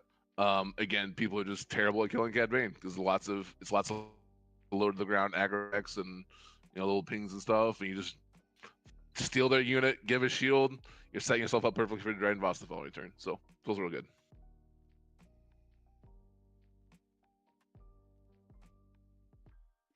He's the win condition. Yeah. Oh, there we go. I mean, if I can take prevent the 2 damage every time, that just makes him a literal Jango killer right there. Easy. Yeah. Meta solved, boys. Back it up. You wanna Ruthless Raider? Nope. Jump Master? Fantastic. So it is, the ping's relevant, the Sentinel's relevant. I think one of the cool moments is you'll see actually one of the few times I did miss my turn 1 play was actually in my top 4 match against Ian. and I was able to pass on my first turn 1, play Contracted Jump Master, and just value trade 2 TIE Silencers. That was the opener. So yeah, Sentinel super relevant. A lot of the in-game sequences of Jango rely around like I'm gonna throw out Sneak Attack Devastator, TDR Devastator. And Contracted Jump Master says, not only are you not dealing damage to me, you're also gonna have to give me initiative if you want to kill it. So that's a very unique design space behind having a Space Sentinel. So no, absolutely love it. And you don't get the downside. Like the 2 attack is not a real downside with Cad Bane because you get the ping and it influences the board the way you want it to. So How'd Colossus go for you over a normal 30? over 30. So I think Colossus is a deck building restriction. Me and Phenom talked about this. He is sold on the 30 version. I won a lot of games at 30 plus damage. So not a lot, more than a handful, I'll say. Where it was just like very obviously powerful, and then more than even another handful of games where it was just like, oh, if I had 5 less health, I would have been in check faster, or would have had to play a little bit, less aggressively. Are all the mics open, Luke? Yep. No, Someone but in actually, chat saying, yeah, I saw that chat myself. So you guys could hear me, but George couldn't. George doesn't actually talk to himself. He was having a it was conversation just George. or maybe he does talk to himself. I've never seen him there. So but I can only so I'm the, this is a solo show. Okay, sure. They didn't hear Loopy's questions. The question there was, how does Colossus feel over 30? And the short can't take it back up. It's deck building restriction. The fact that it's harder to like put together combos. Things like Forlom and Zuckuss, which is like a really strong combo in these colors. You have to like top deck it, which to me is a super high variance. Like you can't, like if you get that Zuckuss in your opening hand, you can't hold on to that for 3 turns when you're only having like 2 cards in your hand to play around. Like, yeah, it's that's a restriction. Obviously, I have to play a little more Smuggle to be more insulated against like Quinlan, because like trying to like this was actually one of the things that one of the advantages we had going into Beattle, where no one really saw us coming, was Quinlan might just go like, oh, they're playing Colossus. I'll play as like a normal control matchup and just like discard their whole hand. And you'll see in my deck, I have so much Smuggle where it's like I don't care if you discard my hand. I'm just gonna play out of Smuggle. And if you're not developing board, it's gonna I'm still gonna discard your hand. Hopefully with Force Throw. Well, good luck. Throwing your Snoke into Cad Bane, and that's the dream. Yeah. So one thing that people don't know if they haven't been a long time done, but you actually had the Avenger Vader deck originally, and I see I Am Your Father still in the sideboard. How does it feel to actually bring a card from like 0% play rate to being in several decks? Since then. So yeah, absolutely. So I think I Am Your Father is actually like really good versus those discard kind of decks. And there's a psychological element that's even more pronounced with Colossus, where like set 1 it was just like a villainy card that was oftentimes like super open fire, right? That's basically how it worked. But nowadays, it's also super open fire, but like you also can kill a lot more leaders with it. Like when you're going into the flip turn, because Cad Bane's turn 1s are insane. Like oftentimes, most openers in the game get defeated by Cad Bane's openers. Turn 2, usually this deck is developing either Boba Fett, Jump Master, whatever it needs to counter what you're doing. Sometimes it's a McClunky line. But like it's really common for you to go into their flip turn with like less than 5 damage on base. And when you're on 5 resources, even against aggressive sort of decks, you play I Am Your Father, they're going, do I just let you draw 3 cards because or I give up my leader? And it becomes a real puzzle for him. Spoiler alert, oftentimes they give you the cards. It's exactly what you want to set up an awesome flip turn and to set up a really powerful Cad Bane Snoke line. Yeah, and I think it is tough. You always got to kind of think about I Am Your Father when it happens, and for a while, because I don't think that there's one right answer. I mean, it really depends on some things happening in the game. But you also have to respond appropriately. There is an appropriate way to respond to this card. And what is that, yeah. Jonathan? It is. That's Jango shit. All right. Yeah, if you tell me to draw 3 cards, I'm like, what? I can't hear you. What did you say? Judge. So, But yeah, I mean, it also has utility, killing like 3/5s on turn 2. Yeah, I actually that card was main board for the longest time. I actually, right before Beatle, I finally swapped it in no good, main board and sideboard, just to have more consistent answers to like Jango's late game. So yeah. So, I know that you used to play Hondo with a pirate hat on. Have you found a giant Western duster to wear when you're playing Cad Bane yet? Oh! Got it right. Oh, we gotta hold on. Yeah. I gotta hide the Ready to deck list go. back and get your thing back. But we did not prepare this. have But here's George's video back. So there's the man, the myth, the legend. Actually, Got does the run. hat.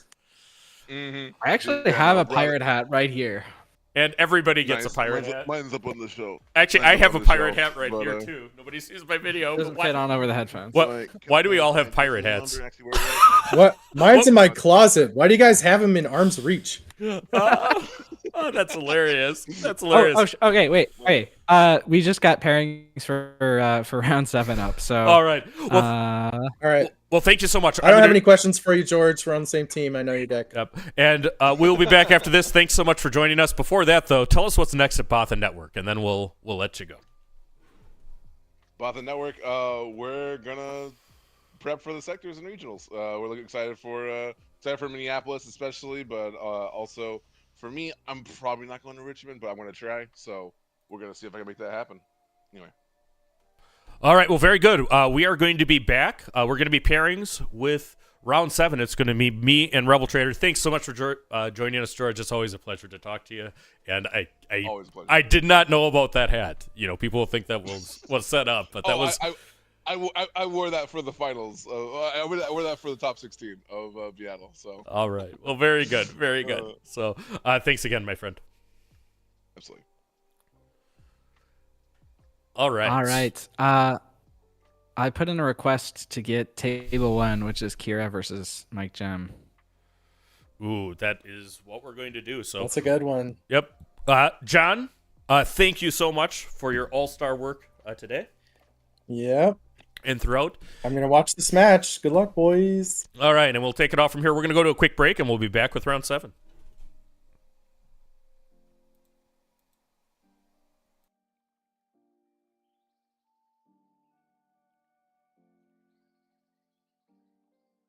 I'm just going to mute myself in here so I don't accidentally speak. Good luck. All right. Thanks for joining us, Jonathan.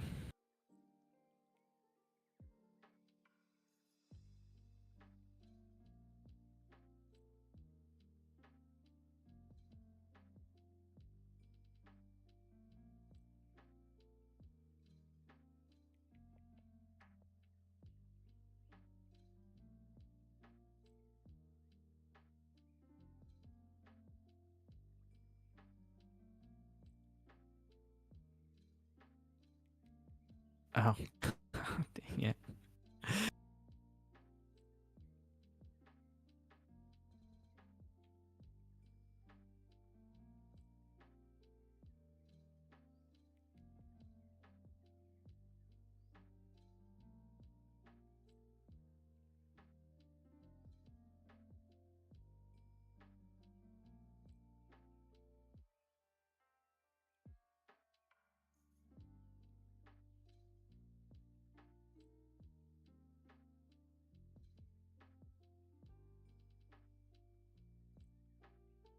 Oh.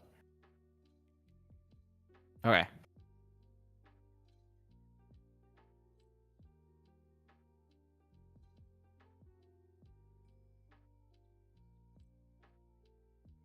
So you guys are casting, or you want me to join on this, or what's your plan? Okay. Sure.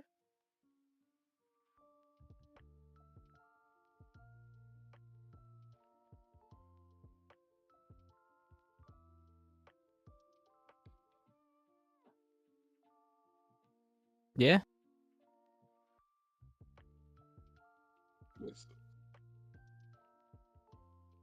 Sounds good. All right, scanning view. Okay, got it. I'll have to figure out my my headset situation. All right, I'll have a round to figure it out. Scanning view.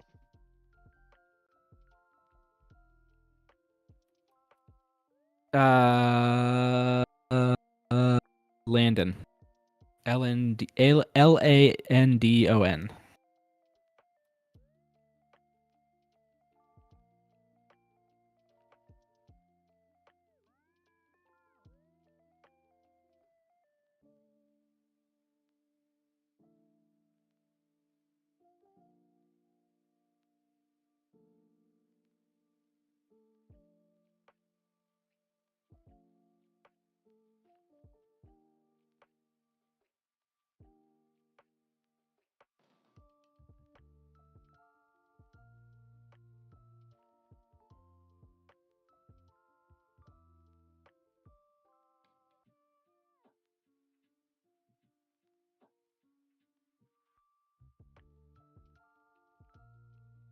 Yeah, let's do it.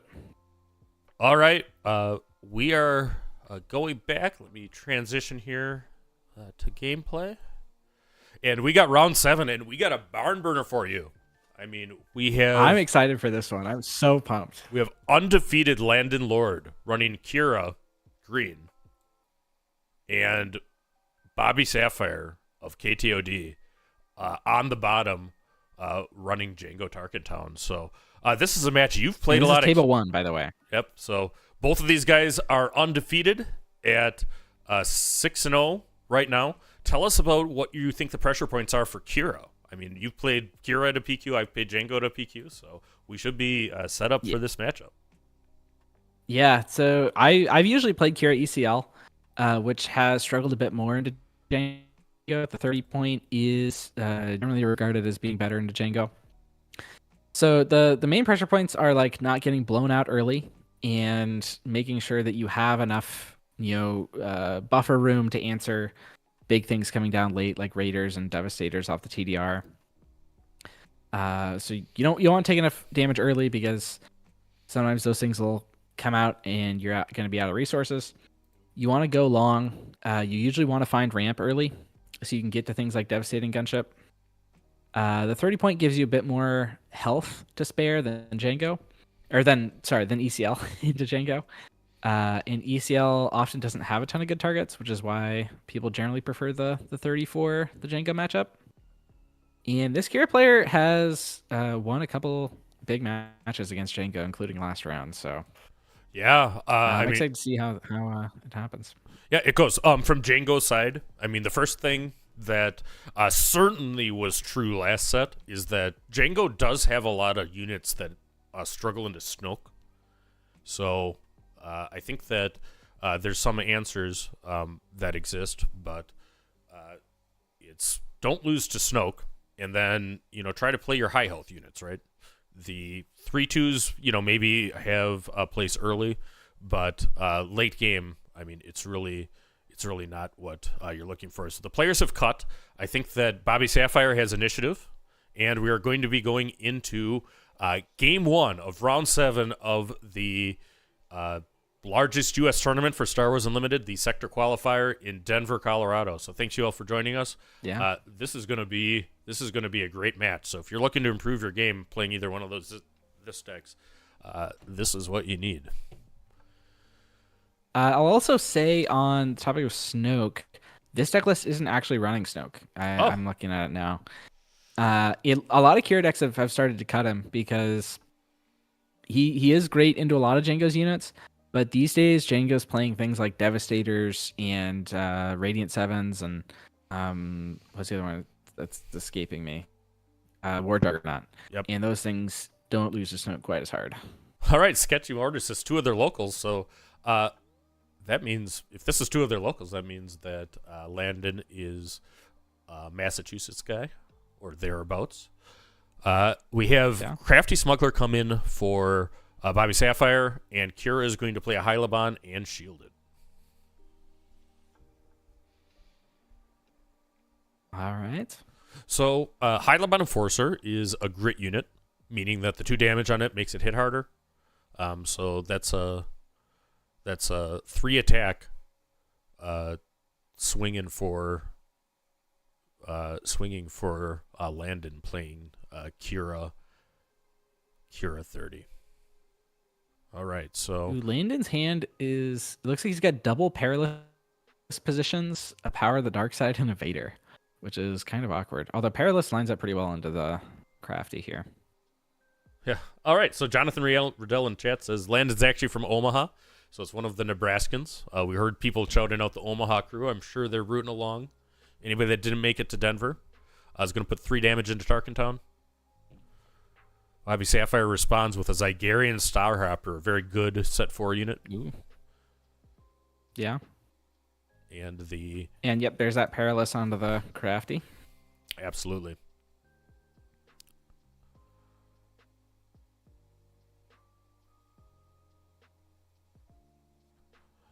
So being a blue-green deck, there still is obviously Barrage to help you stabilize. And oftentimes healing. I mean, Vigilance can be an important card. Here, let me actually pull up. Yeah, this Kira's on 3 copies of Vigilance, which a lot of people are on 2 and with the 1 in the sideboard, but right. And it even gets more healing. It's on all 3 after sideboard if the top targets are in the usual position they are in Kira decks. All right, so that Hyliban is swinging for a lot right now. It's like at 3rd damage. And that was actually kind of a heads-up play. The indirect can go through the shield, so kept the shield, but was able to get another damage onto the Hyliban, so it swings for 4. Cool stuff. There's the Bib Fortuna onto Bobby's board, which is a very interesting card. I haven't seen it in a ton of Jangos, but and he's been with it for a while. I'm a big believer too, because right now we're going to go to 5, so he'd be able to TDR the Devastator with Bib Fortuna. Yep. And that is huge. I mean, that's the most unfair thing that the Jango deck can do, is TDR Devastator. Let's see what he's got in store for us here. First off, the Lando's up to a nice damage lead, though. yeah, he's got 10 on base, so it's there. Bib is going to take the shield from the Hyliban. All right. We're on. Both players can mutually flip this turn. Although I imagine Landon's probably going to wait until Mike flips, so we can get that Kira damage onto the Jango. Oh no, he's going to do it aggressively. All right.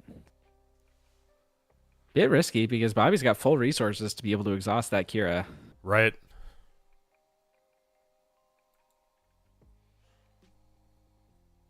Aggressive play, but you don't get to 6-0 in this meta without, knowing your Jenga matches.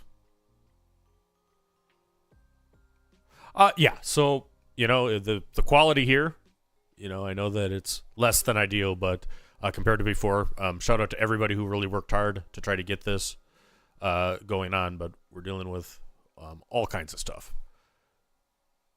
All right, looks like Sneak Attack Devastator comes down for Mike. And that's a bit of a benefit in terms of flipping Kira early, is that this Hyliban doesn't die. And this is Barrage, right? So yeah, Barrage. Kira barrages for 7, killing the jug, and kills like only gets another damage. It's basically just to stop the bleeding, not because that Juggernaut was gonna die anyway. So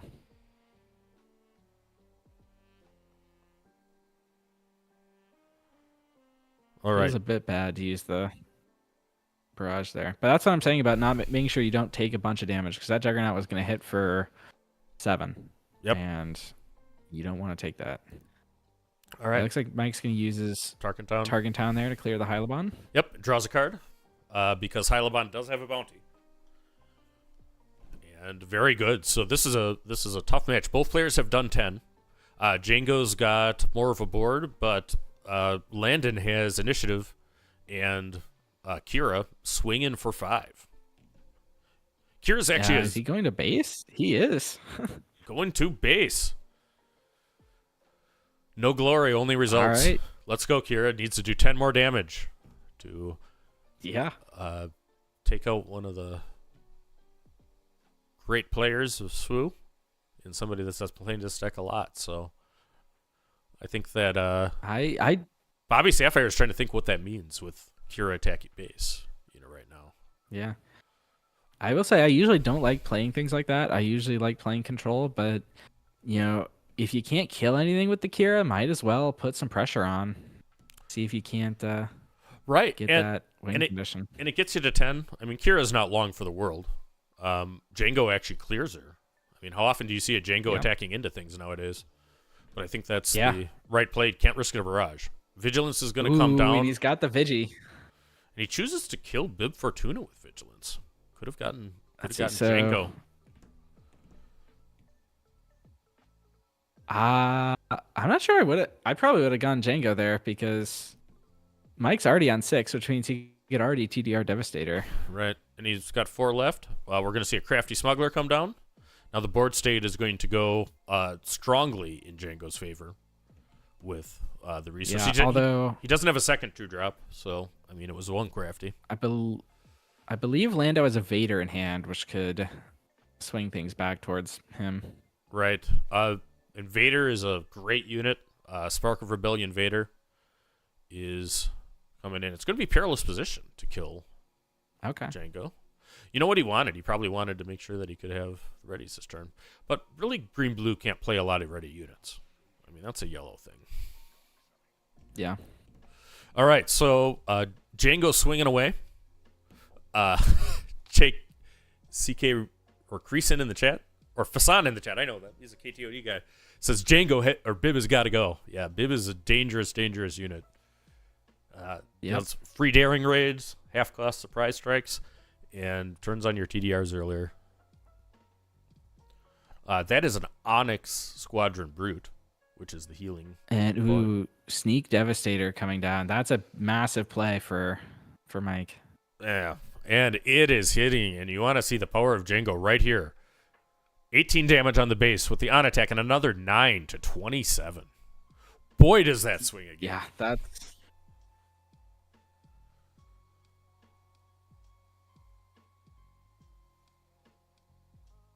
So here we are going into, I think, what would be 8 resources turns. It looks like Bobby Sapphire is still on 7, as I see, but he still probably could resource.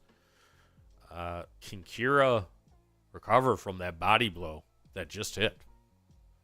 I mean, everything was coming up. There might be another Vigilance, and if anything can do it, that's what does it. Yep, so we'll kill the Crafty, heal 5. Back to 22. 22 damage on Kira's base, 15 on Jango's. 2 damage into base, taking him to 24.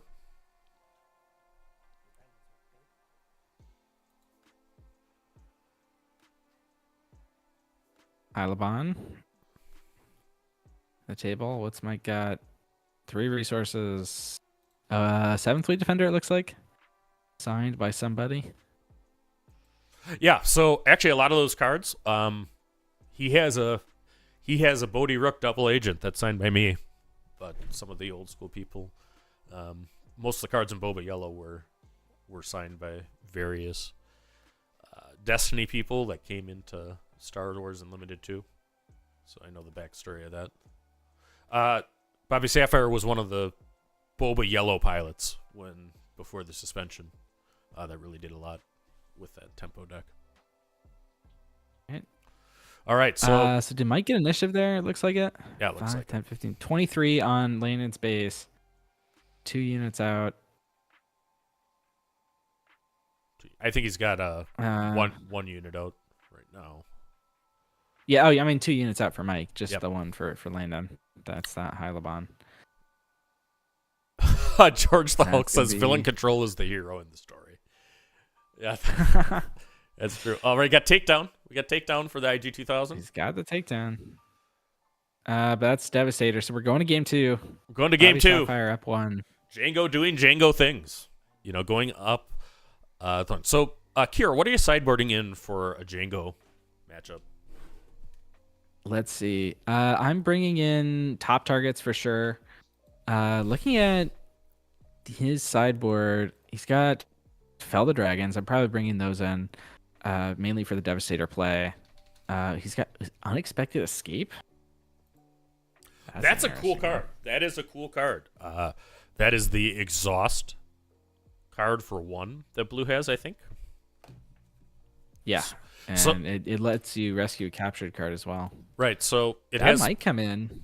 Yeah, I think so. I think you play everything that can tap. It does similar things to EMP. Like a blue-yellow deck can actually run EMP and that card for multiple 1-cost exhaust. But 1-cost exhaust is very, very helpful into a deck that keeps whipping Devastators and Juggernauts and sometimes Radiant 7s at you. For sideboard decision here, and it wouldn't surprise me if he actually pops up and shows us what he sideboards at Somewhat's here, the CCG veteran that he is. But I think you bring in Lurking Tie against Kira. You definitely bring in a Bazine. Yeah, definitely.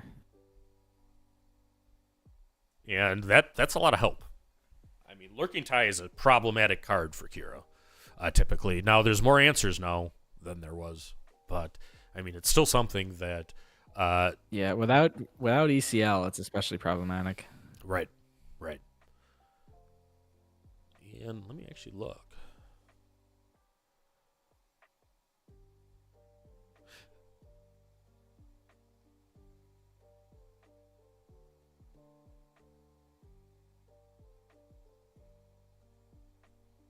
So, yeah. What are you looking for? I was just actually checking whether there are any Boba pilots still in BS list, but I don't know that there's there.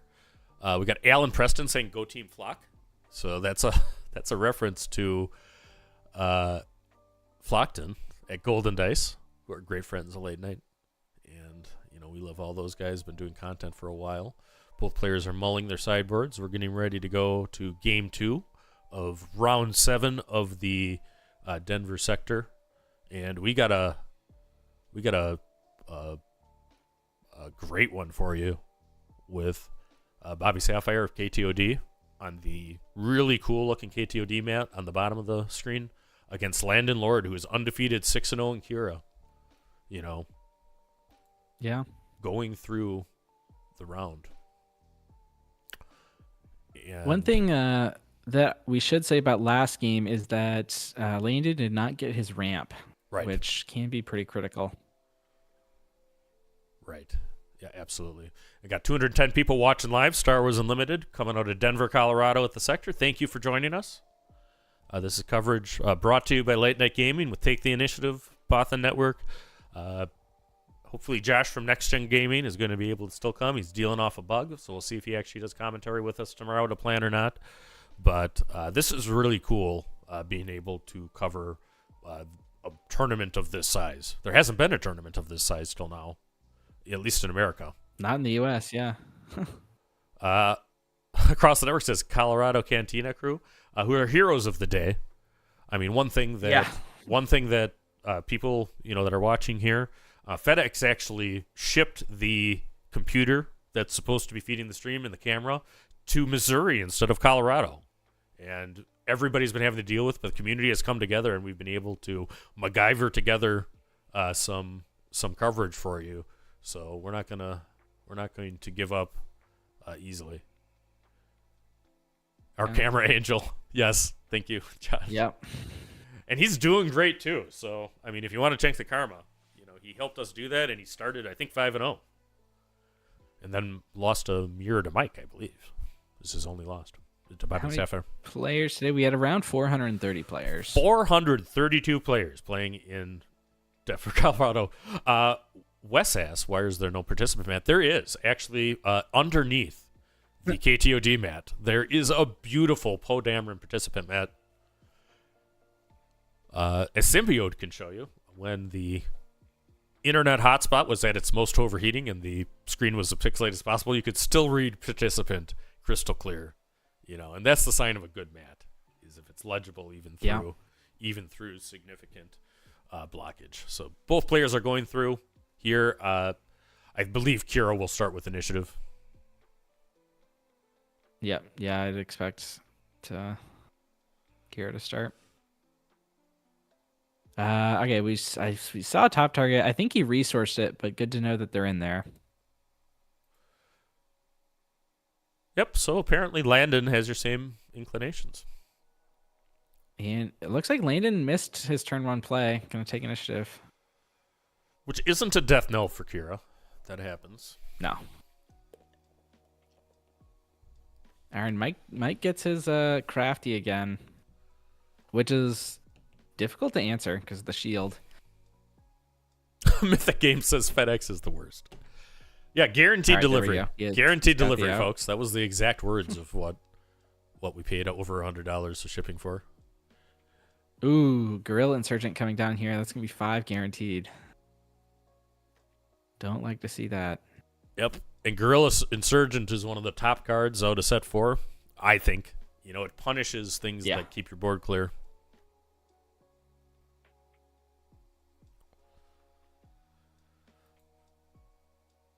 Keep on riding the refresh button here.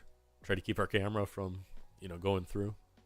Not something I've had to do for other coverage, but away we go. Top target hits on the crafty. That's a nice one. There we go. One cost investment. Matthew Len said he's also Bivestaff is also a prolific Star Trek Star Realms player. I didn't know that. I don't even know what Star Trek Star Realms is, but I know that he's a sci-fi me guy. neither. He was a big X-wing player too. Fasan's like guaranteed delivery to somewhere. Yeah, we found that out, but shout out to Jordan at Cantina Crew and everybody else that has helped through this. We are not going to be packing it in. We want to keep our coverage through. Ooh, there's a lurker for Mike. Did attack with the Insurgent first, and if you'd played the Phantom first, you could have blocked the power. That's true. Yeah, and that's something there. It turns off power of the dark side, turns off Avenger essentially, so long as you can protect it somehow. So it really has a lot of game into Villain Blue, and that's why it's still here. That's one of the outs, though. Yep, no glory, no results. That's something that changed in this set, so he's able to clear the Phantom with that. But another 5 damage to base, probably. Whew. Punish. Oh, and it makes a flip decision awkward here. It does. Sure Although does. with 2 resources, it's harder to tap Kira, so a bit safer to go for it, I think. Yeah, no good to be dead. Is it, right?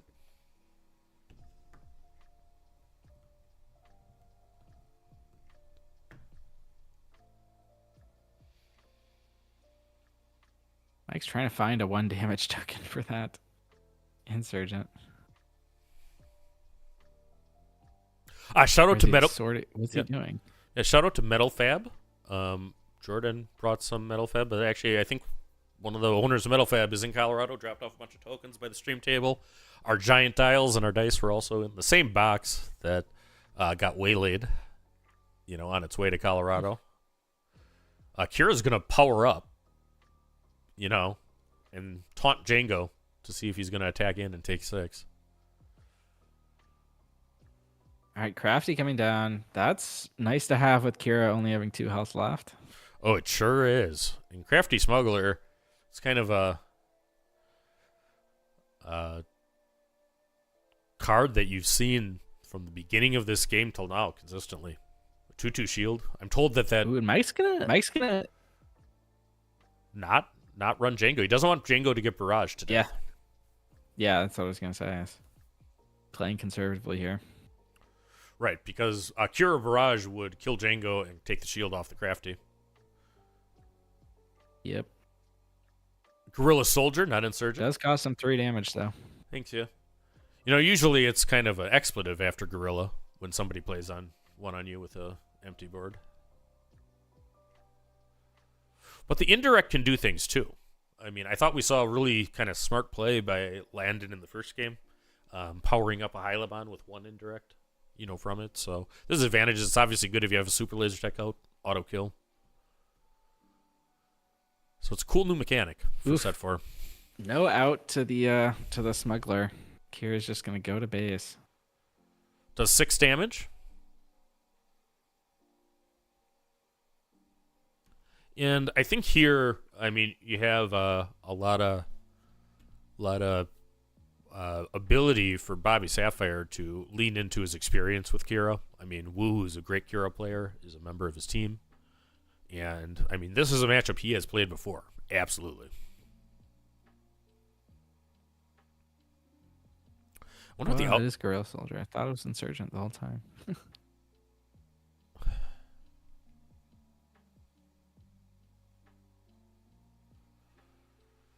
TDR. Hugely Alright, important. does he have Drawing a 7 cards. Devastator? What is going to hit with this triple Dark Raid from Jango? There's thought. I'm going to say he doesn't have... He's not slamming anything. Devastator was not slammed immediately. So... But Oh. maybe it just slammed. Does come down. Just slammed. Maybe it's the psyops.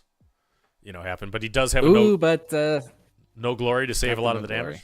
Yep, that's the second no glory out of Kira, and well timed. But how good would have the exhaust card been there? And that Devastator doesn't come to hand, so that's relevant too. Yeah. Because it's dead, super dead, not even a little alive.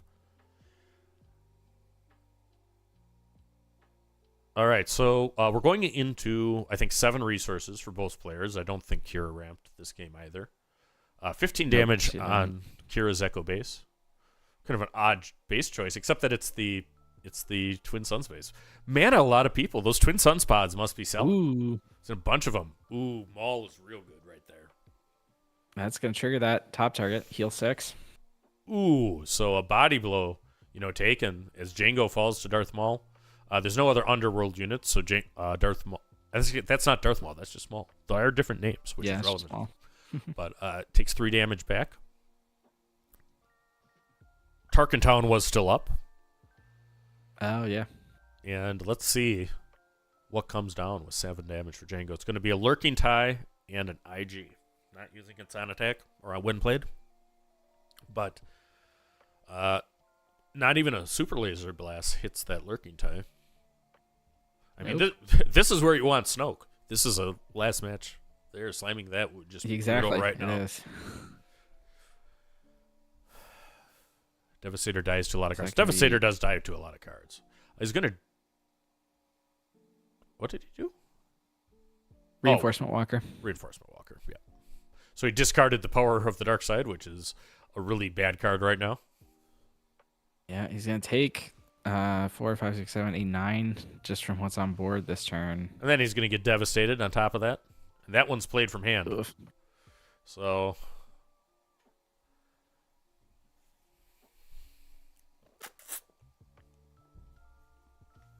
A barrage would be nice here. Yeah.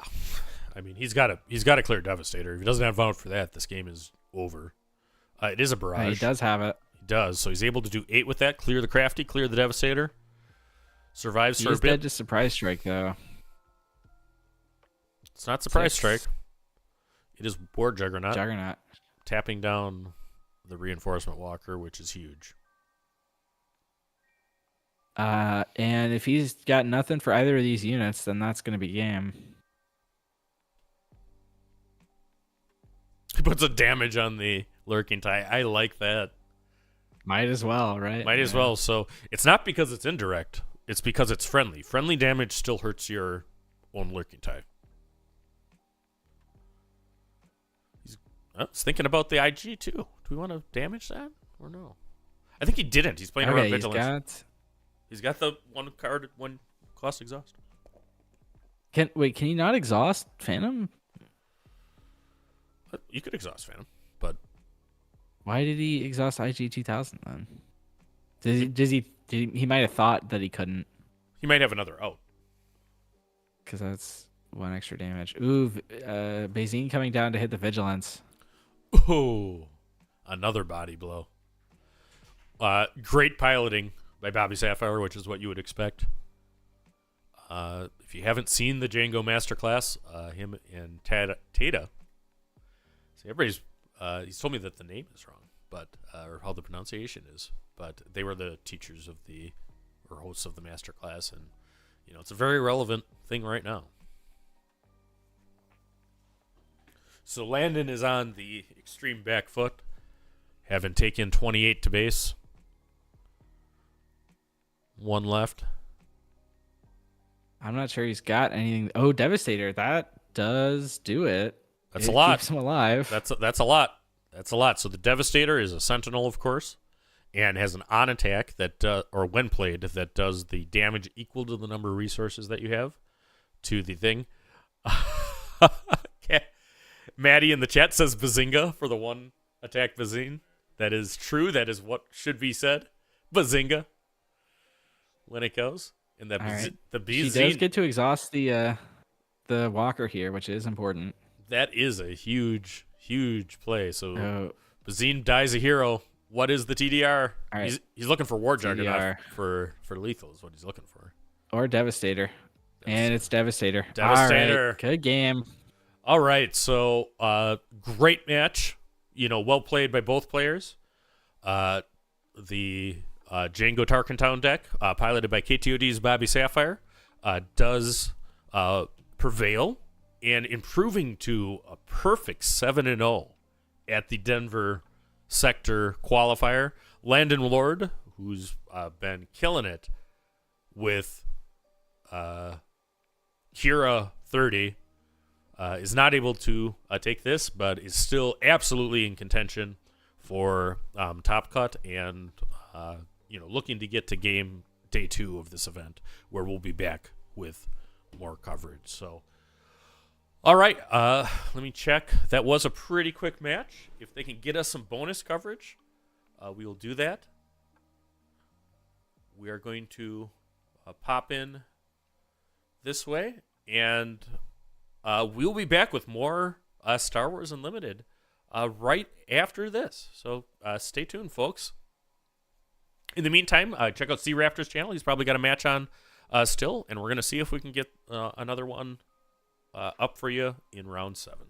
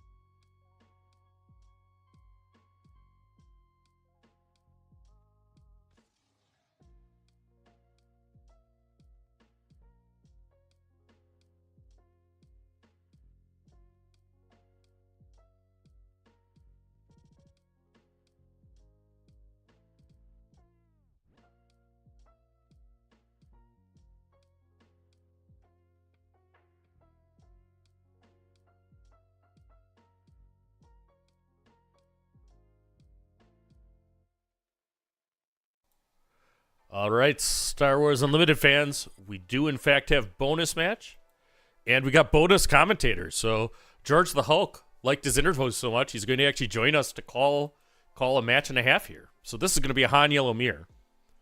And those that are late night fans, know how we're going to start a Han Yellow Mirror. So we're going to play the thing. 1 second.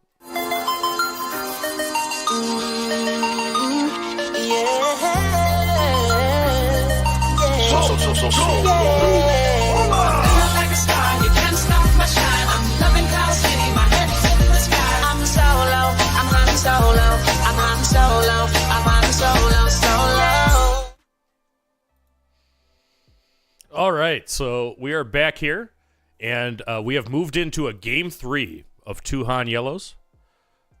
George, can you hear me now? Yeah, I can hear you. Can you hear me? Absolutely. So I'm going to update the overlay here. Tell us what you know about running a Han Yellow Mirror. What are the pressure points? Fair bit. So I took Han Yellow to my PQ win in set 3. I played Han Yellow during the 3v3 event. Had a good run there. So a lot of the things you're going to be looking out for is who's establishing the early 3-5, how are they using their hotshot blasters, because you're looking to get your 5-attack unit either with a jetpack or a hotshot blaster, some variation of which, in order to not only kill your opponent's unit, but also kill their next unit, right? That's the dream. Yep. And then we're going to see how the Han flip turn goes, whether they're on like Gammo guards. One of the new kind of ripples in this is Ahsoka. Oftentimes Han is going into the flip turn with not a lot of cards in hand, and if they do have cards in hand, not uncommon to be able to get it. So that's another little bit of play these decks have. So we'll see if they take the play style of throwing down early bounce effects like Cantina Bouncer. That's one thing Phil was doing a lot on camera. He loved his turn 3 Cantina Bouncers. So we'll see how the discard and development works here. All right. So, and this is a Han Yellow Mirror between 2 players named Edwards Lee and Cody Kuhn. However, they're both running the same leader and the same base, and the deck lists do not tell me whether somebody has a showcase or not. So I think Coronet City is the correct base for Han Yellow thematically, because it's Corella, right? Level 1313. Is that what that is? Is the correct base? There we go. So that's what the Cabal says. I'm just passing it on. I don't know what dark magic they run, but yeah. All right. So as soon as I figure out which one of these players is which, we'll put the names, but we'll just kind of hide them for now. Yeah, so Han didn't get a whole lot of new toys. A lot of it's just meta changes. Whether you're running Bamboozle's main, whether you're running, I think Ahsoka's pretty much solidified herself. What you're doing with the Gammo guards, if they're sideboard, main board, those are some decision points. But okay, so a double L3 opener. Okay, no one brave enough to go for the 3-5. Or didn't have a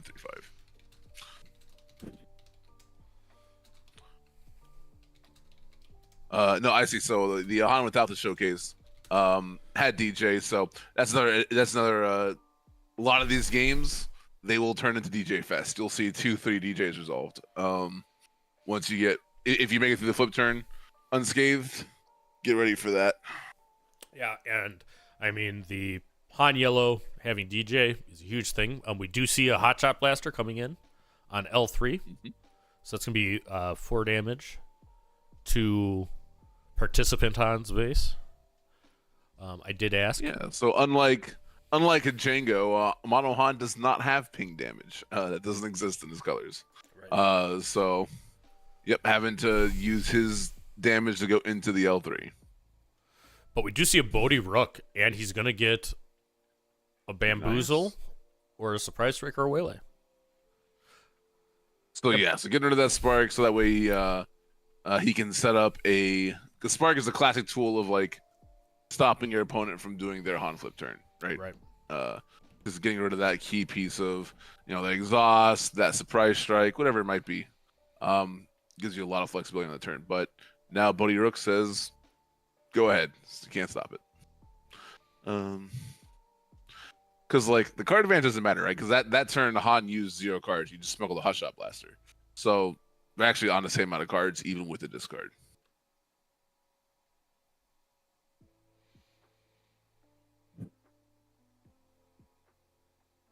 Yeah, these are real similar deck lists. I can only see one card that's in one deck, but not the other. So if that card comes, I'll know which player's which. But other than that, we'll see if somebody from the TO staff can tell us. Is it the EMP onto the for the liberated slaves? That is actually kind of a cool thing. Yeah, they have the droid take, don't they? They do. As does L3. So, as does L3. Yeah, no, I'm real high on EMP right now. And I tell you, I also like some jam with my Quinlan. I mean, that one cost discard an event from their hand is not a bad thing. Also looks at their hand. I know you like cards that shuffle the deck. I like any card that looks at their hand. Exactly. Nothing wrong with that. All right, we're gonna have. All right, so we have a smuggler out here. Second turn in a row, he's gone for the smuggle line. So he's setting up his in-game sequences, getting lots of cards in hand. He has his bamboozle, so he's gonna be able to play that for free, undoubtedly. Right. And it's all talking about the beginning of the match, taking after Phil, playing the turn 3 Cantina Bouncer, ramp the Cantina Bouncer for tempo. Yep, and it's absolutely a man of your heart then. Leaning into the smuggle. I mean, absolutely. Smuggle's a great mechanic. We need some more smuggle cards. I mean, so if anybody from Fantasy Flight is looking, let's have more of that. Such a fun use of design space of this game, for sure. Right.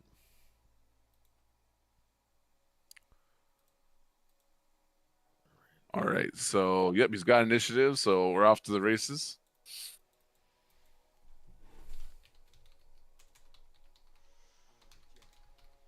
So we are here in bonus coverage, a Game 3 decisive from Table 13 of 2 Han Yellows going against each other with one of the top decks here. We have a Spark of Rebellion.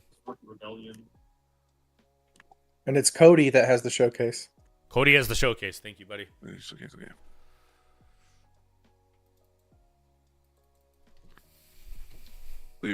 He was not scared about the bamboozle. He is now information he has to play with. So, got rid of the Spark of Rebellion with his Spark.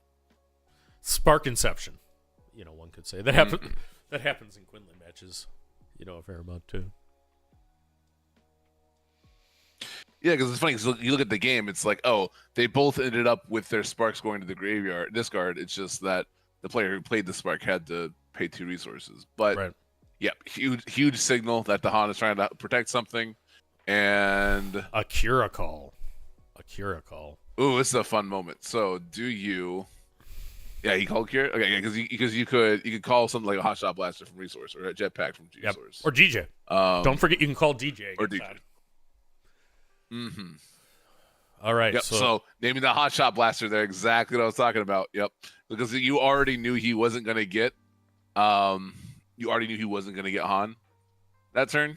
Yep. Yeah, I think that was anyway. We're talking small things you can do. Yep. And good stuff here. So both of these players are doing very, very well. I think they're both 6-1 right now, or 5-1. Very nice.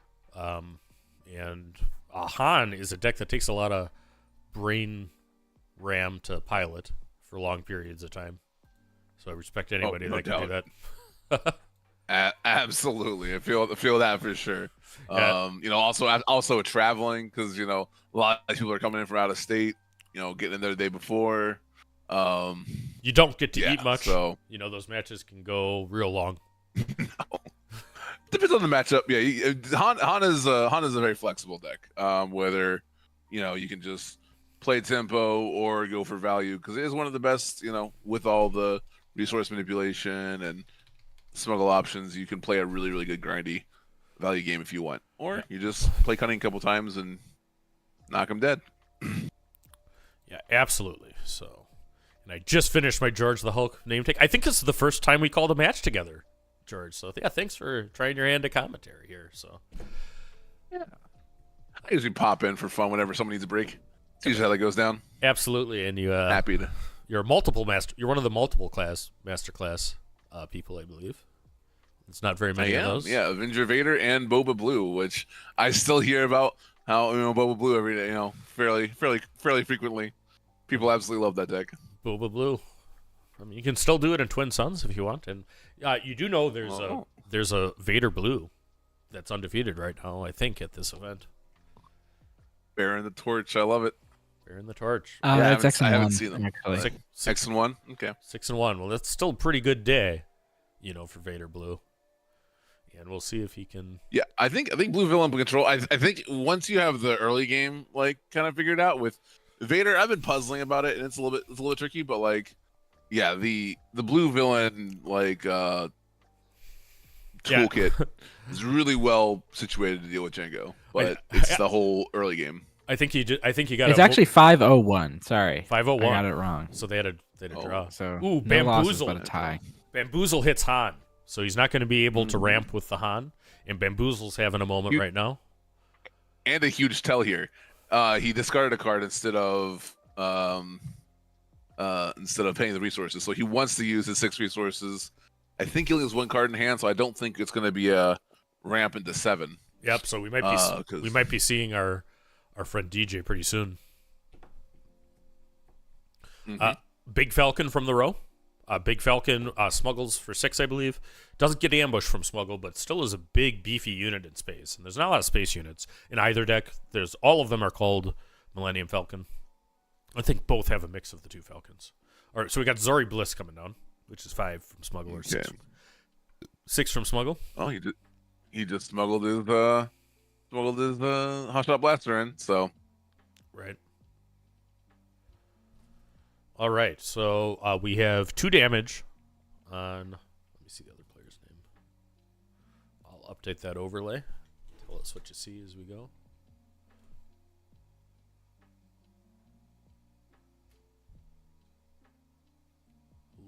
Lee Edwards is the top player.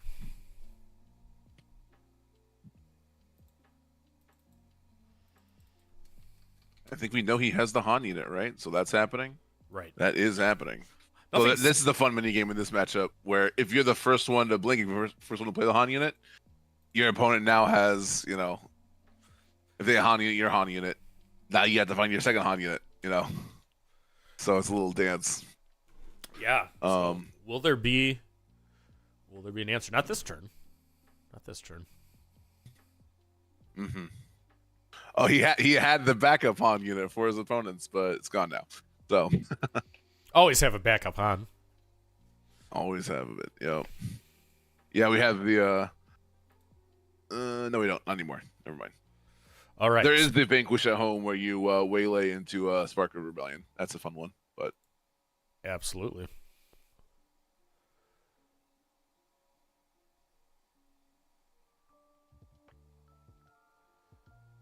All right, so we go in. Lee, piloting Han Yellow on the top. He's considering options. I see he has the late night initiative token, so I think that's what they're using. If people don't know, if you find a late night member at an event, ask for one of those tokens. If you're in a discard, they're free.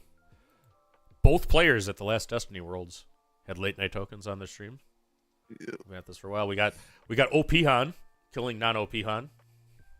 Mm-hmm. And a third Han Solo, the reluctant hero. Oh, it's just Han. My goodness. I'm a hair trigger from playing that Only Han's intro again with Han killing, because wasn't the first unit killed also the Han leader? So Han killed Han, and then Han killed Han, and then Han killed Han. So yes, let's go.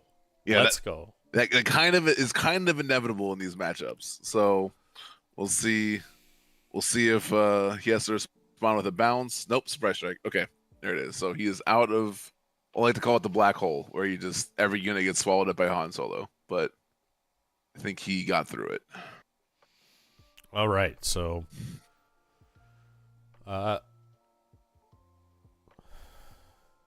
Vika, one of our chats, a true story about the tokens. He knows he is there. What's up, my Saskatchewan friend?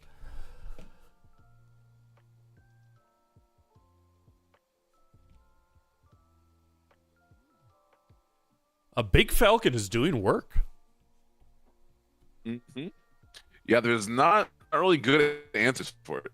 Right. In this, is like, other than just slamming your own, ambushing your own falcon in. So. Right. And Kira. And it just got blocked. Yep. Oh, what a timely Kira right there. Very nice. Very, very nice. Oh, this is a Cody playing Han Yell. This could be the Cody from Minnesota. I actually don't know that.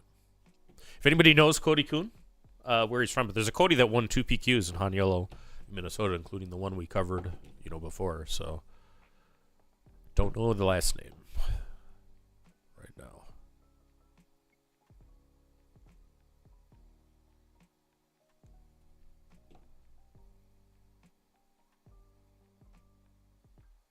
Yep. All right, we got even health was like 12 to 13 damage on base.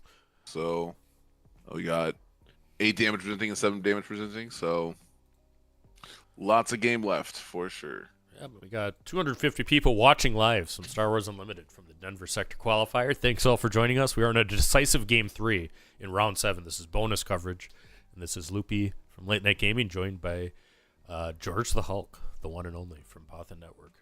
Hello. Bringing this to you. This is our MacGyver stream. We had everything that could go wrong as far as doing it, but we will not give up. We will not pack it in. We will continue to play. Ahsoka hits one of the fugitive slaves, I think is the name of that card, the 3/5 vanilla trait soup. Liberated slaves. Yeah. Yeah, liberated slaves. That's what it is. And is able to exhaust Kira. Save some damage. Exhaust off, saving the Bodhi. Risking it for the biscuit, but he got away with it because losing that Bodhi would have been real obnoxious. But it looks like our Showcase Han is prioritizing damage to base, so. Yep. Where's Plo? Yeah, Plo Koon's not attacking. Yeah, that's just a sign he wants to go phase. Yep, absolutely. And punished. All right, so Zori Bliss would have taken 3 back from Plo Koon, but saves immense amount of damage because Plo with a gun, hits for 8 with coordinate out, as any equipment player would know. Yeah. Mm-hmm.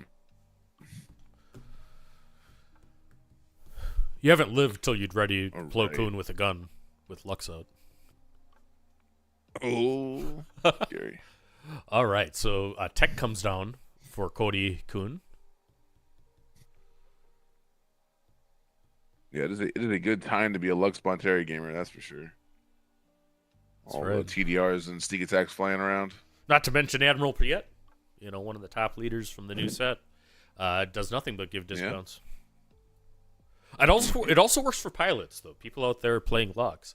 I mean, if the printed cost of a pilot is more than what the pilot cost is, you get to use your Lux. Yeah. Also works for Vader. If they play Vader, Vader plays a card for free, so that is less than the printed cost. Mm-hmm. I mean, if your Lux Bonteri is live on turn 6, whew, a hero of the Separatists. He is a hero of the Separatists, and what I like about it, he demands an answer. Like, they're going to remove him because of 3/2, but it stops them from doing whatever they're going to do anyway. So, All right, we're going to the next round. We have 17 damage on Lee's base on the top, and 13 damage, I think, on the bottom base. Cody Koon showcase on. And first we Very have... nice. Super heads up here. The Kira is representing a value trade if he wants to take it, but surprise strike makes that a lot less enticing. So again, remember Han can't ping, so we're just going face. If you want to ping, play Jango. For now. Exactly. All right, 20 damage on Lee's base, starting to feel the heat, but has got a significant ground arena. Can he protect it? Can he protect it? Yeah. Zori's going to come in. Presenting 9 damage. And card draw. Yeah, it is kind of a cool effect that Zori has. And that's a smuggler too, right? Oh yeah, smuggle. Yes. All right, now. I think we're starting to go into time because there are draws being reported in Melee. Well, Oh, They might have an extension, but they would have had an extension for moving. can't have for much sure. time left. So I'm sure they would give them an extension, considering they agreed to move on the feature table. And, thanks to Cody and Lee, for doing that. I mean, we like having matches to go through. I mean, this is a lot of work to put these on and get everything across state lines. We're trying to do all 3 of the 2 sectors in the regional for late night gaming. And there it is. There's the concede. So, yeah, the 5-cost Millennium Falcon was huge there, swinging in for probably 20 damage by itself, I think. Yeah. I mean, that was the card of the game, was a big Falcon Landos Pride. And I believe it came in from Smuggle, too, didn't it? It came in from the Smuggle row. Mm-hmm. Basic gems. Yeah. Ando Commando says those giant metal tokens are hilarious. Yes, they are, and thank God for them, because all our dials and dice got waylaid. And instead we have these metal fab tokens. So B-Flow, that's one of the sponsors of K2D, hooked us up, and then our hero Jordan does that. So the Han Yellow match winds up. So wrapping that up, other than the Falcon, anything that you saw there for people trying to improve their Han Yellow play, George?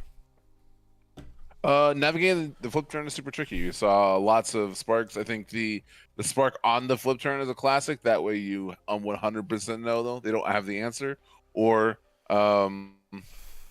they don't have something powerful to do with their flip turn. You saw the Han Solo reluctant hero dynamics of discarding them, Han Solo killing another Han Solo, and how important it is to sandbag those pieces. You saw our non-showcase Han kind of focus on card advantage in the beginning. That way he could set up those Bamboozles. explosive turns in the mid game. Mm-hmm. Yeah, bamboozle. He could set up, the ability to hold more Han Solos into hand and keep them in hand. So yeah, you saw a lot of great play there. The 5/5 Millennium Falcon just he had enough space to keep threatening the board, and he had to get answered, and then the Millennium Falcon just ran away. There was a turn there. Did he discard? No, it was Kira. Kira calling the Millennium Falcon. Yep. And then I think Kira Yeah. from the non-showcase player, I think the Kira on the Han unit. Yep. Yeah, I think at that stage of the game, you can pretty much assume they have a hot shot blaster. So that was a little bit of a miss, but yeah, and absolutely. And I think that the Kira was used well. I mean, that really was a nice back and forth with the Han units back and forth, and 2 great decks. And everybody is focused on Jango. What deck actually won the Beatle 6K? it was Han Solo, the audacious smuggler himself. Yep. So very, very good deck, and one of the top decks in the format for sure. All right, we're gonna move to a different screen. Are you good for doing another full match with us, George? Absolutely, yeah. All right, Let's so go. let's do round 8 with you and me, and then we'll have Rebel Trader pop in and close us out on round 9. So we're going to take just a quick break, check if the pairings are up, and then we're going to review some standings and see how everybody's favorite are players. So we will be back just a moment. The pairings are up.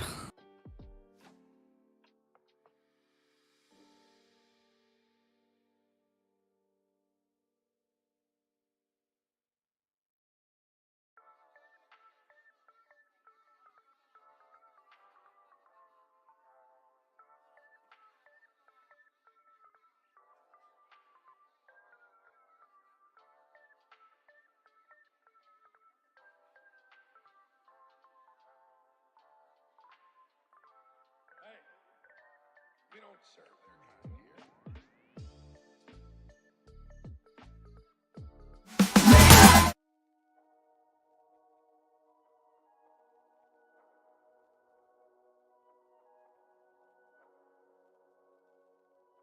I am a Jedi, like my father before me.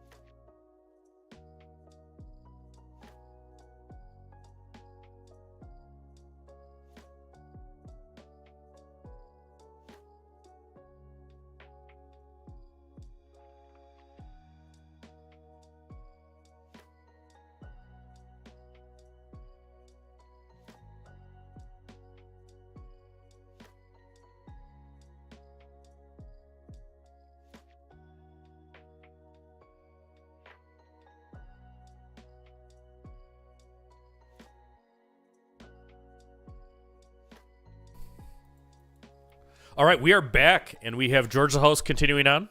We got a great match coming on. So it's going to be Stevie Getz from KTOD piloting Luke Vadervault. What was the opponent? Do you recall?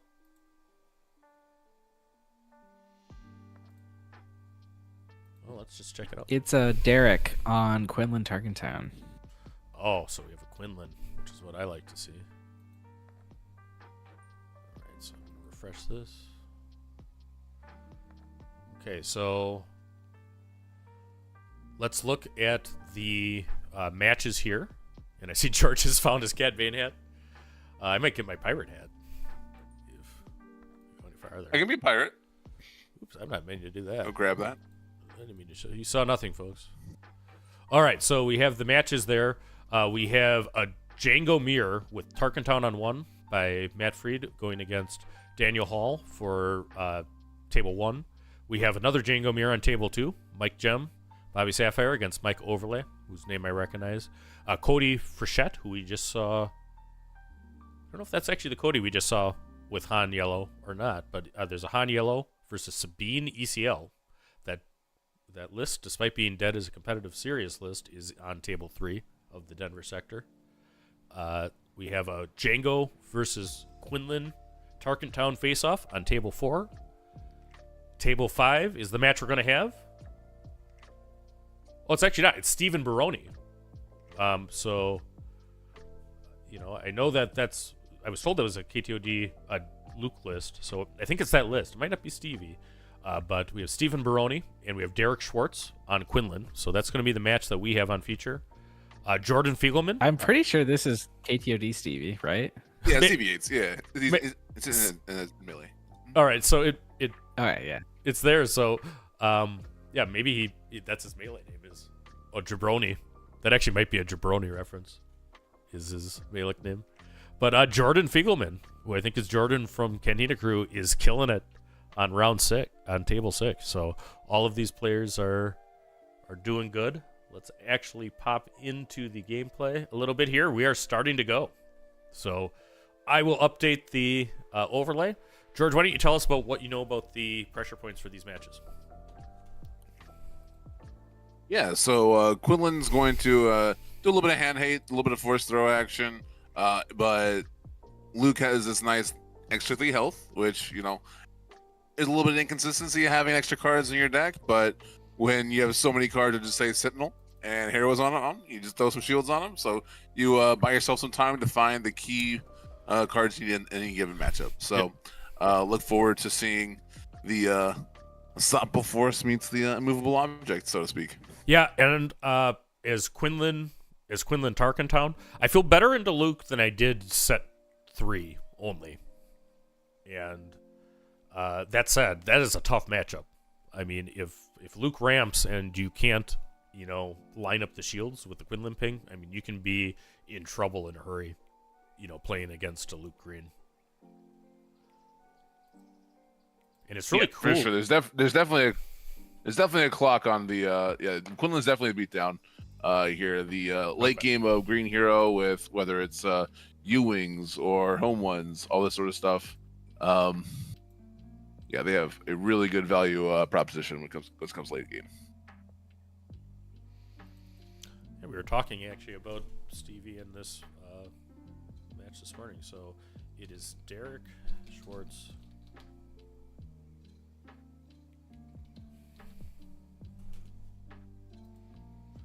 And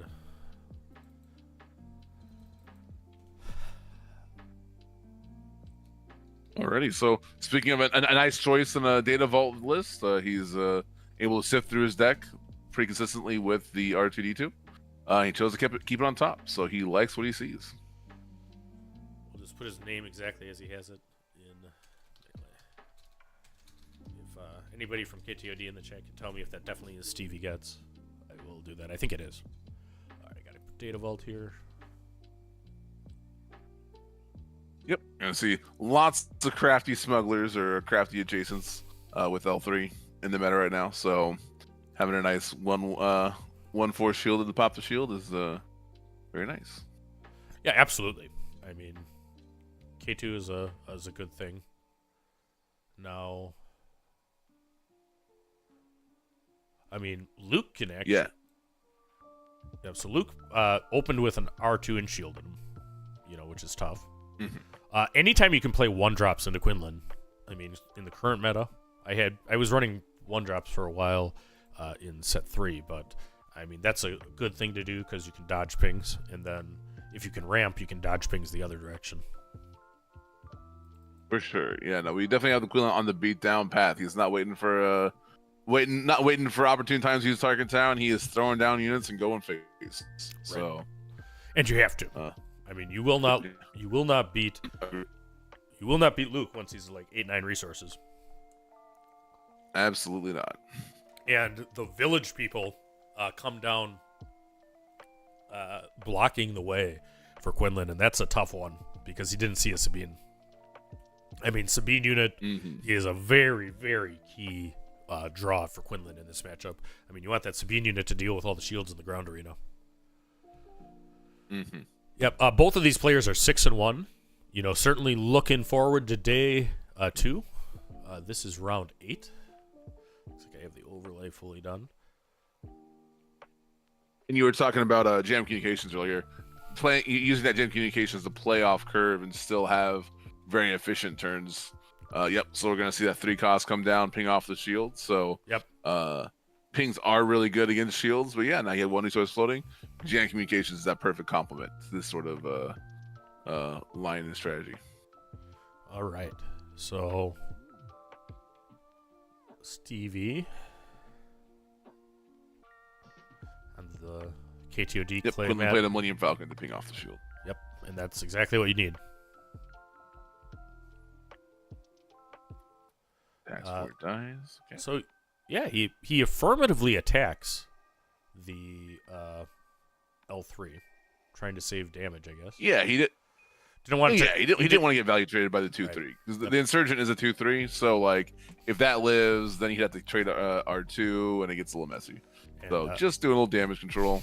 And the Falcon hits for 3 to 5 on the base. 28 to go though. I mean, that's the advantage of Data Vault. I mean, he's taking 5 damage and is still ahead. Let's go. Kanan is basically never a bad play. Yeah, has no effect on play, but the longer he stays out there, the more value he can accrue. Right. Clears R2. Sad beeps happen. And he's got a 1-cost Daring Raid to take out Kanan. He's going to Tarkin Town. Who got George to start calling it Surgeon? It's a guerrilla soldier, folks. We'll do better. We promise. We're trying. I call it Insurgent. That's funny. We are going into about hour 10 of our coverage today. It's basically a rebel, right? All those rebel scum are the same. I don't know. It's not even rebel. It's fringe. Never mind. It's a French card. French card for sure. All right, so that's blue leader, right? Coming down for 5. Yep, that is a 5-cost blue leader ambushing into a 2/3. Yeah, so blue leaders can do really cool things in Luke deck, right? Because I mean, there's a world where you can ambush it, then use the Wendblade to drop it to the ground, and then after that, put a shield on it. So. Yeah, don't forget with blue leader that you can order the 2 effects. You can ambush and then use the Wendblade, or you can Wendblade and then ambush. For sure, definitely some of my favorite tricks in Hondo back in the day. But this is KTOD Stevie, so great fella and a great content creator, and KTOD is having a pretty good day. We have both Mike and Steve at pretty top tables here, so cool stuff. So respects the blue leader. All right, so instead of going face, went for the blue leader. And who doesn't like seeing Luke Skywalker at this? Quinlan clears the blue leader, taking a lot of damage.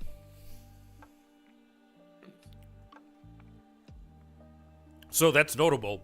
Now the Quinlan leader dies to a Luke unit once he can get it down. Assuming he can't clear it here. Sure, yeah, we're gonna see. This is the big turn for Luke, so we'll see what he can pull off. He discarded the Concord Dawn, so to Ahsoka, so he's gonna let that Millennium Falcon's gonna be running free for a little bit. So he's gonna pay his tax. Absolutely. Another still resourcing. Yep. Yeah. And here we go. So Quinlan has Quinlan Voss, the leader, and Ahsoka Tano, Mama Ahsoka, in the ground arena, and Millennium Falcon in the space arena. Quinlan does have to play the tax, and does so, and has 5 resources remaining. Luke is able to flip and does so right away, threatening to take. First action flip. I wonder if he has Obi and he's baiting him. It's interesting, right? Because we haven't seen the Plo Koon yet, so but Plo Koon doesn't kill Luke because because Luke costs 6. So Fisan in the chat says that there's a Vader in contention for day 2. Absolutely, and it's a Vader blue, and we have the Master of Vader blue right here. Yep, it was exactly what I thought. That he had the Obi here, and is able to do this, and I was going to be able to shield that Obi, which is just a monster. Quinlan's praying to have a waylay. That's how you deal with Obi. It's Derek Schwartz. I do not know if he's a member of the Central Spacers team, but if you know something about that and are sure, please put it in the chat so we can share this information with the 225 people watching right now.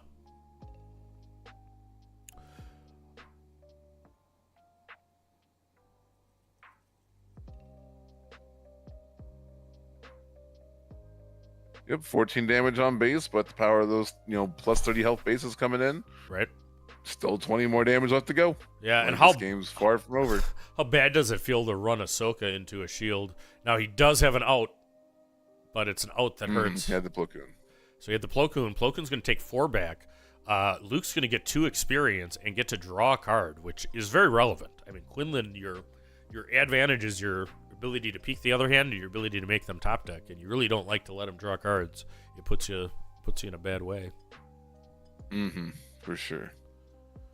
And now we're in the stage where Luke unit's going to come down, so lots of scary stuff. And it'll be interesting, is he going to pay for Falcon, or are we bouncing for Han Solo unit? Right.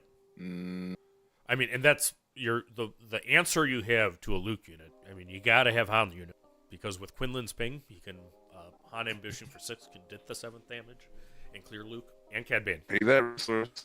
Without the Millennium Falcon don't work for free. Yep. He does need to pay the resource for the Falcon if it didn't bounce. So if I was sitting across the table, this is a huge tell that he's looking and thinking about Han Solo unit. Yep. And Stevie, is it in his hand?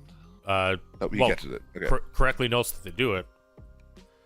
Yes. And he did pay the Falcon tax rather than assisting. Okay, so I think that Ahsoka's going to go base, but this game's getting away from Quinlan. We'll see if he can find an answer.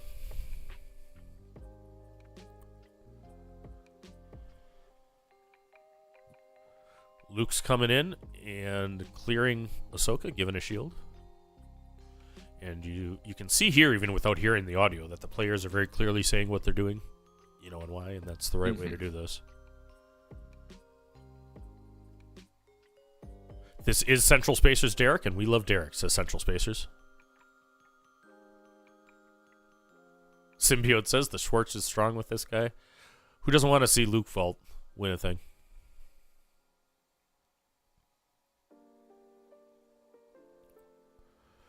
Anakin Skywalker, which is in that fashion a 2/3 ground unit with Force. That tells me he probably has Force Throw, which he does.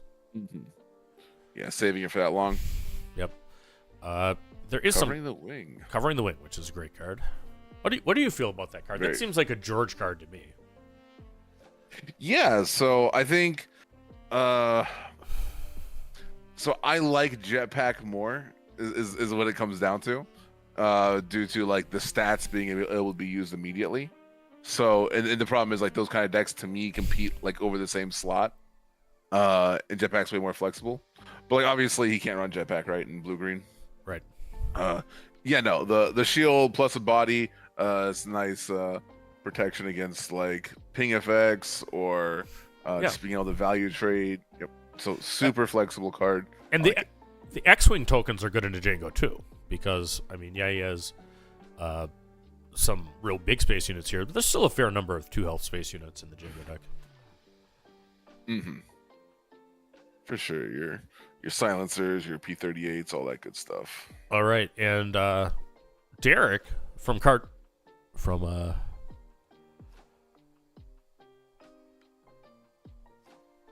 what was it? Central Spacers? The chat has moved on. But Derek is needing to do 14 more damage. That hurts. That's a backbreaker right there. We have Redemption, which has a when played where he can heal damage, and he can heal damage from units.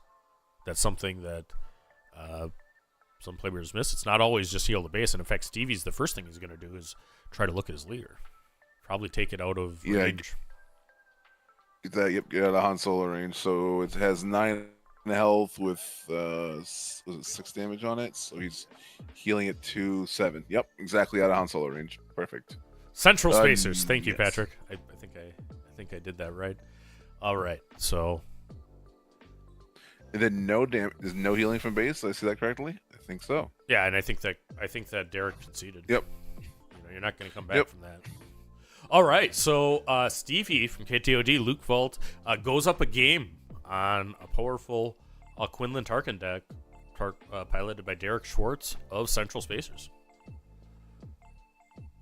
Very nice. Yeah, I've seen quite a few friends and players have been messing with Luke ECL even last set, and a lot of people are attracted to blue white. As full to see the 33 health. Just kind of changed dynamics of the matchup, right? Where that was, they might have played it out a little bit longer, but because he had so much health on base, just conceded and moved on. Yep. You see that psychological element at play. Yep, absolutely. And I mean, if the game is truly lost and you're in game 1, I mean, 55 minutes is a lot, but it's not. So, I mean, it is important to concede sometimes. I mean, you can lose a match by playing too long in a lost cause. For sure. Any interesting sideboard cards? I can't see it. But, okay. Yep. Let's look at the sideboard. So, I don't want to speak out of school. Let me actually look at this Quinlan list because it's not necessarily mine. So I'm certainly bringing in Waylay. There's one. You want all of your Waylays against Luke for absolute sure, and that exists. Bamboozle can be good against Luke. I haven't actually know this Luke list enough to see if there's lightsabers in it or not. And I mean, we'll probably see. Oh, and the other thing is, if you have more Han Solos, you need as many Han Solos as possible. This is the matchup you absolutely need Han Solo, because this and Cad Bane are the two things that really it's important to answer that way. All right, so both of these players are thinking it through. If I'm Stevie, let's see, what do I want to do if I'm Luke? If Falafel's around, maybe we can get him in for a little recap after this one, because I know he's a Luke guy. But I'd be guessing some sort of card advantage options, maybe Luke or I don't know what's in the sideboard, but I'd be looking at stuff to counter discard. Make sure you can't get scammed on that front. All right, so I think that you bring in Tech for sure against Quinlan. Tech is a great card against Quinlan because he gives you your whole row as a second hand, and we'll see what else. There's some spicy stuff on the sideboard, but lists aren't public, so I'm not gonna say too much. Oh, okay, gotcha. Yeah. So yeah, tech is super interesting. It's also super great in like these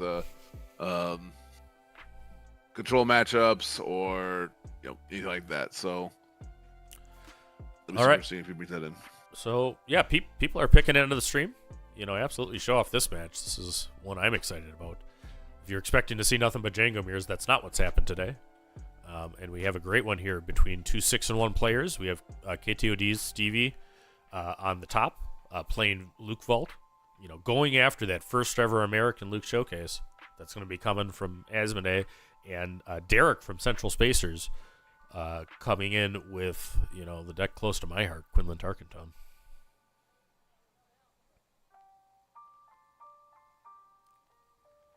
Love seeing the variety of bases. Right, we got Tarkin Town, but we also have the Data Vault. showing up. So that's super cool.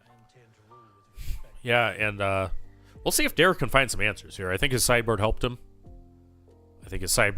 But this is, I mean, if you're a Quinlan in an event, I mean, you're hoping to find decks that aren't this. You're hoping to play Piets all day, and you're hoping to, I mean, you're okay in Jango, but a big shield deck can pose some challenge. Now, you can't actually get there if you can line up your units and your pings.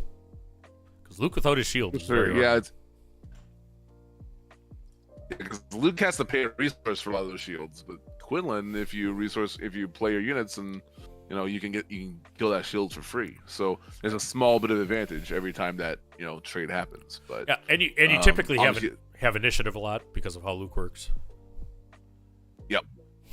Yeah, but as the game goes on and those shields start going on to 7 cost units, 6 cost units, that becomes a little bit more further and further out of reach. Yep. So. And good start for Derek finding a Sabine unit. I mean, if the 3-drop that Stevie has is Village Protectors, he probably still plays it, but that's not going to feel great.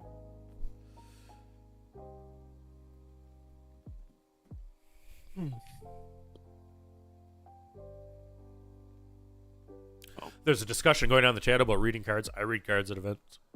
If I'm not totally sure what the opponent's card does, I'll pick it up and read it. I think that's a good thing to do. Oh, I've had many people ask to read my cards before the. That's the nice part about being before you, the George. Finals. That's the nice part about being you. So Luke resupplies. Stevie resupplies, so he does get a ramp.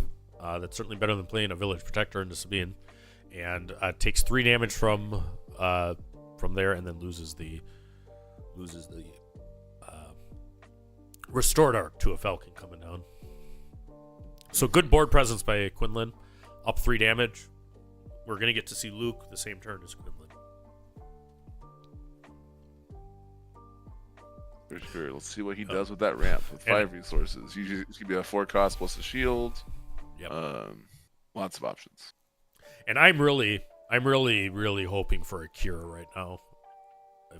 He actually has Falcon out, so unless he bounces it, it's probably until he doesn't have Kira that he didn't bounce the Falcon. I think so. Yep.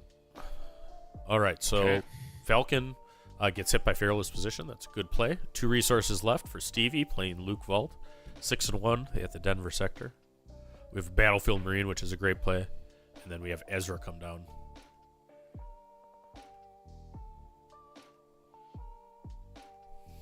Yeah, the Battlefield Marine Perilous Position is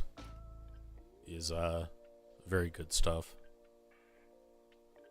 Yeah, representing a value trade and then getting the immediate removal. So while maintaining initiative, very nice. Yeah, Across the Network says George is a well-known ramp lover. Yeah, because I mean, there's exactly one person I know that has made a great villain green deck that doesn't include Super Laser Tech, and it's George. That's me. Yeah, no, I do not like the consistency. I'll go on a whole rant all stream. All right, so but yeah, no, I am not a fan of rant. John is probably just trying to get me to mention that to set us there. So 100%. But that's a good opportunity to subscribe to the Across the Network podcast if you haven't. And one of their episodes soon will be George going off for 60 minutes on ramp. Book it, Dano. About the trap that is ramp. Yes. All right, so the camera just went south, so we're gonna pop there. We will be right back as soon as we get the camera. Hopefully, finishing off this match. And go from there. So stick with it.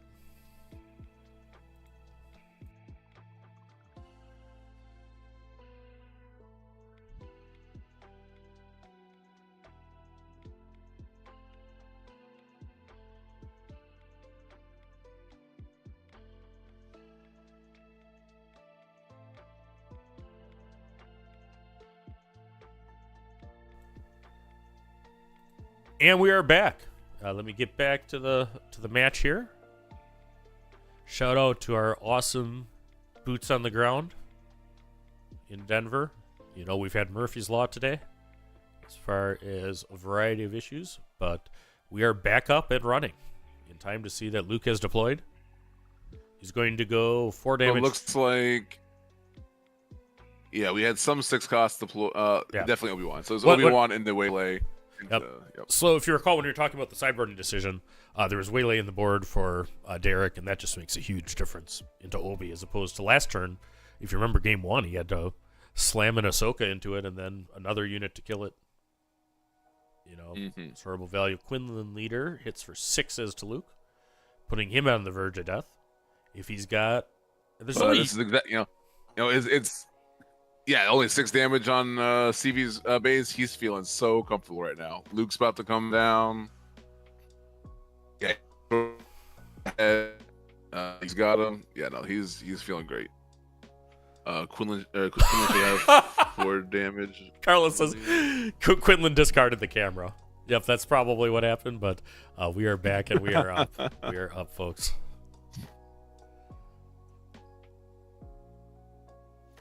Yeah, there should be 4 damage on Quinlan. Absolutely.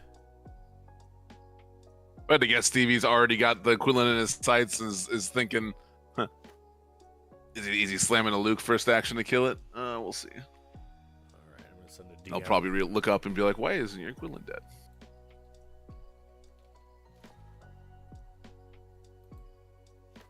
But again, long day. It is a long. Yeah. It is a long day, and I mean, people. Oh, no, Obi-Wan. Okay. Yeah, it's Obi coming back down again, and here we go. So Obi blocking the ground arena. Quinlan decks in general really important. Has less space than they are. Phil Ritchie, they do not have the Luke showcase on site, but if they did, we would be getting it right now. It will be mailed to the winners of the Luke Invader Showcase. That is what's happening per Rong Longkey, who's a great player, or great TO, and is newly hired by FFG to work with their OP program. But he's on site there in Denver and confirmed that they don't actually have the showcases present. They will be mailed. The humanity. What happened to the board? Yeah, it was a surprise strike into Obi-Wan with the Ezra. Yep. And then, oh no, they didn't catch it. That Quinlan should be dead. Oof. That's awkward. Yeah.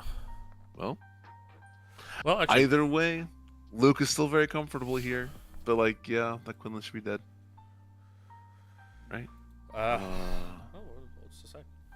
Was there?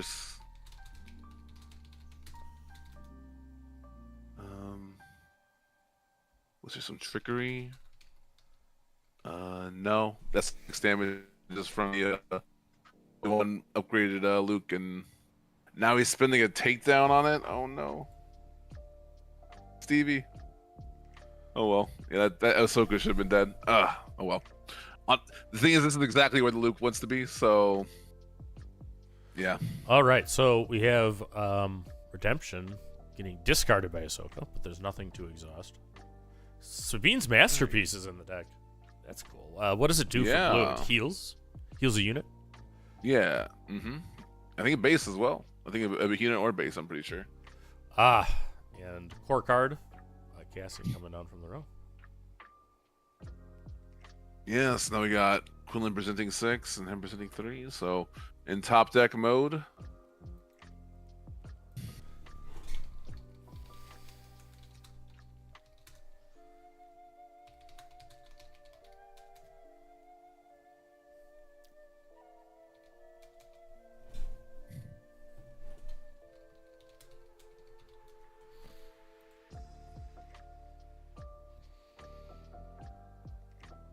Yeah, Philip Ritchie in the chat asked how many times the 3 health saved him. It was a long time. You know, I will say that I play Vader on Data Vault, and it's kind of a similar thing.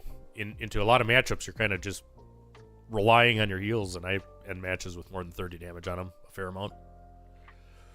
Yeah, as someone has run a lot of Colossus recently, I think the important way to think about it, because even on stream last game, it wasn't the fact that he got to 30 damage. It was the fact that he had 22, 23 damage, and like wasn't put in check by anything. Like he had 22 damage, was very comfortable, and then redemption came down. Right. And this is a great.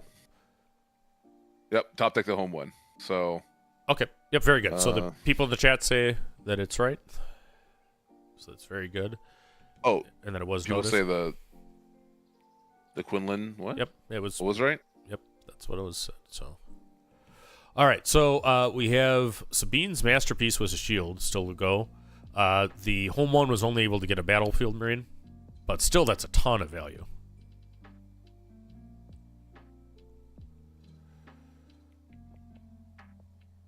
Oh yeah, for sure. Multiple bodies. We got restore. We're threatening restore now. We got Quinlan on a 2-turn clock because of the experience he's going to get from Sabine's masterpiece. That'll be a 4-attack unit now. Yep. And he puts the experience on the Sabine masterpiece. Ahsoka's gonna hit for 3, taking him to 19 on base. Yep. Again, you're seeing the Luke player, not so much. He probably won't win this game with healed from others. Yeah. Not so much. It's he needs to be at 30 health damage to feel value from Data Vault. He's able to make aggressive lines because he's not in check. Yeah, absolutely. He is not, and also, I mean, today I don't think that Quinlan's been able to line up Tarkenton yet. All right, so that's going to get the shield from Sabine Masterpiece, which is nice value with that Falcon coming down. Yeah. We're going to see Tarkenton. Yeah, we are going to see it. He needs to get rid of that Sabine's Masterpiece, so he's going to use the Falcon in there. So Quinlan is in desperation mode, playing control. Yep. 14 damage on base. As a very strong grounder, you know.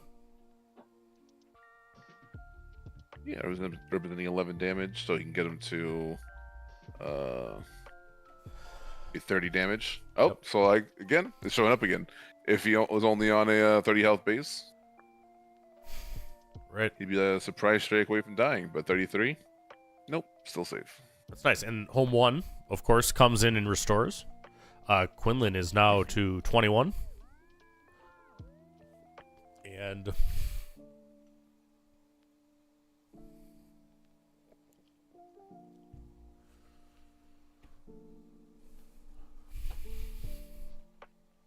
on the Quinlan players, debating whether to clean up the battlefield marine, give them initiative. Yeah, this in-game sequence is very, very, very much on a razor's edge for a Quinlan player here. Right. And he just hasn't seen enough force throw. I mean, you're not going to beat Luke Green without seeing that card. Usually. I mean, because you got to ideally get Luke with it. Yeah, Spark is good, but you got to also kill the board too. Right. And, the blue-green hero, I mean, it's big value. And Luke, Stevie gets from KTOD with the... Oh, he's flashing the tech. So, yep. Tech threatens him in a million different ways. So, yep. GG's. Yep. So, there we go. So, for those of you that, thought that Luke Skywalker was out of it, he was a very represented deck today. I mean, we can actually go back to that on the deck list. Why don't we do that? And there's a bunch of stuff here. I'll hide the melee standings for now. But let's actually go back to the meta breakup on this slide. And, I think that 5.6 of the field, I mean, Luke is right up there as the, second most played leader with Quinlan. So people are both looking for the showcase and doing well, as we just saw from Stevie.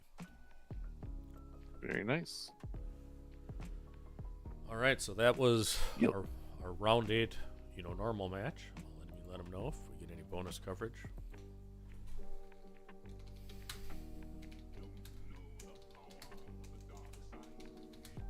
And I mean, I think it was a dominating dominating win. I mean, to the extent the Quinlan damage wasn't marked, I mean, he won with one less takedown, there. So shout out to Stevie for just, killing it with that Luke Veda deck. Just powering through. I mean, that was so like the Quinlan discard. This is my general problem with discard in this meta is like decks just have so much reach and so many bombs, right? Like if they're going that direction, they can, like try and discard Jango out of the game doesn't really work because like you spend all these resources discarding them, and he's like, oh, there's my in-game stuff anyway. All right, let's go. And you saw it there where he just discarded a bunch of cards. Oh, top deck home one.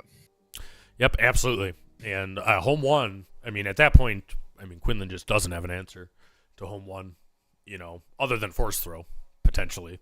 But, just the restore, gets it. And, I mean, that's a tough matchup. So shout out to Derek from Central Spacers for strong play into a real tough thing, trying to take out a Luke Green with Quinlan Voss. All right, so yeah, Han Solo is Yoda there. We checked if anything wants. It looks like they probably will be able to move a different game 3 to us. So there. All right. So Rebel Traitor. Actually, I'm going to save this thing that he gave us. He's actually just told us what's still in it. Going into the round, still in it contention for game 2, I think is what this is. So let's actually do this. So shout out to what a hero. Taking a break and still helping us out. Yeah, and Rebel Trader is one of the best guys in the community. Absolutely. So if you haven't subscribed to Take the Initiative, please do, folks. Nothing but love. He actually had a Destiny stream called Destiny Junior way back when with another couple of guys, and great stuff consistently out of Take the Initiative. For sure. Okay, so while we're waiting to see if they can reset us, let's see if we can pop this. As far as players still in it.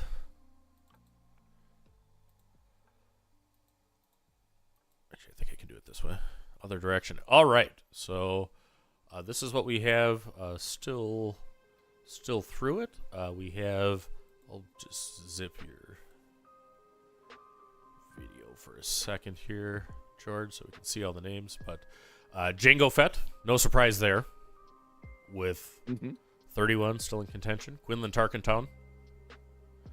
Everybody who played Quinlan played Tarkentown, which is correct. 11 still in contention. We have our lone Kira holding up, the banner. Her name, I alone survived. You alone did survive. Yes. So Kira alone survived. How epic is that? So shout out to what was his name? Landon Lord, I believe. Yeah, the hero of the story. Yep. So he alone survived. The Jango Menace. Here. Sabine ECL, despite being dead as a competitive list, is doing well today. That's a good conversion rate. Yeah. And there, Yoda Data Vault, another hero, sensing darkness but doing good. We got 9 yellow Hans still in it, a Han green, and a red 30. Look at this, Luke Skywalker, 3 Data Vaults in contention and a green 30. Leia Lake Country, Eve, shout out to her. Lunch TCG guys. Channel she just started. Check her out there. Look that up. But great stuff, great content that Eve is doing. Bossk ECL, 1 ACL, only 1 Bossk Colossus. So there's no Bossk Blue 30. There's a Bossk Colossus, and 5 health is a lot. I would have thought there'd be more than that with hard control being, something that can be there. It's tricky, right? With Quinlan running around, with Han Solo running around, like there's definitely some landmines in the meta. But anyway, all right. Yep. Admiral Piet, yellow, which is the TDR Piet. It has 2. Vader, Lord of the Sith is the set 1 Vader. 2 blue ones. My Vader green buddies made it. I might have done that. Vader Vault. Boba Fett, all yellow. That is the set 4 Boba. So for those asking in the chat about set 4 voted there, how about a Major Von Reg still in contention? Von Reg is a cool card. What do you think of that leader, George? Von Reg, that was my friend Crispy, probably. Oh, maybe not. I think Von Reg having the ability to flip onto your TIE Phantoms, your punishing ones, your 7 Fleet Defenders. It's a lot of really strong 3-cost ships, and being able to pilot onto those and still have 4 resources to play. Yeah, really strong. Obviously, there's the bamboozles and such of the world that make it a little scary.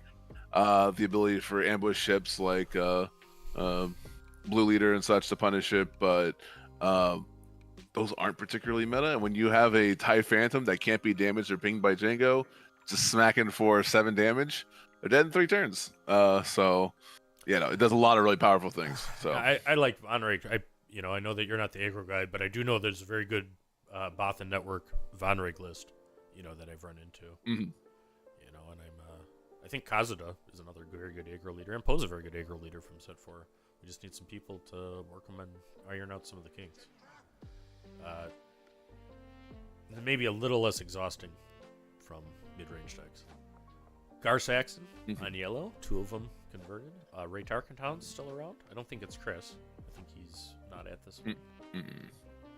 Only 1 Cad Bane and green.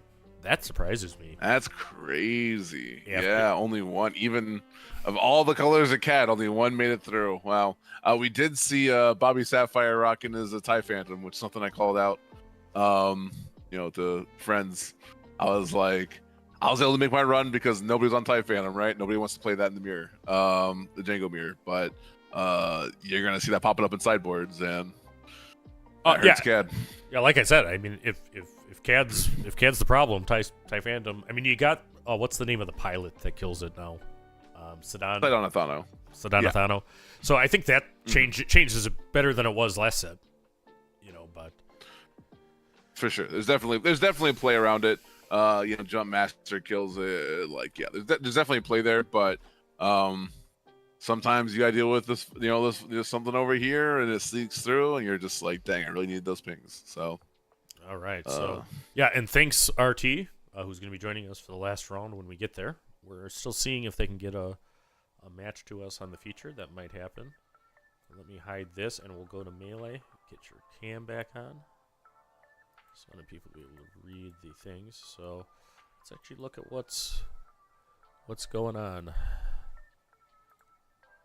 And then you got a shout out to the Anakin Skywalker rocking the Colossus. So Johnny Bravado.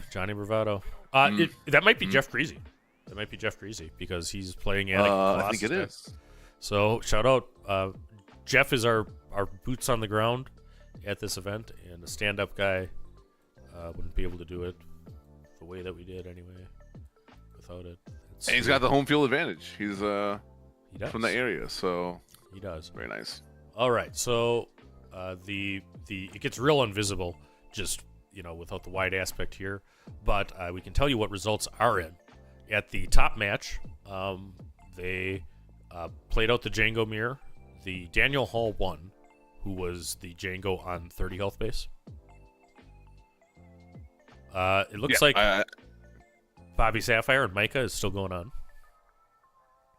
What were you going to say about the Jango Tarkenton? I was going to say, for the 3v3 event, we brought Jango 30 as a mirror breaker sort of effect. And it looks like it's playing out well for Daniel. So, right.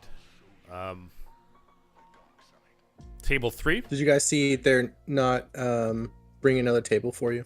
Okay. Yep. So I see that now. And looks like the camera needs a reset there too. So I'll do that in a second. We have table 4 is unreported, not reported. Richard Douglas. I've seen that name before. I don't remember who that is. I know. I recognize him from the Kissimmee 5K. Actually, he was the undefeated Sabine in Swiss, who shocked the stream with his consistency of having wing leader and wing leader and wing leader. So, which was very strong in set 1. So, yeah, and wing leader still has its place, but wing leader is definitely. I mean, I think Fleet Lieutenant is still very, very core card, but wing leader you got to think about right now. There's so many things that do 1 damage. For sure. What other matches are in on table 9? Jango Red 30 versus Cody Kuhn, who we just saw, I think. And I think we, I had somebody tell me that looked like Minnesota Cody there. That is going to Jango 30.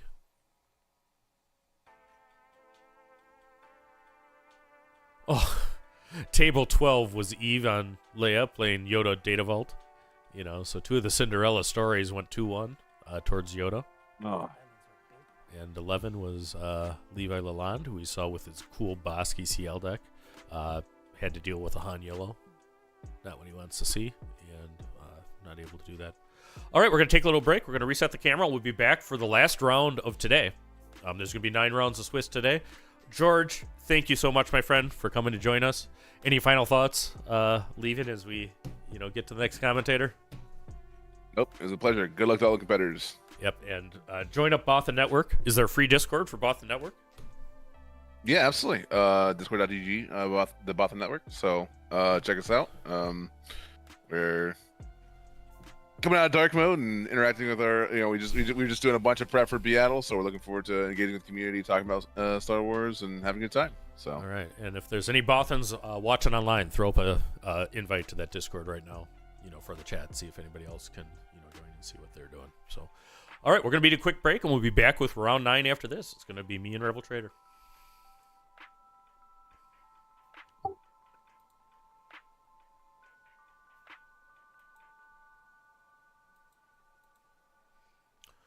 Muted and video is off. Hey, thanks, man. That was cool.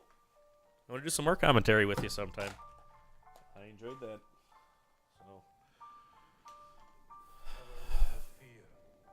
Okay, so let's see what I need to do now. I should check the messages.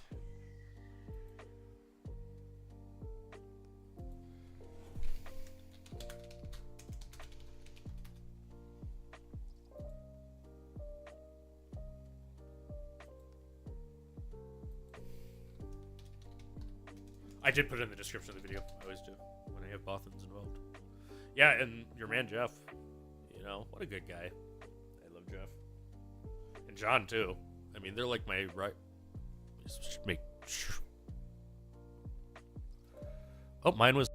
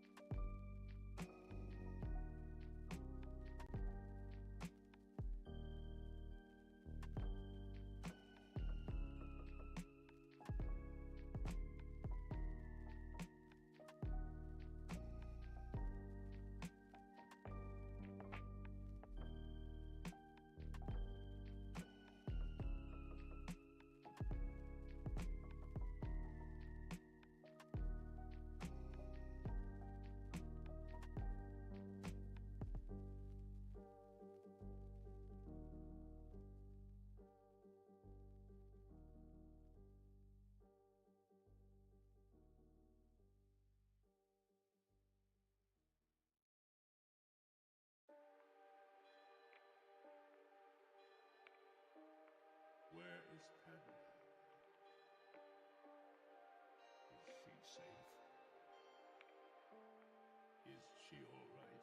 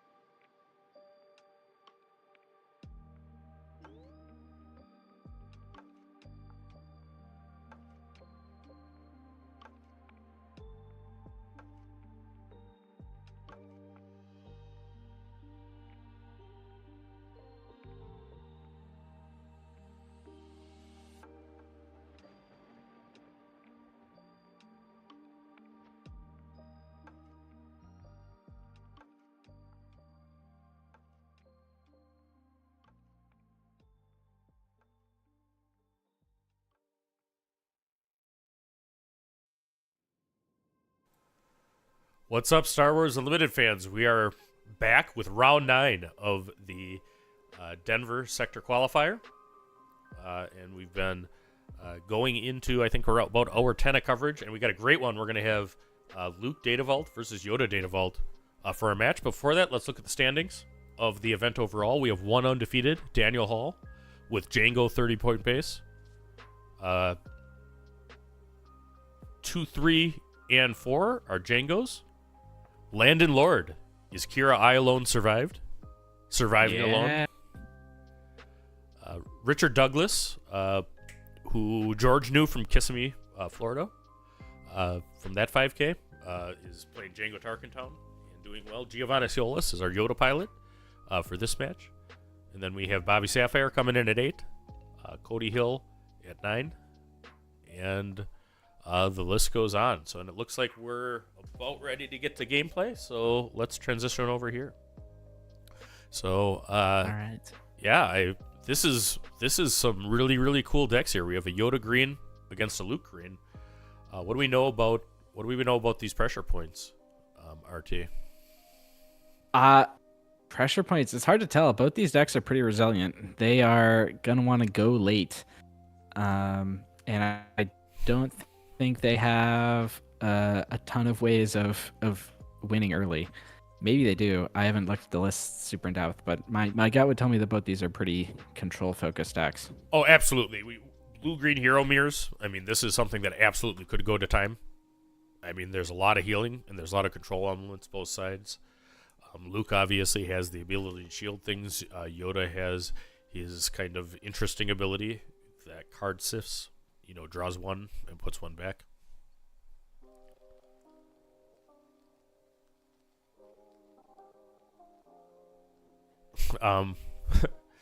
People are saying missed opportunity. So either Tower number 9 or Wu declined feature table. So that's something that everybody has the right to do. Yeah. Would have been fun though. Would have been fun. I mean, it's two friends. All right. So Stevie gets the resupply. That's a could be a big pressure point. Right. But what was that upgrade played on A-Wing? I was looking. That's Luke Skywalker, the pilot unit. So Luke, that's okay. So that Green Scotch and A-Wing, hit in for 6. And the cool part about Luke as a pilot, most of our viewers know that, but some people are just looking at there. But when that unit dies or the upgrade is removed for any reason, he goes to the ground arena. So yeah, it's got some good value that way. The Fleet Lieutenant answers with Battlefield Marine, putting 5 more damage on Yoda's base to 8. Looks like they are playing it kind of aggressively. Like the Luke on the A-Wing could actually be a way to mass a lot of damage early for this Yoda player. Absolutely. And I think that's covering the wing. So we have an X-Wing token, a 2/2 space unit, is is created. That's his X-Wing token, I imagine, and then also gets to give a shield to the Battlefield Marine. Probably valuing the Battlefield Marine over the Flute Lieutenant due to Sabine's masterpiece. Because green units and Sabine masterpiece are together like peas and carrots. So I will say, like, oh, sorry, I was gonna say if this does end up being a control matchup, both these players are on 60 card decks, and neither of them is on vigilance. So mill is probably not going to be a factor. Yeah, probably not that. No, these are very grindy unit matches, is what they tend to be.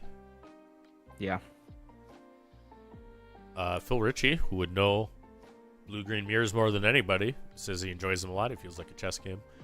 Phil was the host of the Luke Green Masterclass, which exists from set 1, and did really well with that deck. I think at the same Orlando 5K as a lot of them. We might see if we can get Phil on for a short interview here, too, depending on what he's up to and when this goes.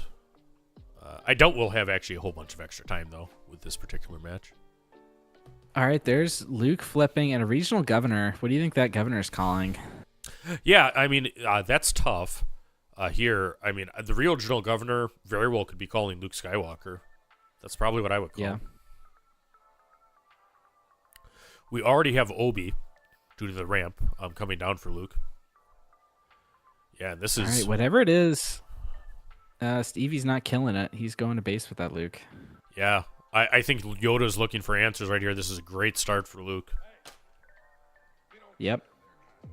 Looks like both players are actually even on damage at 18, but that that Obi with a shield, pretty nasty. Both of these players are 6-1, so this is not a low match. This is table 6. 7-1, I believe. 7-1. I'm living in the past. So both these players are going to be going into day 2. We just thought this was a really fun matchup. Yeah, across the network says big chunky board for loot. It's a good way to describe it. All right.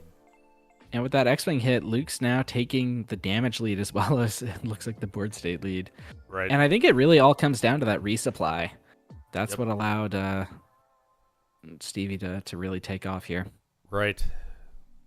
And Data Vault does have the effect of thinning your deck, which, I mean, I don't know if either player is playing Spark or Hope or not, but Villain has a lot more ramp, right? So a Villain Video Vault deck, you know, can still consistently ramp. I don't think that's true of a Heroic Data Vault deck.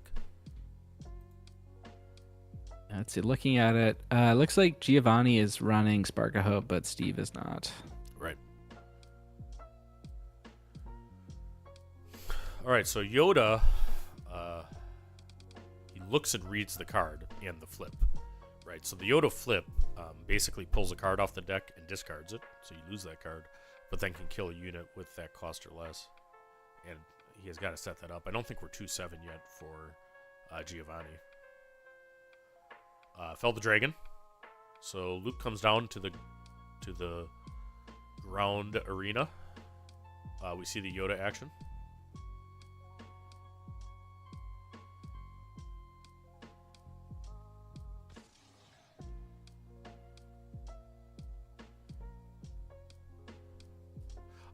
Yeah, I think there's Boba Yellow mirrors, though, to answer Josh's question. So I think there's Boba Yellows playing each other that both need to win. But that tells us there should be at least. Are they really? Yeah. There were 2 Boba Yellow mirrors in the last round, so they maybe, knocked each other out. Maybe that was the last round. Let's see if we can find that. Yeah, there are 2 left in contention. One's playing a Piet Yellow, the other's playing a Sabine ECL. All right. Okay. Sorry, I looked away for a second to check on that. Looks like Yoda flipping here. Did he take out the Obi? Is that what happened? Yep. And I think the damage went. So there's now 29 damage on 29. Yoda's base.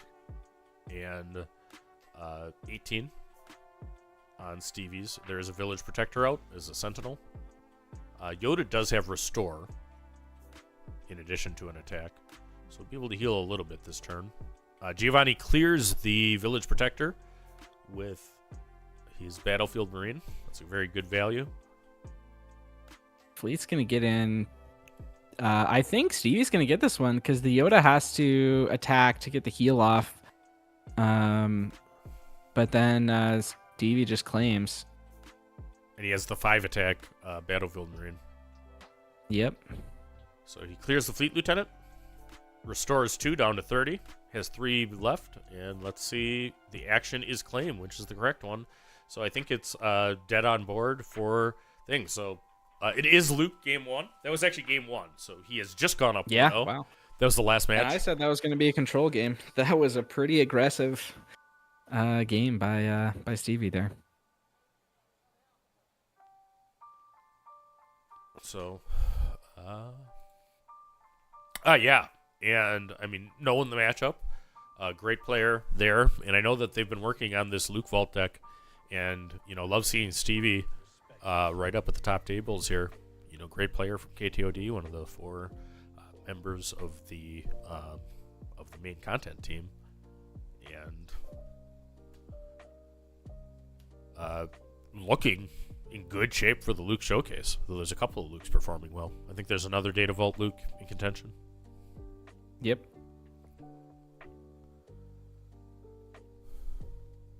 I think that's how Steve has to attack this from Gandork. Yeah, I think you're right. Yep. Absolutely. Because he, with the Yoda, he's not favored in going into the long game. Right. And the Gandork is a great judge. I think he's actually serving in that capacity this event. So check out Artificery if you haven't. It's a great channel. And good friend of Late Night. Yeah.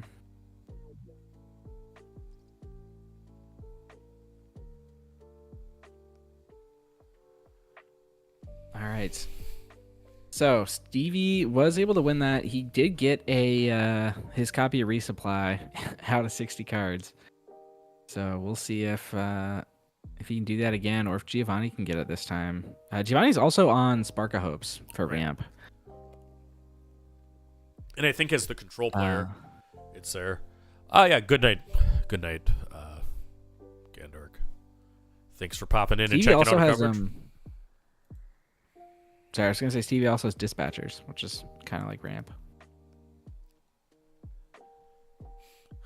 It's either Lego Pizza or John saying Han is still good. Han is still good. Han is a good deck. Both Han Green and Han Yellow are good decks. And Han Red, there's a Han Red. Han Red also. That's making some waves at the Denver Sector Qualifier.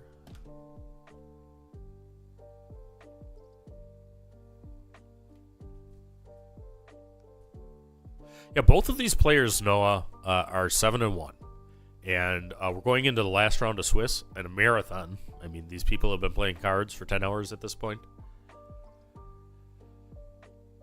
and looking to go to game 2 or day 2 of the event. I think that actually I can tell you that I believe it's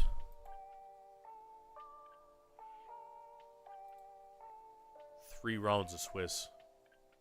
Tomorrow is what he said. Okay. He told us that somewhere.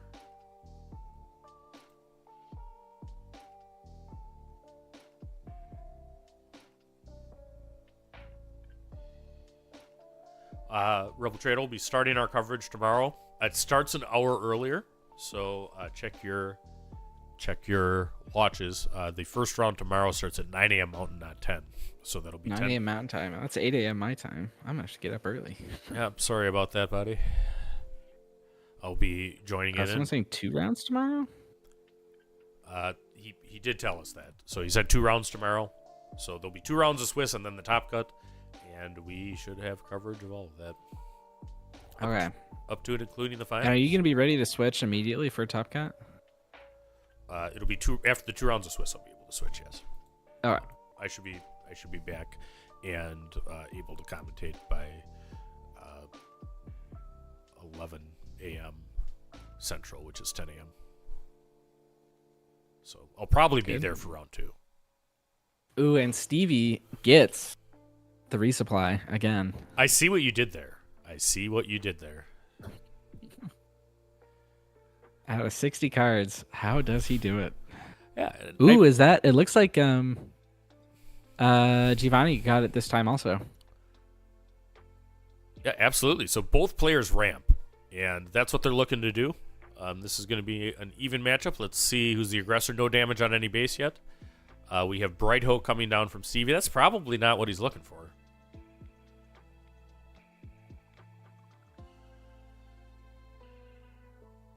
Yeah. Although I think Giovanni does have a lot of space units, so having a Bright Hope and with the shield on it could be pretty impressive. Ooh, but Blue Leader coming down onto the ground as a 5/5. Yep. And Blue Reader does quite a bit of work on attack. That's a strong unit, and 5/5 ambush for 5 is a good unit. It's just so versatile. Yeah. Oh, it looks like he resolved the ambush first, so he hit into the Bright Hope and then deployed it to the ground. That's interesting.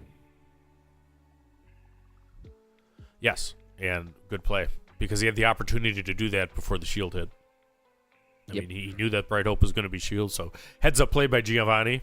I mean, you don't get to 7-1 at an event like this, by not knowing your deck. So, I mean, we're seeing really a very cool blue-green matchup going on.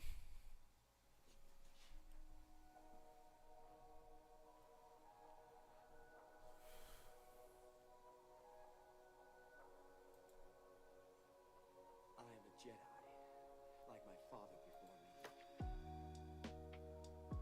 me. All right, so shouts to YMCA grow as village protectors hit the field. That, of course, comes with a shield. But he doesn't even get a chance to place it because the blue leader attacks and kills the shield, I think.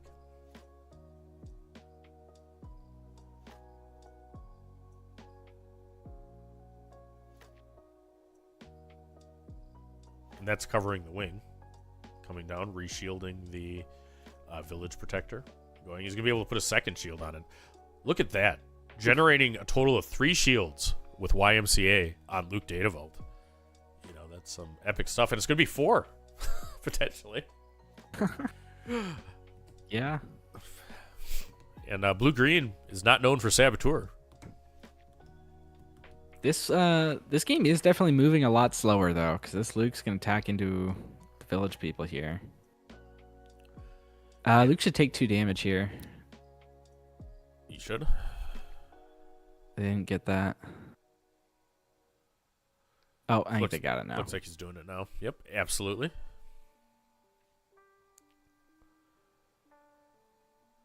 All right, so we have an epic Game 2 going on. KTOD Stevie is up 1 game, looking to improve to 8-1 on the event. And Giovanni is also 7-1, trying to find a way out. And he does deploy Yoda, and I think he might have You want to hit something higher. I think he just top decked it, and he did not get a good hit. Yeah, So he hit Spark of Hope, which he could take out the X-Wing token, but yeah, so we'll see if that makes a difference long term in this game, because he obviously could have used the Yoda ability, drawn a card and put one on top of the deck before deploying. You lose a lot of tempo, but potentially you're taking care of that village protector. Luke goes in, takes another 2 damage on himself, but gives another shield to his village protector. how many is I can't even tell how many. That village protector has now had 5 shields. So maybe if I get this matchup tomorrow with Stevie, which looks like it is, I mean, I might actually have a shields. We'll do a little icon or a sound every time that he gets a village protector shield on. All right. Looking for a Luke here off this Ewing reinforcement. Absolutely. He needs to get rid of that village protector. Yep. Now, it's not that. It is the. Is that an MC30? That is an MC30, I believe. And a Luke off and of it. Luke, Okay. And a Luke. So pilots can't be played as pilots on Ewing. But the MC30 gives him a much-needed space unit, and Luke Skywalker on the ground hits for 3.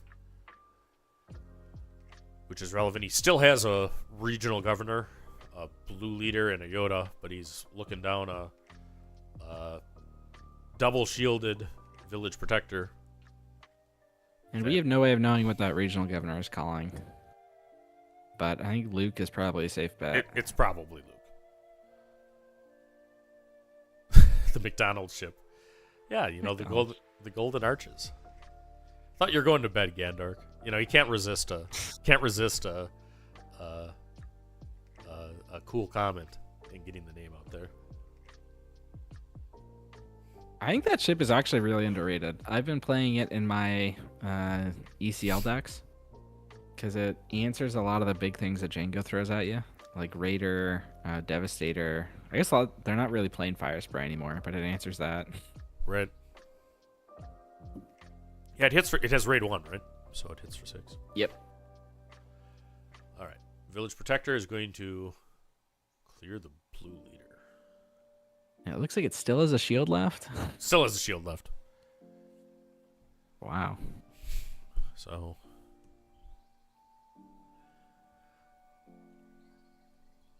Oh, well, very good. Well, thanks for tuning in. We got 200 people watching live across the channels. Thanks for very much joining us at our coverage of the Denver sectional. We are on the last match of Saturday. We'll be back tomorrow morning with 2 rounds of Swiss and a top cut as everybody tries to advance to the Galactic Qualifiers. Obi-Wan comes down for Yoda. Powerful Sentinel in the ground arena.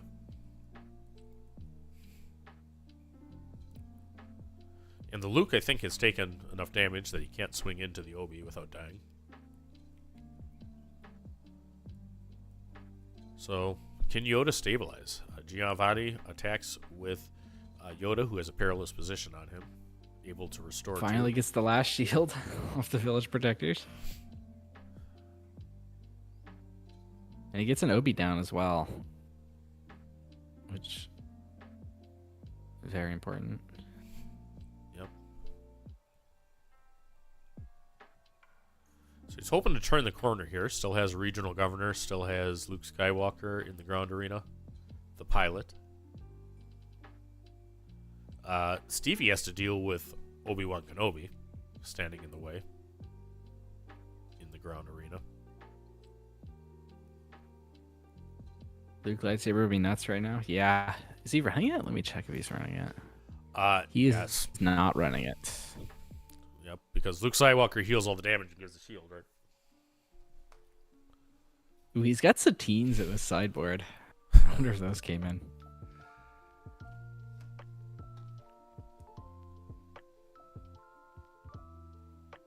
He's got the Sabine's Masterpiece. That's an interesting one.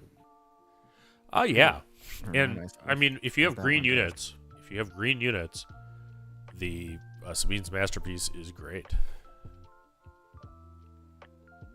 Yeah, so the green's experience, the blue is heal. Right. Red is do a ping damage. Yellow is exhaust the unit, I think. Yellow is exhaust. Or ready a resource. Or ready resource, yeah, like Leia. But he's not going to have reds or yellows. We wouldn't think so, but you never know. Never know. All right, so getting through the. He might be running targets for. The regional governor does the first damage to Stevie's base. So that is 1, folks. Oh, I just checked. Stevie's actually not running Ewing reinforcement. So the 2 players are going here, and we have the Village Protectors, a brand new one coming down in the ground arena for Stevie. And it looks like the regional governor is going to sacrifice itself in to eat the shield from the Village Protector, presumably re-enabling Luke Skywalker Jedi Knight as the call. Yeah.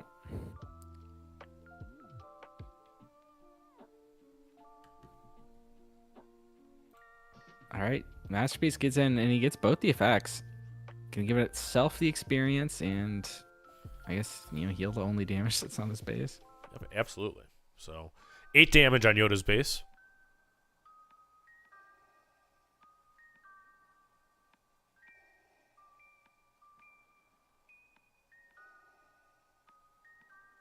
Oh, yellow is yet ready or exhausted resource. Yeah. It says Super Bowlers in the chat. Certainly, I've never played in any yellow deck, but the experience there is always nice. I mean, in ECL Sabine's Masterpiece is a game changer. All right, so we had a prestige ship hitting. That is home 1. Ooh, that's I think that's home what that is. 1. I think that's. Wait, no, that can't be home 1. Is it Radis? Could be Radis. Trying to investigate that. Yeah, it's Radis. It's Radis. Radis is a great card. It's not a Sentinel right now because I don't think that there's Yeah, none of resistance these are units up. resistance. But So it's 8/6. When you have another resistance card, it gets Sentinel, and when it's defeated, you get to deal damage equal to this unit's power to an enemy unit. right, and one thing I know is red-green resistance is pretty good. I don't know about Holdo as a leader or Poe as a leader for it, but there's a lot of cool resistance interactions. I mean, if you have a mass of that tribal, Snapwexley is a great card. Poe Damerons are great. So, yeah, cool stuff. So we see a Radis. Can he find a resistance unit to play? I mean, there's plenty that exists. You could have Poe unit. The green Poe unit is a part of it. He could have Snap in these colors. I haven't seen enough resistance to tell me that's what he's doing, likely. Sabine's Masterpiece comes in, does damage to base, taking Yoda to 13. Yeah. Obi-Wan hits. Did he forget the Masterpiece abilities? I don't know. It would have just been 1, because I think all the cards are green, so he should have been able to give an experience. Oh, that's right, yeah. And there's an experience on Sabine's Masterpiece, so it's probably from that. Architon's coming down, the ambush ship, which is having a moment. Ooh. That's a great card, and we didn't see much of it when it happened. When it first was released, because the deck weren't there. But now that Piet's a thing, I mean, Architon's is getting a lot of play.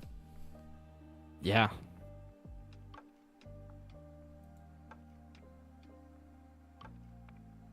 I think Yoda's starting to turn the corner here. Absolutely. Radis hits hard. I think it's 8 attack. It's 8, yeah. Yeah. Gendork says he gave him the XP. It hit for 5. Oh, he gave itself the XP, yeah. And It was probably, I didn't see it. It was probably like he flipped it from a 1 to a 2.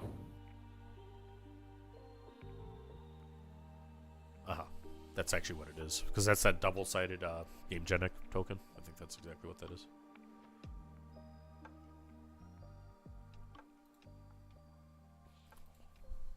Ooh, Luke coming down. Gonna clear the Radis. Radis does. He hasn't done his. Oh, because the Luke gives it minus attack, which means it only gets to do a little bit of damage. It only gets to do, 2 damage. I never thought about that, but that is actually how that works. So, yeah, Sabine's Masterpiece is going strong for Stevie. We're now at. All right, Yoda's. We're now at 9 damage on Luke's base, Stevie's, and 13 on Giovanni's. And, this is cool. For all the cunning in the field, having a blue-green hero mirror, with all of the value, and that's how it hits. The space unit gets the 2 experience from Obi, doesn't get to draw a card because it's not a Space Force unit. Do you know what ship that is? What's that? Do you know what ship that is on Giovanni's side? Well, I mean, it's clearly a Yeah. Mandalorian helmet. It looks like a Boba Fett helmet, but I do not know what it is as far as an initiative token. Oh, that's the Architon. Sorry, the ship. Yeah, that's the Architects. And it already killed the Bright Hope and ramped. So Yoda has a significant amount of resources, and he's expending all of them. Wait, is this the Endless Legions? It might be. Is that what this is? Could be. I've seen that in Yoda. I did hear he was running it. Right. So could we have an Endless Legions happening there? Oh, it's Cad Bane. Cad Bane. Oh, okay. Out of aspect. For 11. Yep, for 11. But that's pretty good. And there's the answer that he needed to the capture. So we have an 11-point double out of aspect, Cad Bane. You know, the idea is to pull it with U-Wing, but, you know, Cad says, I can just cast this if I ramp enough. And now the Architect has a clear path in the Space Arena. Yeah, hits for 9. Yep. All right, so that is a huge swing in this play. Look at the capture happening from the U-Wing deck that just hard casts a Cad Bane unit. But Obi's going to get a Obi shield. with the shield. And Regional Governor comes back down. So presumably Luke Skywalker is back off the table for Stevie. Could also be like Fell the Dragon or something to keep this cat alive. The Gandorf correctly says now it has flipped. It absolutely has flipped. So can Giovanni close the deal and even this up in round 9?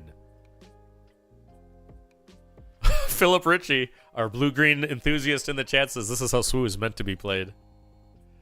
Yeah, I think this really is. This really is. What a great Green match. Deck, these blue-green hero decks are some of the most fun I've had playing the game. Absolutely. So thanks everybody joining us watching this match.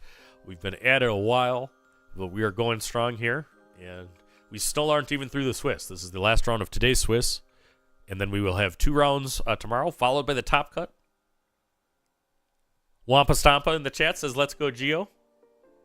Everybody wants to see a game 3 of this match. I know I do.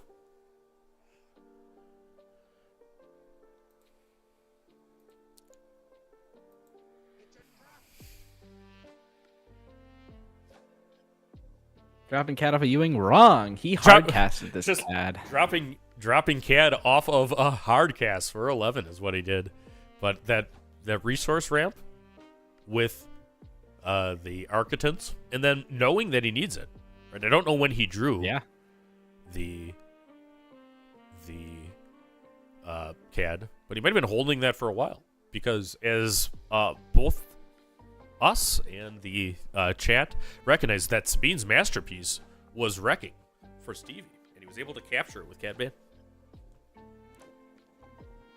I remember the very first TTI League Top Cut. I was actually playing in it, and I brought Luke Green. This was before the game even came out.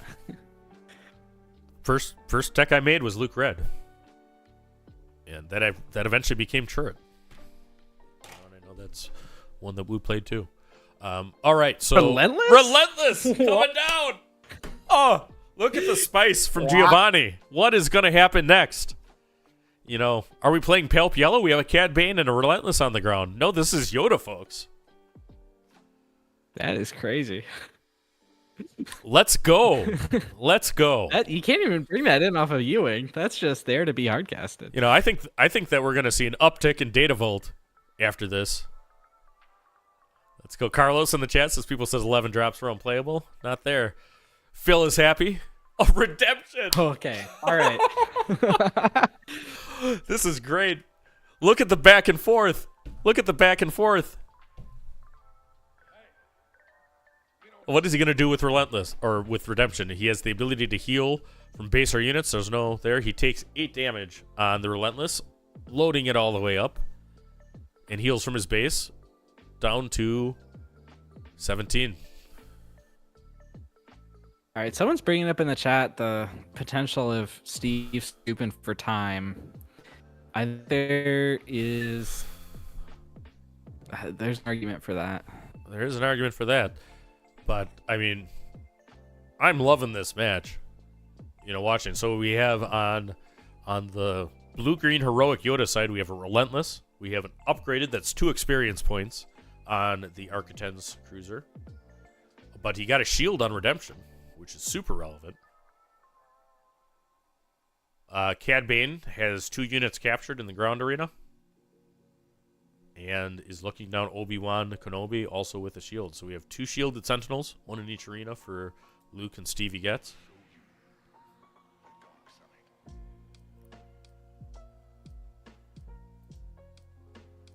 All right. There's a Luke. That's going to clear the Redemption. Through the shield. And Stevie's going to call it. Wow. All right, so there you go. Where's the match? The rest of Giovanni's deck. All See if right, there's so anything else we're missing. So Saturday at the Denver sector is saving the best for last. I mean, we have Luke on Data Vault, Yoda also on Data Vault. The two players are tied now 1-1 in a very important match. I mean, they're both going to be going to day 2, but it's important to, lose as few times as possible. Ultimately, this does go down to just a top 8, I believe. So let's go. I'm looking at this deck. This is crazy. He's got a copy of Annihilator in there. Yeah, don't do two copies of Starhawk. Yep, don't do too much of the spice, at this point, because the deck lists are not open yet. But what a great match, and you and I get to commentate together very seldom, but I mean, boy, did we get a good one here. Yeah, because we're always doing the events that the other one's playing at. Right, and I appreciate that very much, because that makes more stuff happen. And we have another. We will have Swoop for you next weekend too. Before even the other sector, we have a nice 1K at Misty Mountain in Madison. So anybody who is looking for a good event to go to, if you haven't been to Misty Mountain, great store owned by a CCG pro, and really a great place to play. And we'll have coverage of that 1K. That's on April 12th, live on Late Night Gaming. Take the initiative. So, all right, we are going into the Game 3 decisive. Let's see if we can get a time check here. I've got an update from some of the other matches. Wu beat Tower number 9 2-1, so he's going on to day 2. That is a great win by one of the great players in the game. I think Tower was on Sabine Yellow, right? So I believe so. That is a tough draw for Quinlan, so shout out to Wu. Doesn't surprise me at all. And Tower is also one of the best people and best commentators in the game. Hope he still gets into day 2. But if not, he might be actually joining us for a little bit tomorrow. We talked about that. Stevie and Giovanni offer each other cuts. And look at the sportsmanship with the shake before Game 3. I love that. Yeah. Okay, another update. Looks like both of the Piets lost, but one of them lost to a Boba Yellow. So someone's in the chat's been asking about Boba Yellow. So there's at least one that's making day 2. So chat Josh that loves Boba Yellow. It looks like you're getting one into day 2. So there you go, buddy. Let's see. Oh, Evelyn on Leia Lake Country won. There we go. She's moving on to day 2. Check out Lunch TCG is her YouTube channel. Great player, local to Wisconsin. Just started into content. Our Han Red player won, so she's moving on as well.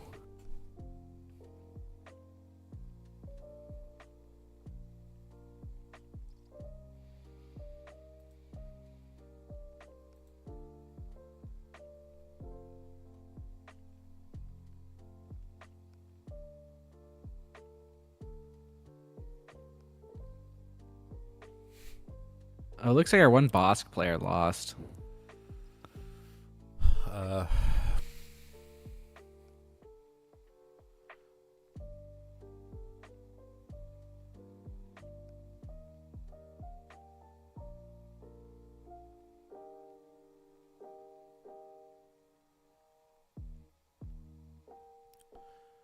Right. Yeah. So both Bobby Sapphire and Wu from KTOD teams, Stevie's teammates, will be in day 2. BS ended up 8-1. We had a great match.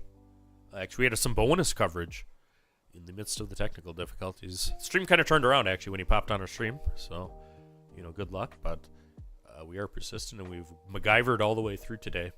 And, I mean, what a reward at this last match. Stevie opens with a restored Arc 170, and Giovanni answers with Battlefield Marine. Both players are going to go on to turn 2. Now we get so based on...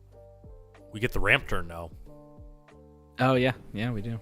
Who has resupply? Based on the last 2 games, if it if the aggro comes down for Steve early, he's going to get it.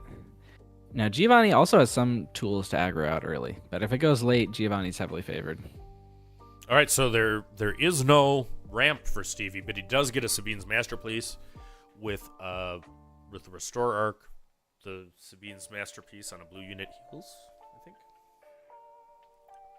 Yes, that's correct. Heals 2 from a base. Right.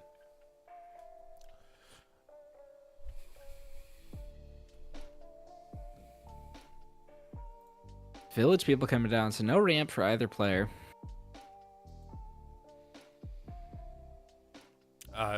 KTOD has a great Discord, so that's actually the team that Stevie's on. For those people looking for a competitive edge, check it out. I probably have the KTOD Discord in the comments here, or their Patreon, to do that. But I really am involved in that community, and a good place to be. So, yeah, I've been hearing about this Luke Data Vault deck, but it's really cool to see it in action, here on the big stage. We have Fleet Lieutenant coming down. Ooh, that's a lot of things happening. So he heals 2 from his base and does 5. It's Cool about card. 12 minutes in the round, Loopy. Thank you. 12 Thank you. minutes. Thank you. And I think that was John still hanging out. What a stud. He might be catching up to you in total commentary. John and Jeff do a lot of commentary. Maybe, yeah.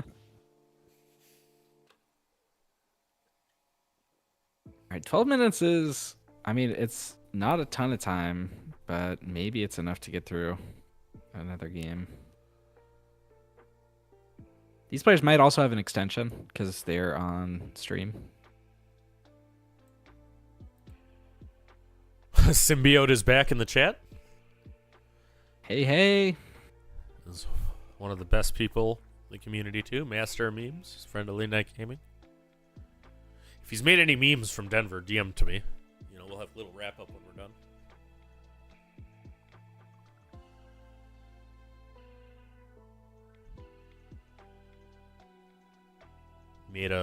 I've been meaning to say, what's it take to get a TTI AI song? Well, it might be that. Now that you've actually said that he heard you. Sim, also a great player. He crushed it at Seattle. Top 16 in the 6K. Ooh, takedown. Oh, Clear that takedown. masterpiece. Takedown is good. Very, very good. A timely takedown from Giovanni. Right after the covering the wing. Right. But look what we see now. Resupply. He did find it. Resupply. Yep, we're going to get Luke this turn, right? That's 6. Yep, that's 6. Bright Hope clears the token created with covering the wing. Luke deploys. He does have to deal with a Village Protector in the ground arena. We're going to get the Yoda action.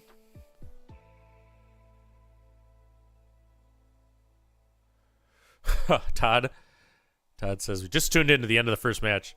Yeah, that was actually the second match. That was game 2. So these players are going hard in a blue-green mirror.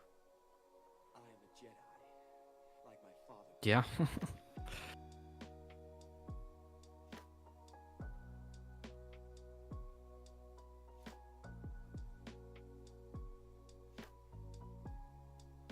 Our Boba Yellow fanatic in the chat is celebrating, somebody getting through to day 2. Luke's base takes 4 damage, but has cleared the ground arena. Yep. And he did a nice little play of giving the arc the shield there to put some more into the Bright Hope, meaning the arc can now kill the Bright Hope this turn and survive. Right. Yeah, no, I think that's actually good play, from one of the best in the biz. Stevie has gone to heroic decks. I know he's a big Blu-ray guy. In prior sets, so love seeing it. And he's built a bunch of advantages. So the other thing that is Stevie has ramped, so he's at 7 right now, and there's no regional governor on the board, so nothing to kill with Luke right now. But he has the ability to cast him. Fleet Lieutenant sending Luke. That Luke is a rebel, I believe. Wait, so did Giovanni swing the Bright Hope into the arc? It looks like that's what happened. Oh, probably to guarantee a defeat for Yoda. Yep.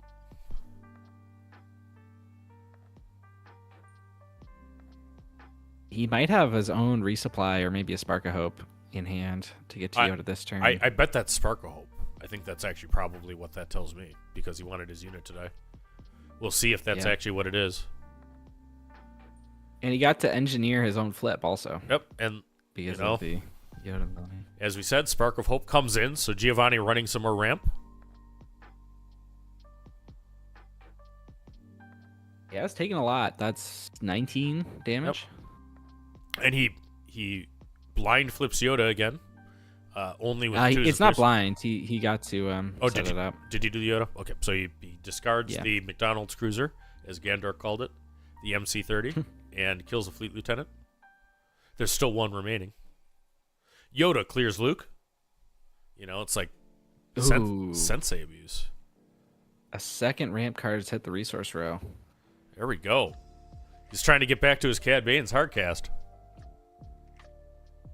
We will do day 2 recap right after this match. So we're going to stay with you a little bit and tell you who's all going to game 2, and then we'll be back at 9 a.m. Mountain, which is 11 a.m. Eastern and 8 Pacific, tomorrow with the round 10 of the Denver Sector Qualifier. Yeah. Ooh, home 1 coming down for Stevie. That is big. Brings the fleet lieutenant back out. And a beautiful hyperspace home 1 too, by the way it looks. All right, U-Wing.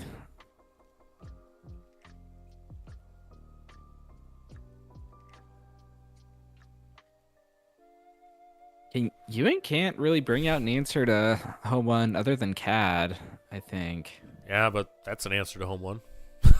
It is, yeah, and he gets the CAD. So, I mean, it's not a given that he takes the home 1. I think he probably will, but he could get the other 2 units.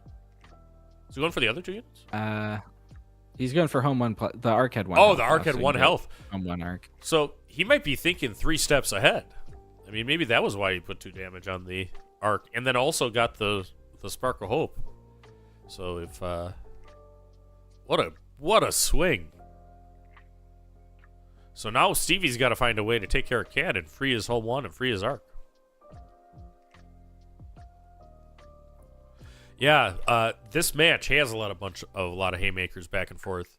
You know, it's like 2 prize fighters at the end of a long match.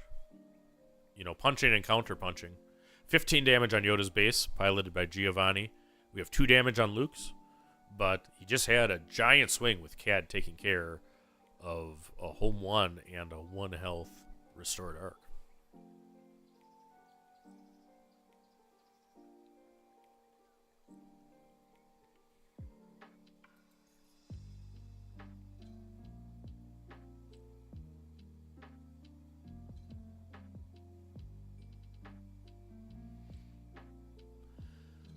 So the players are discussing, you know, back and forth. It looks like we're continuing from here. All right.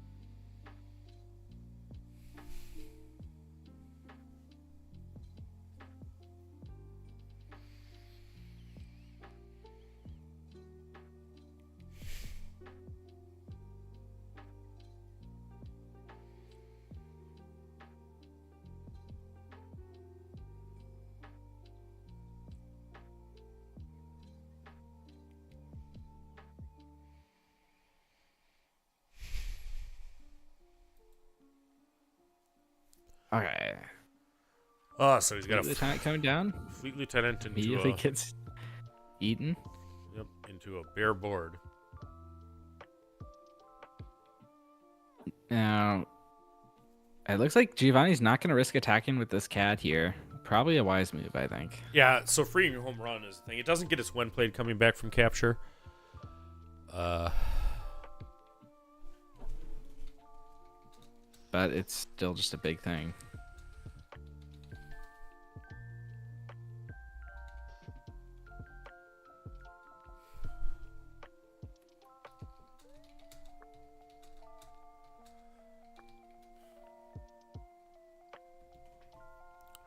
All right, so another Fleet Lieutenant played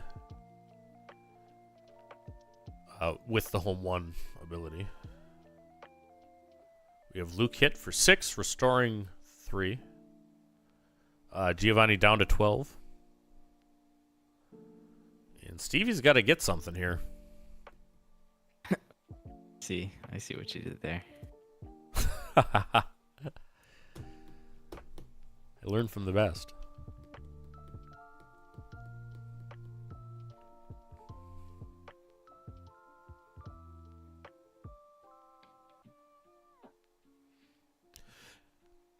Yeah, so Giovanni, the second home 1 being out there, I think makes attacking with CAD a lot more reasonable. Because he's not going to rescue that. He's not really going to rescue their Relentless hits the Ooh, field. there's a Relentless again. And Hardcast. I mean, I'm sure the Relentless is... The idea is that it's for Endless Legions, but that Relentless has come down two matches in a row. And I think Steve conceded. I think he conceded. Right. And we were pushing up on time too. So ultimately, that's what happened there. So wow, what a match to end our day. What do you think after seeing that Hero Green mirror? That was wild. I'd be interesting to see how this Yoda deck does into Jango, because it feels like it's very top heavy, and it might struggle into that matchup. Yeah. So, but he's 8-1. He's got to have beaten some Jangos to get there. Yeah. So, shout out to Giovanni. Shout out to Stevie. Chat's going wild. What an incredible matchup, and everybody that stuck with us towards the back end of our stream today, was rewarded by a good time. So 224 people, still watching through. So let's kind of pop up, Melee in my window here and see if round 9 is all the way in for standings. There's 3 people left. There's 3 matches still going. So I will go to the matches side. And then do you want to look at the day 2 stuff and try to get that graphic when we can? Yeah. On table round 9 matches, we had Jango's on 1, and we had the Micah, the Tarkentown Jango, actually beating the 30-point Jango, piloted by Daniel. On table 2, we had a Han Yellow Mirror, and it looks like Curtis Sorensen was able to get that one and improve to 8-1. Landon Lord takes care of Jango Tarkentown with Kira. Hey, all right. Kira continues to survive. Getting into game 2 at, I believe, 8-1. 8-1. Yeah, that's 8-1. So, a Jango mirror on table 4. Chris Hinkies manages to best Julian. Richard Douglas wins, beating Brett Zeller on table 5. The matchup we saw is one of the matches not reported, but Giovanni Solis with Yoda was able to come back with winning in game 2 and 3 against a cool Luke Data Vault. That was a great match. So they'll be both advancing to day 2, I think.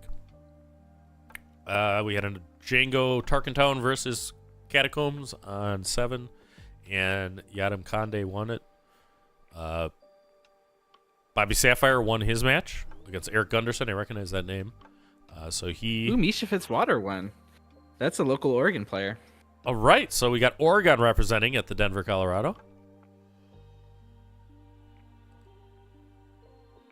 Taking Kyle Raft.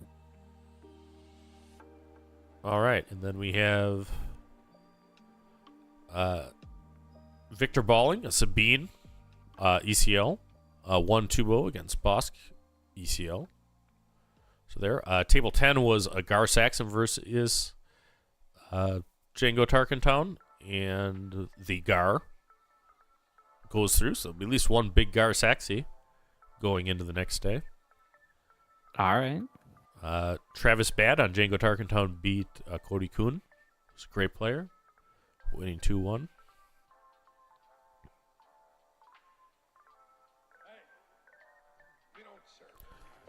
Jordan Figelman,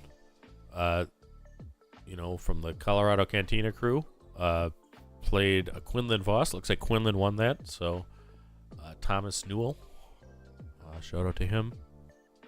So yeah, what a great day. Now we're down to 2 matches that need to report yet as this goes through. Do you have the graphic of the day 2 for us yet? I have a graphic. What was at the start of round 9 that's in the commentary chat. Okay, let me see if I'm working on getting a full day one. 2.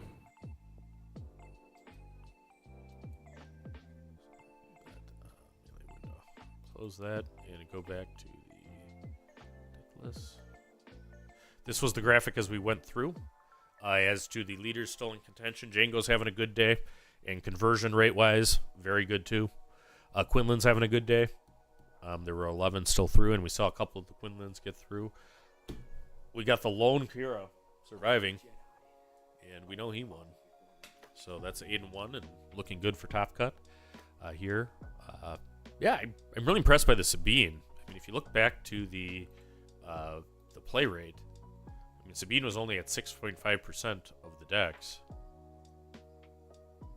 and had 10 alive at that point, which is quite a few. Han is expectedly good. So yeah, this is a cool meta, and I think that it's more diverse than Milan. Certainly looks to be.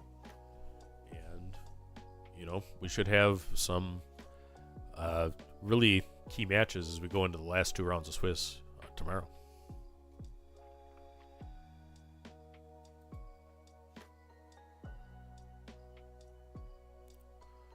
Oh, Mephisto lost the Jango mirror. Oh, yep. Yeah, shout out to Moo. That's a great guy and player. I think he's actually on the Bothan competitive team now, but he's a looper and known him a while. Oh, nice. He was one of the hosts of the masterclass.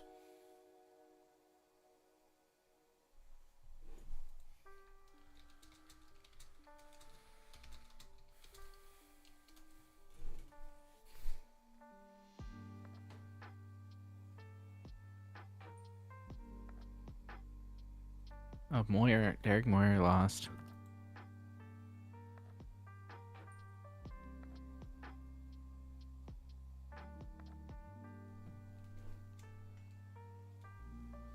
Okay, so I think we actually will wrap it here. Thanks everybody for joining us throughout the day. All right, and I'll once we know what made day 2, I'll post it on Discord. Yep, and we'll put that in the late night Discord too. So if you're there, if you haven't subscribe to the channels, get Late Night Gaming, take the initiative, join the Bothan Discord, do all the things. But thanks everybody for joining us, and day 2 tomorrow. Yeah, take the initiative, follow Late Night Gaming, follow Bothan Network, across the network, everyone else who's been involved in this. All right. Yep, very good.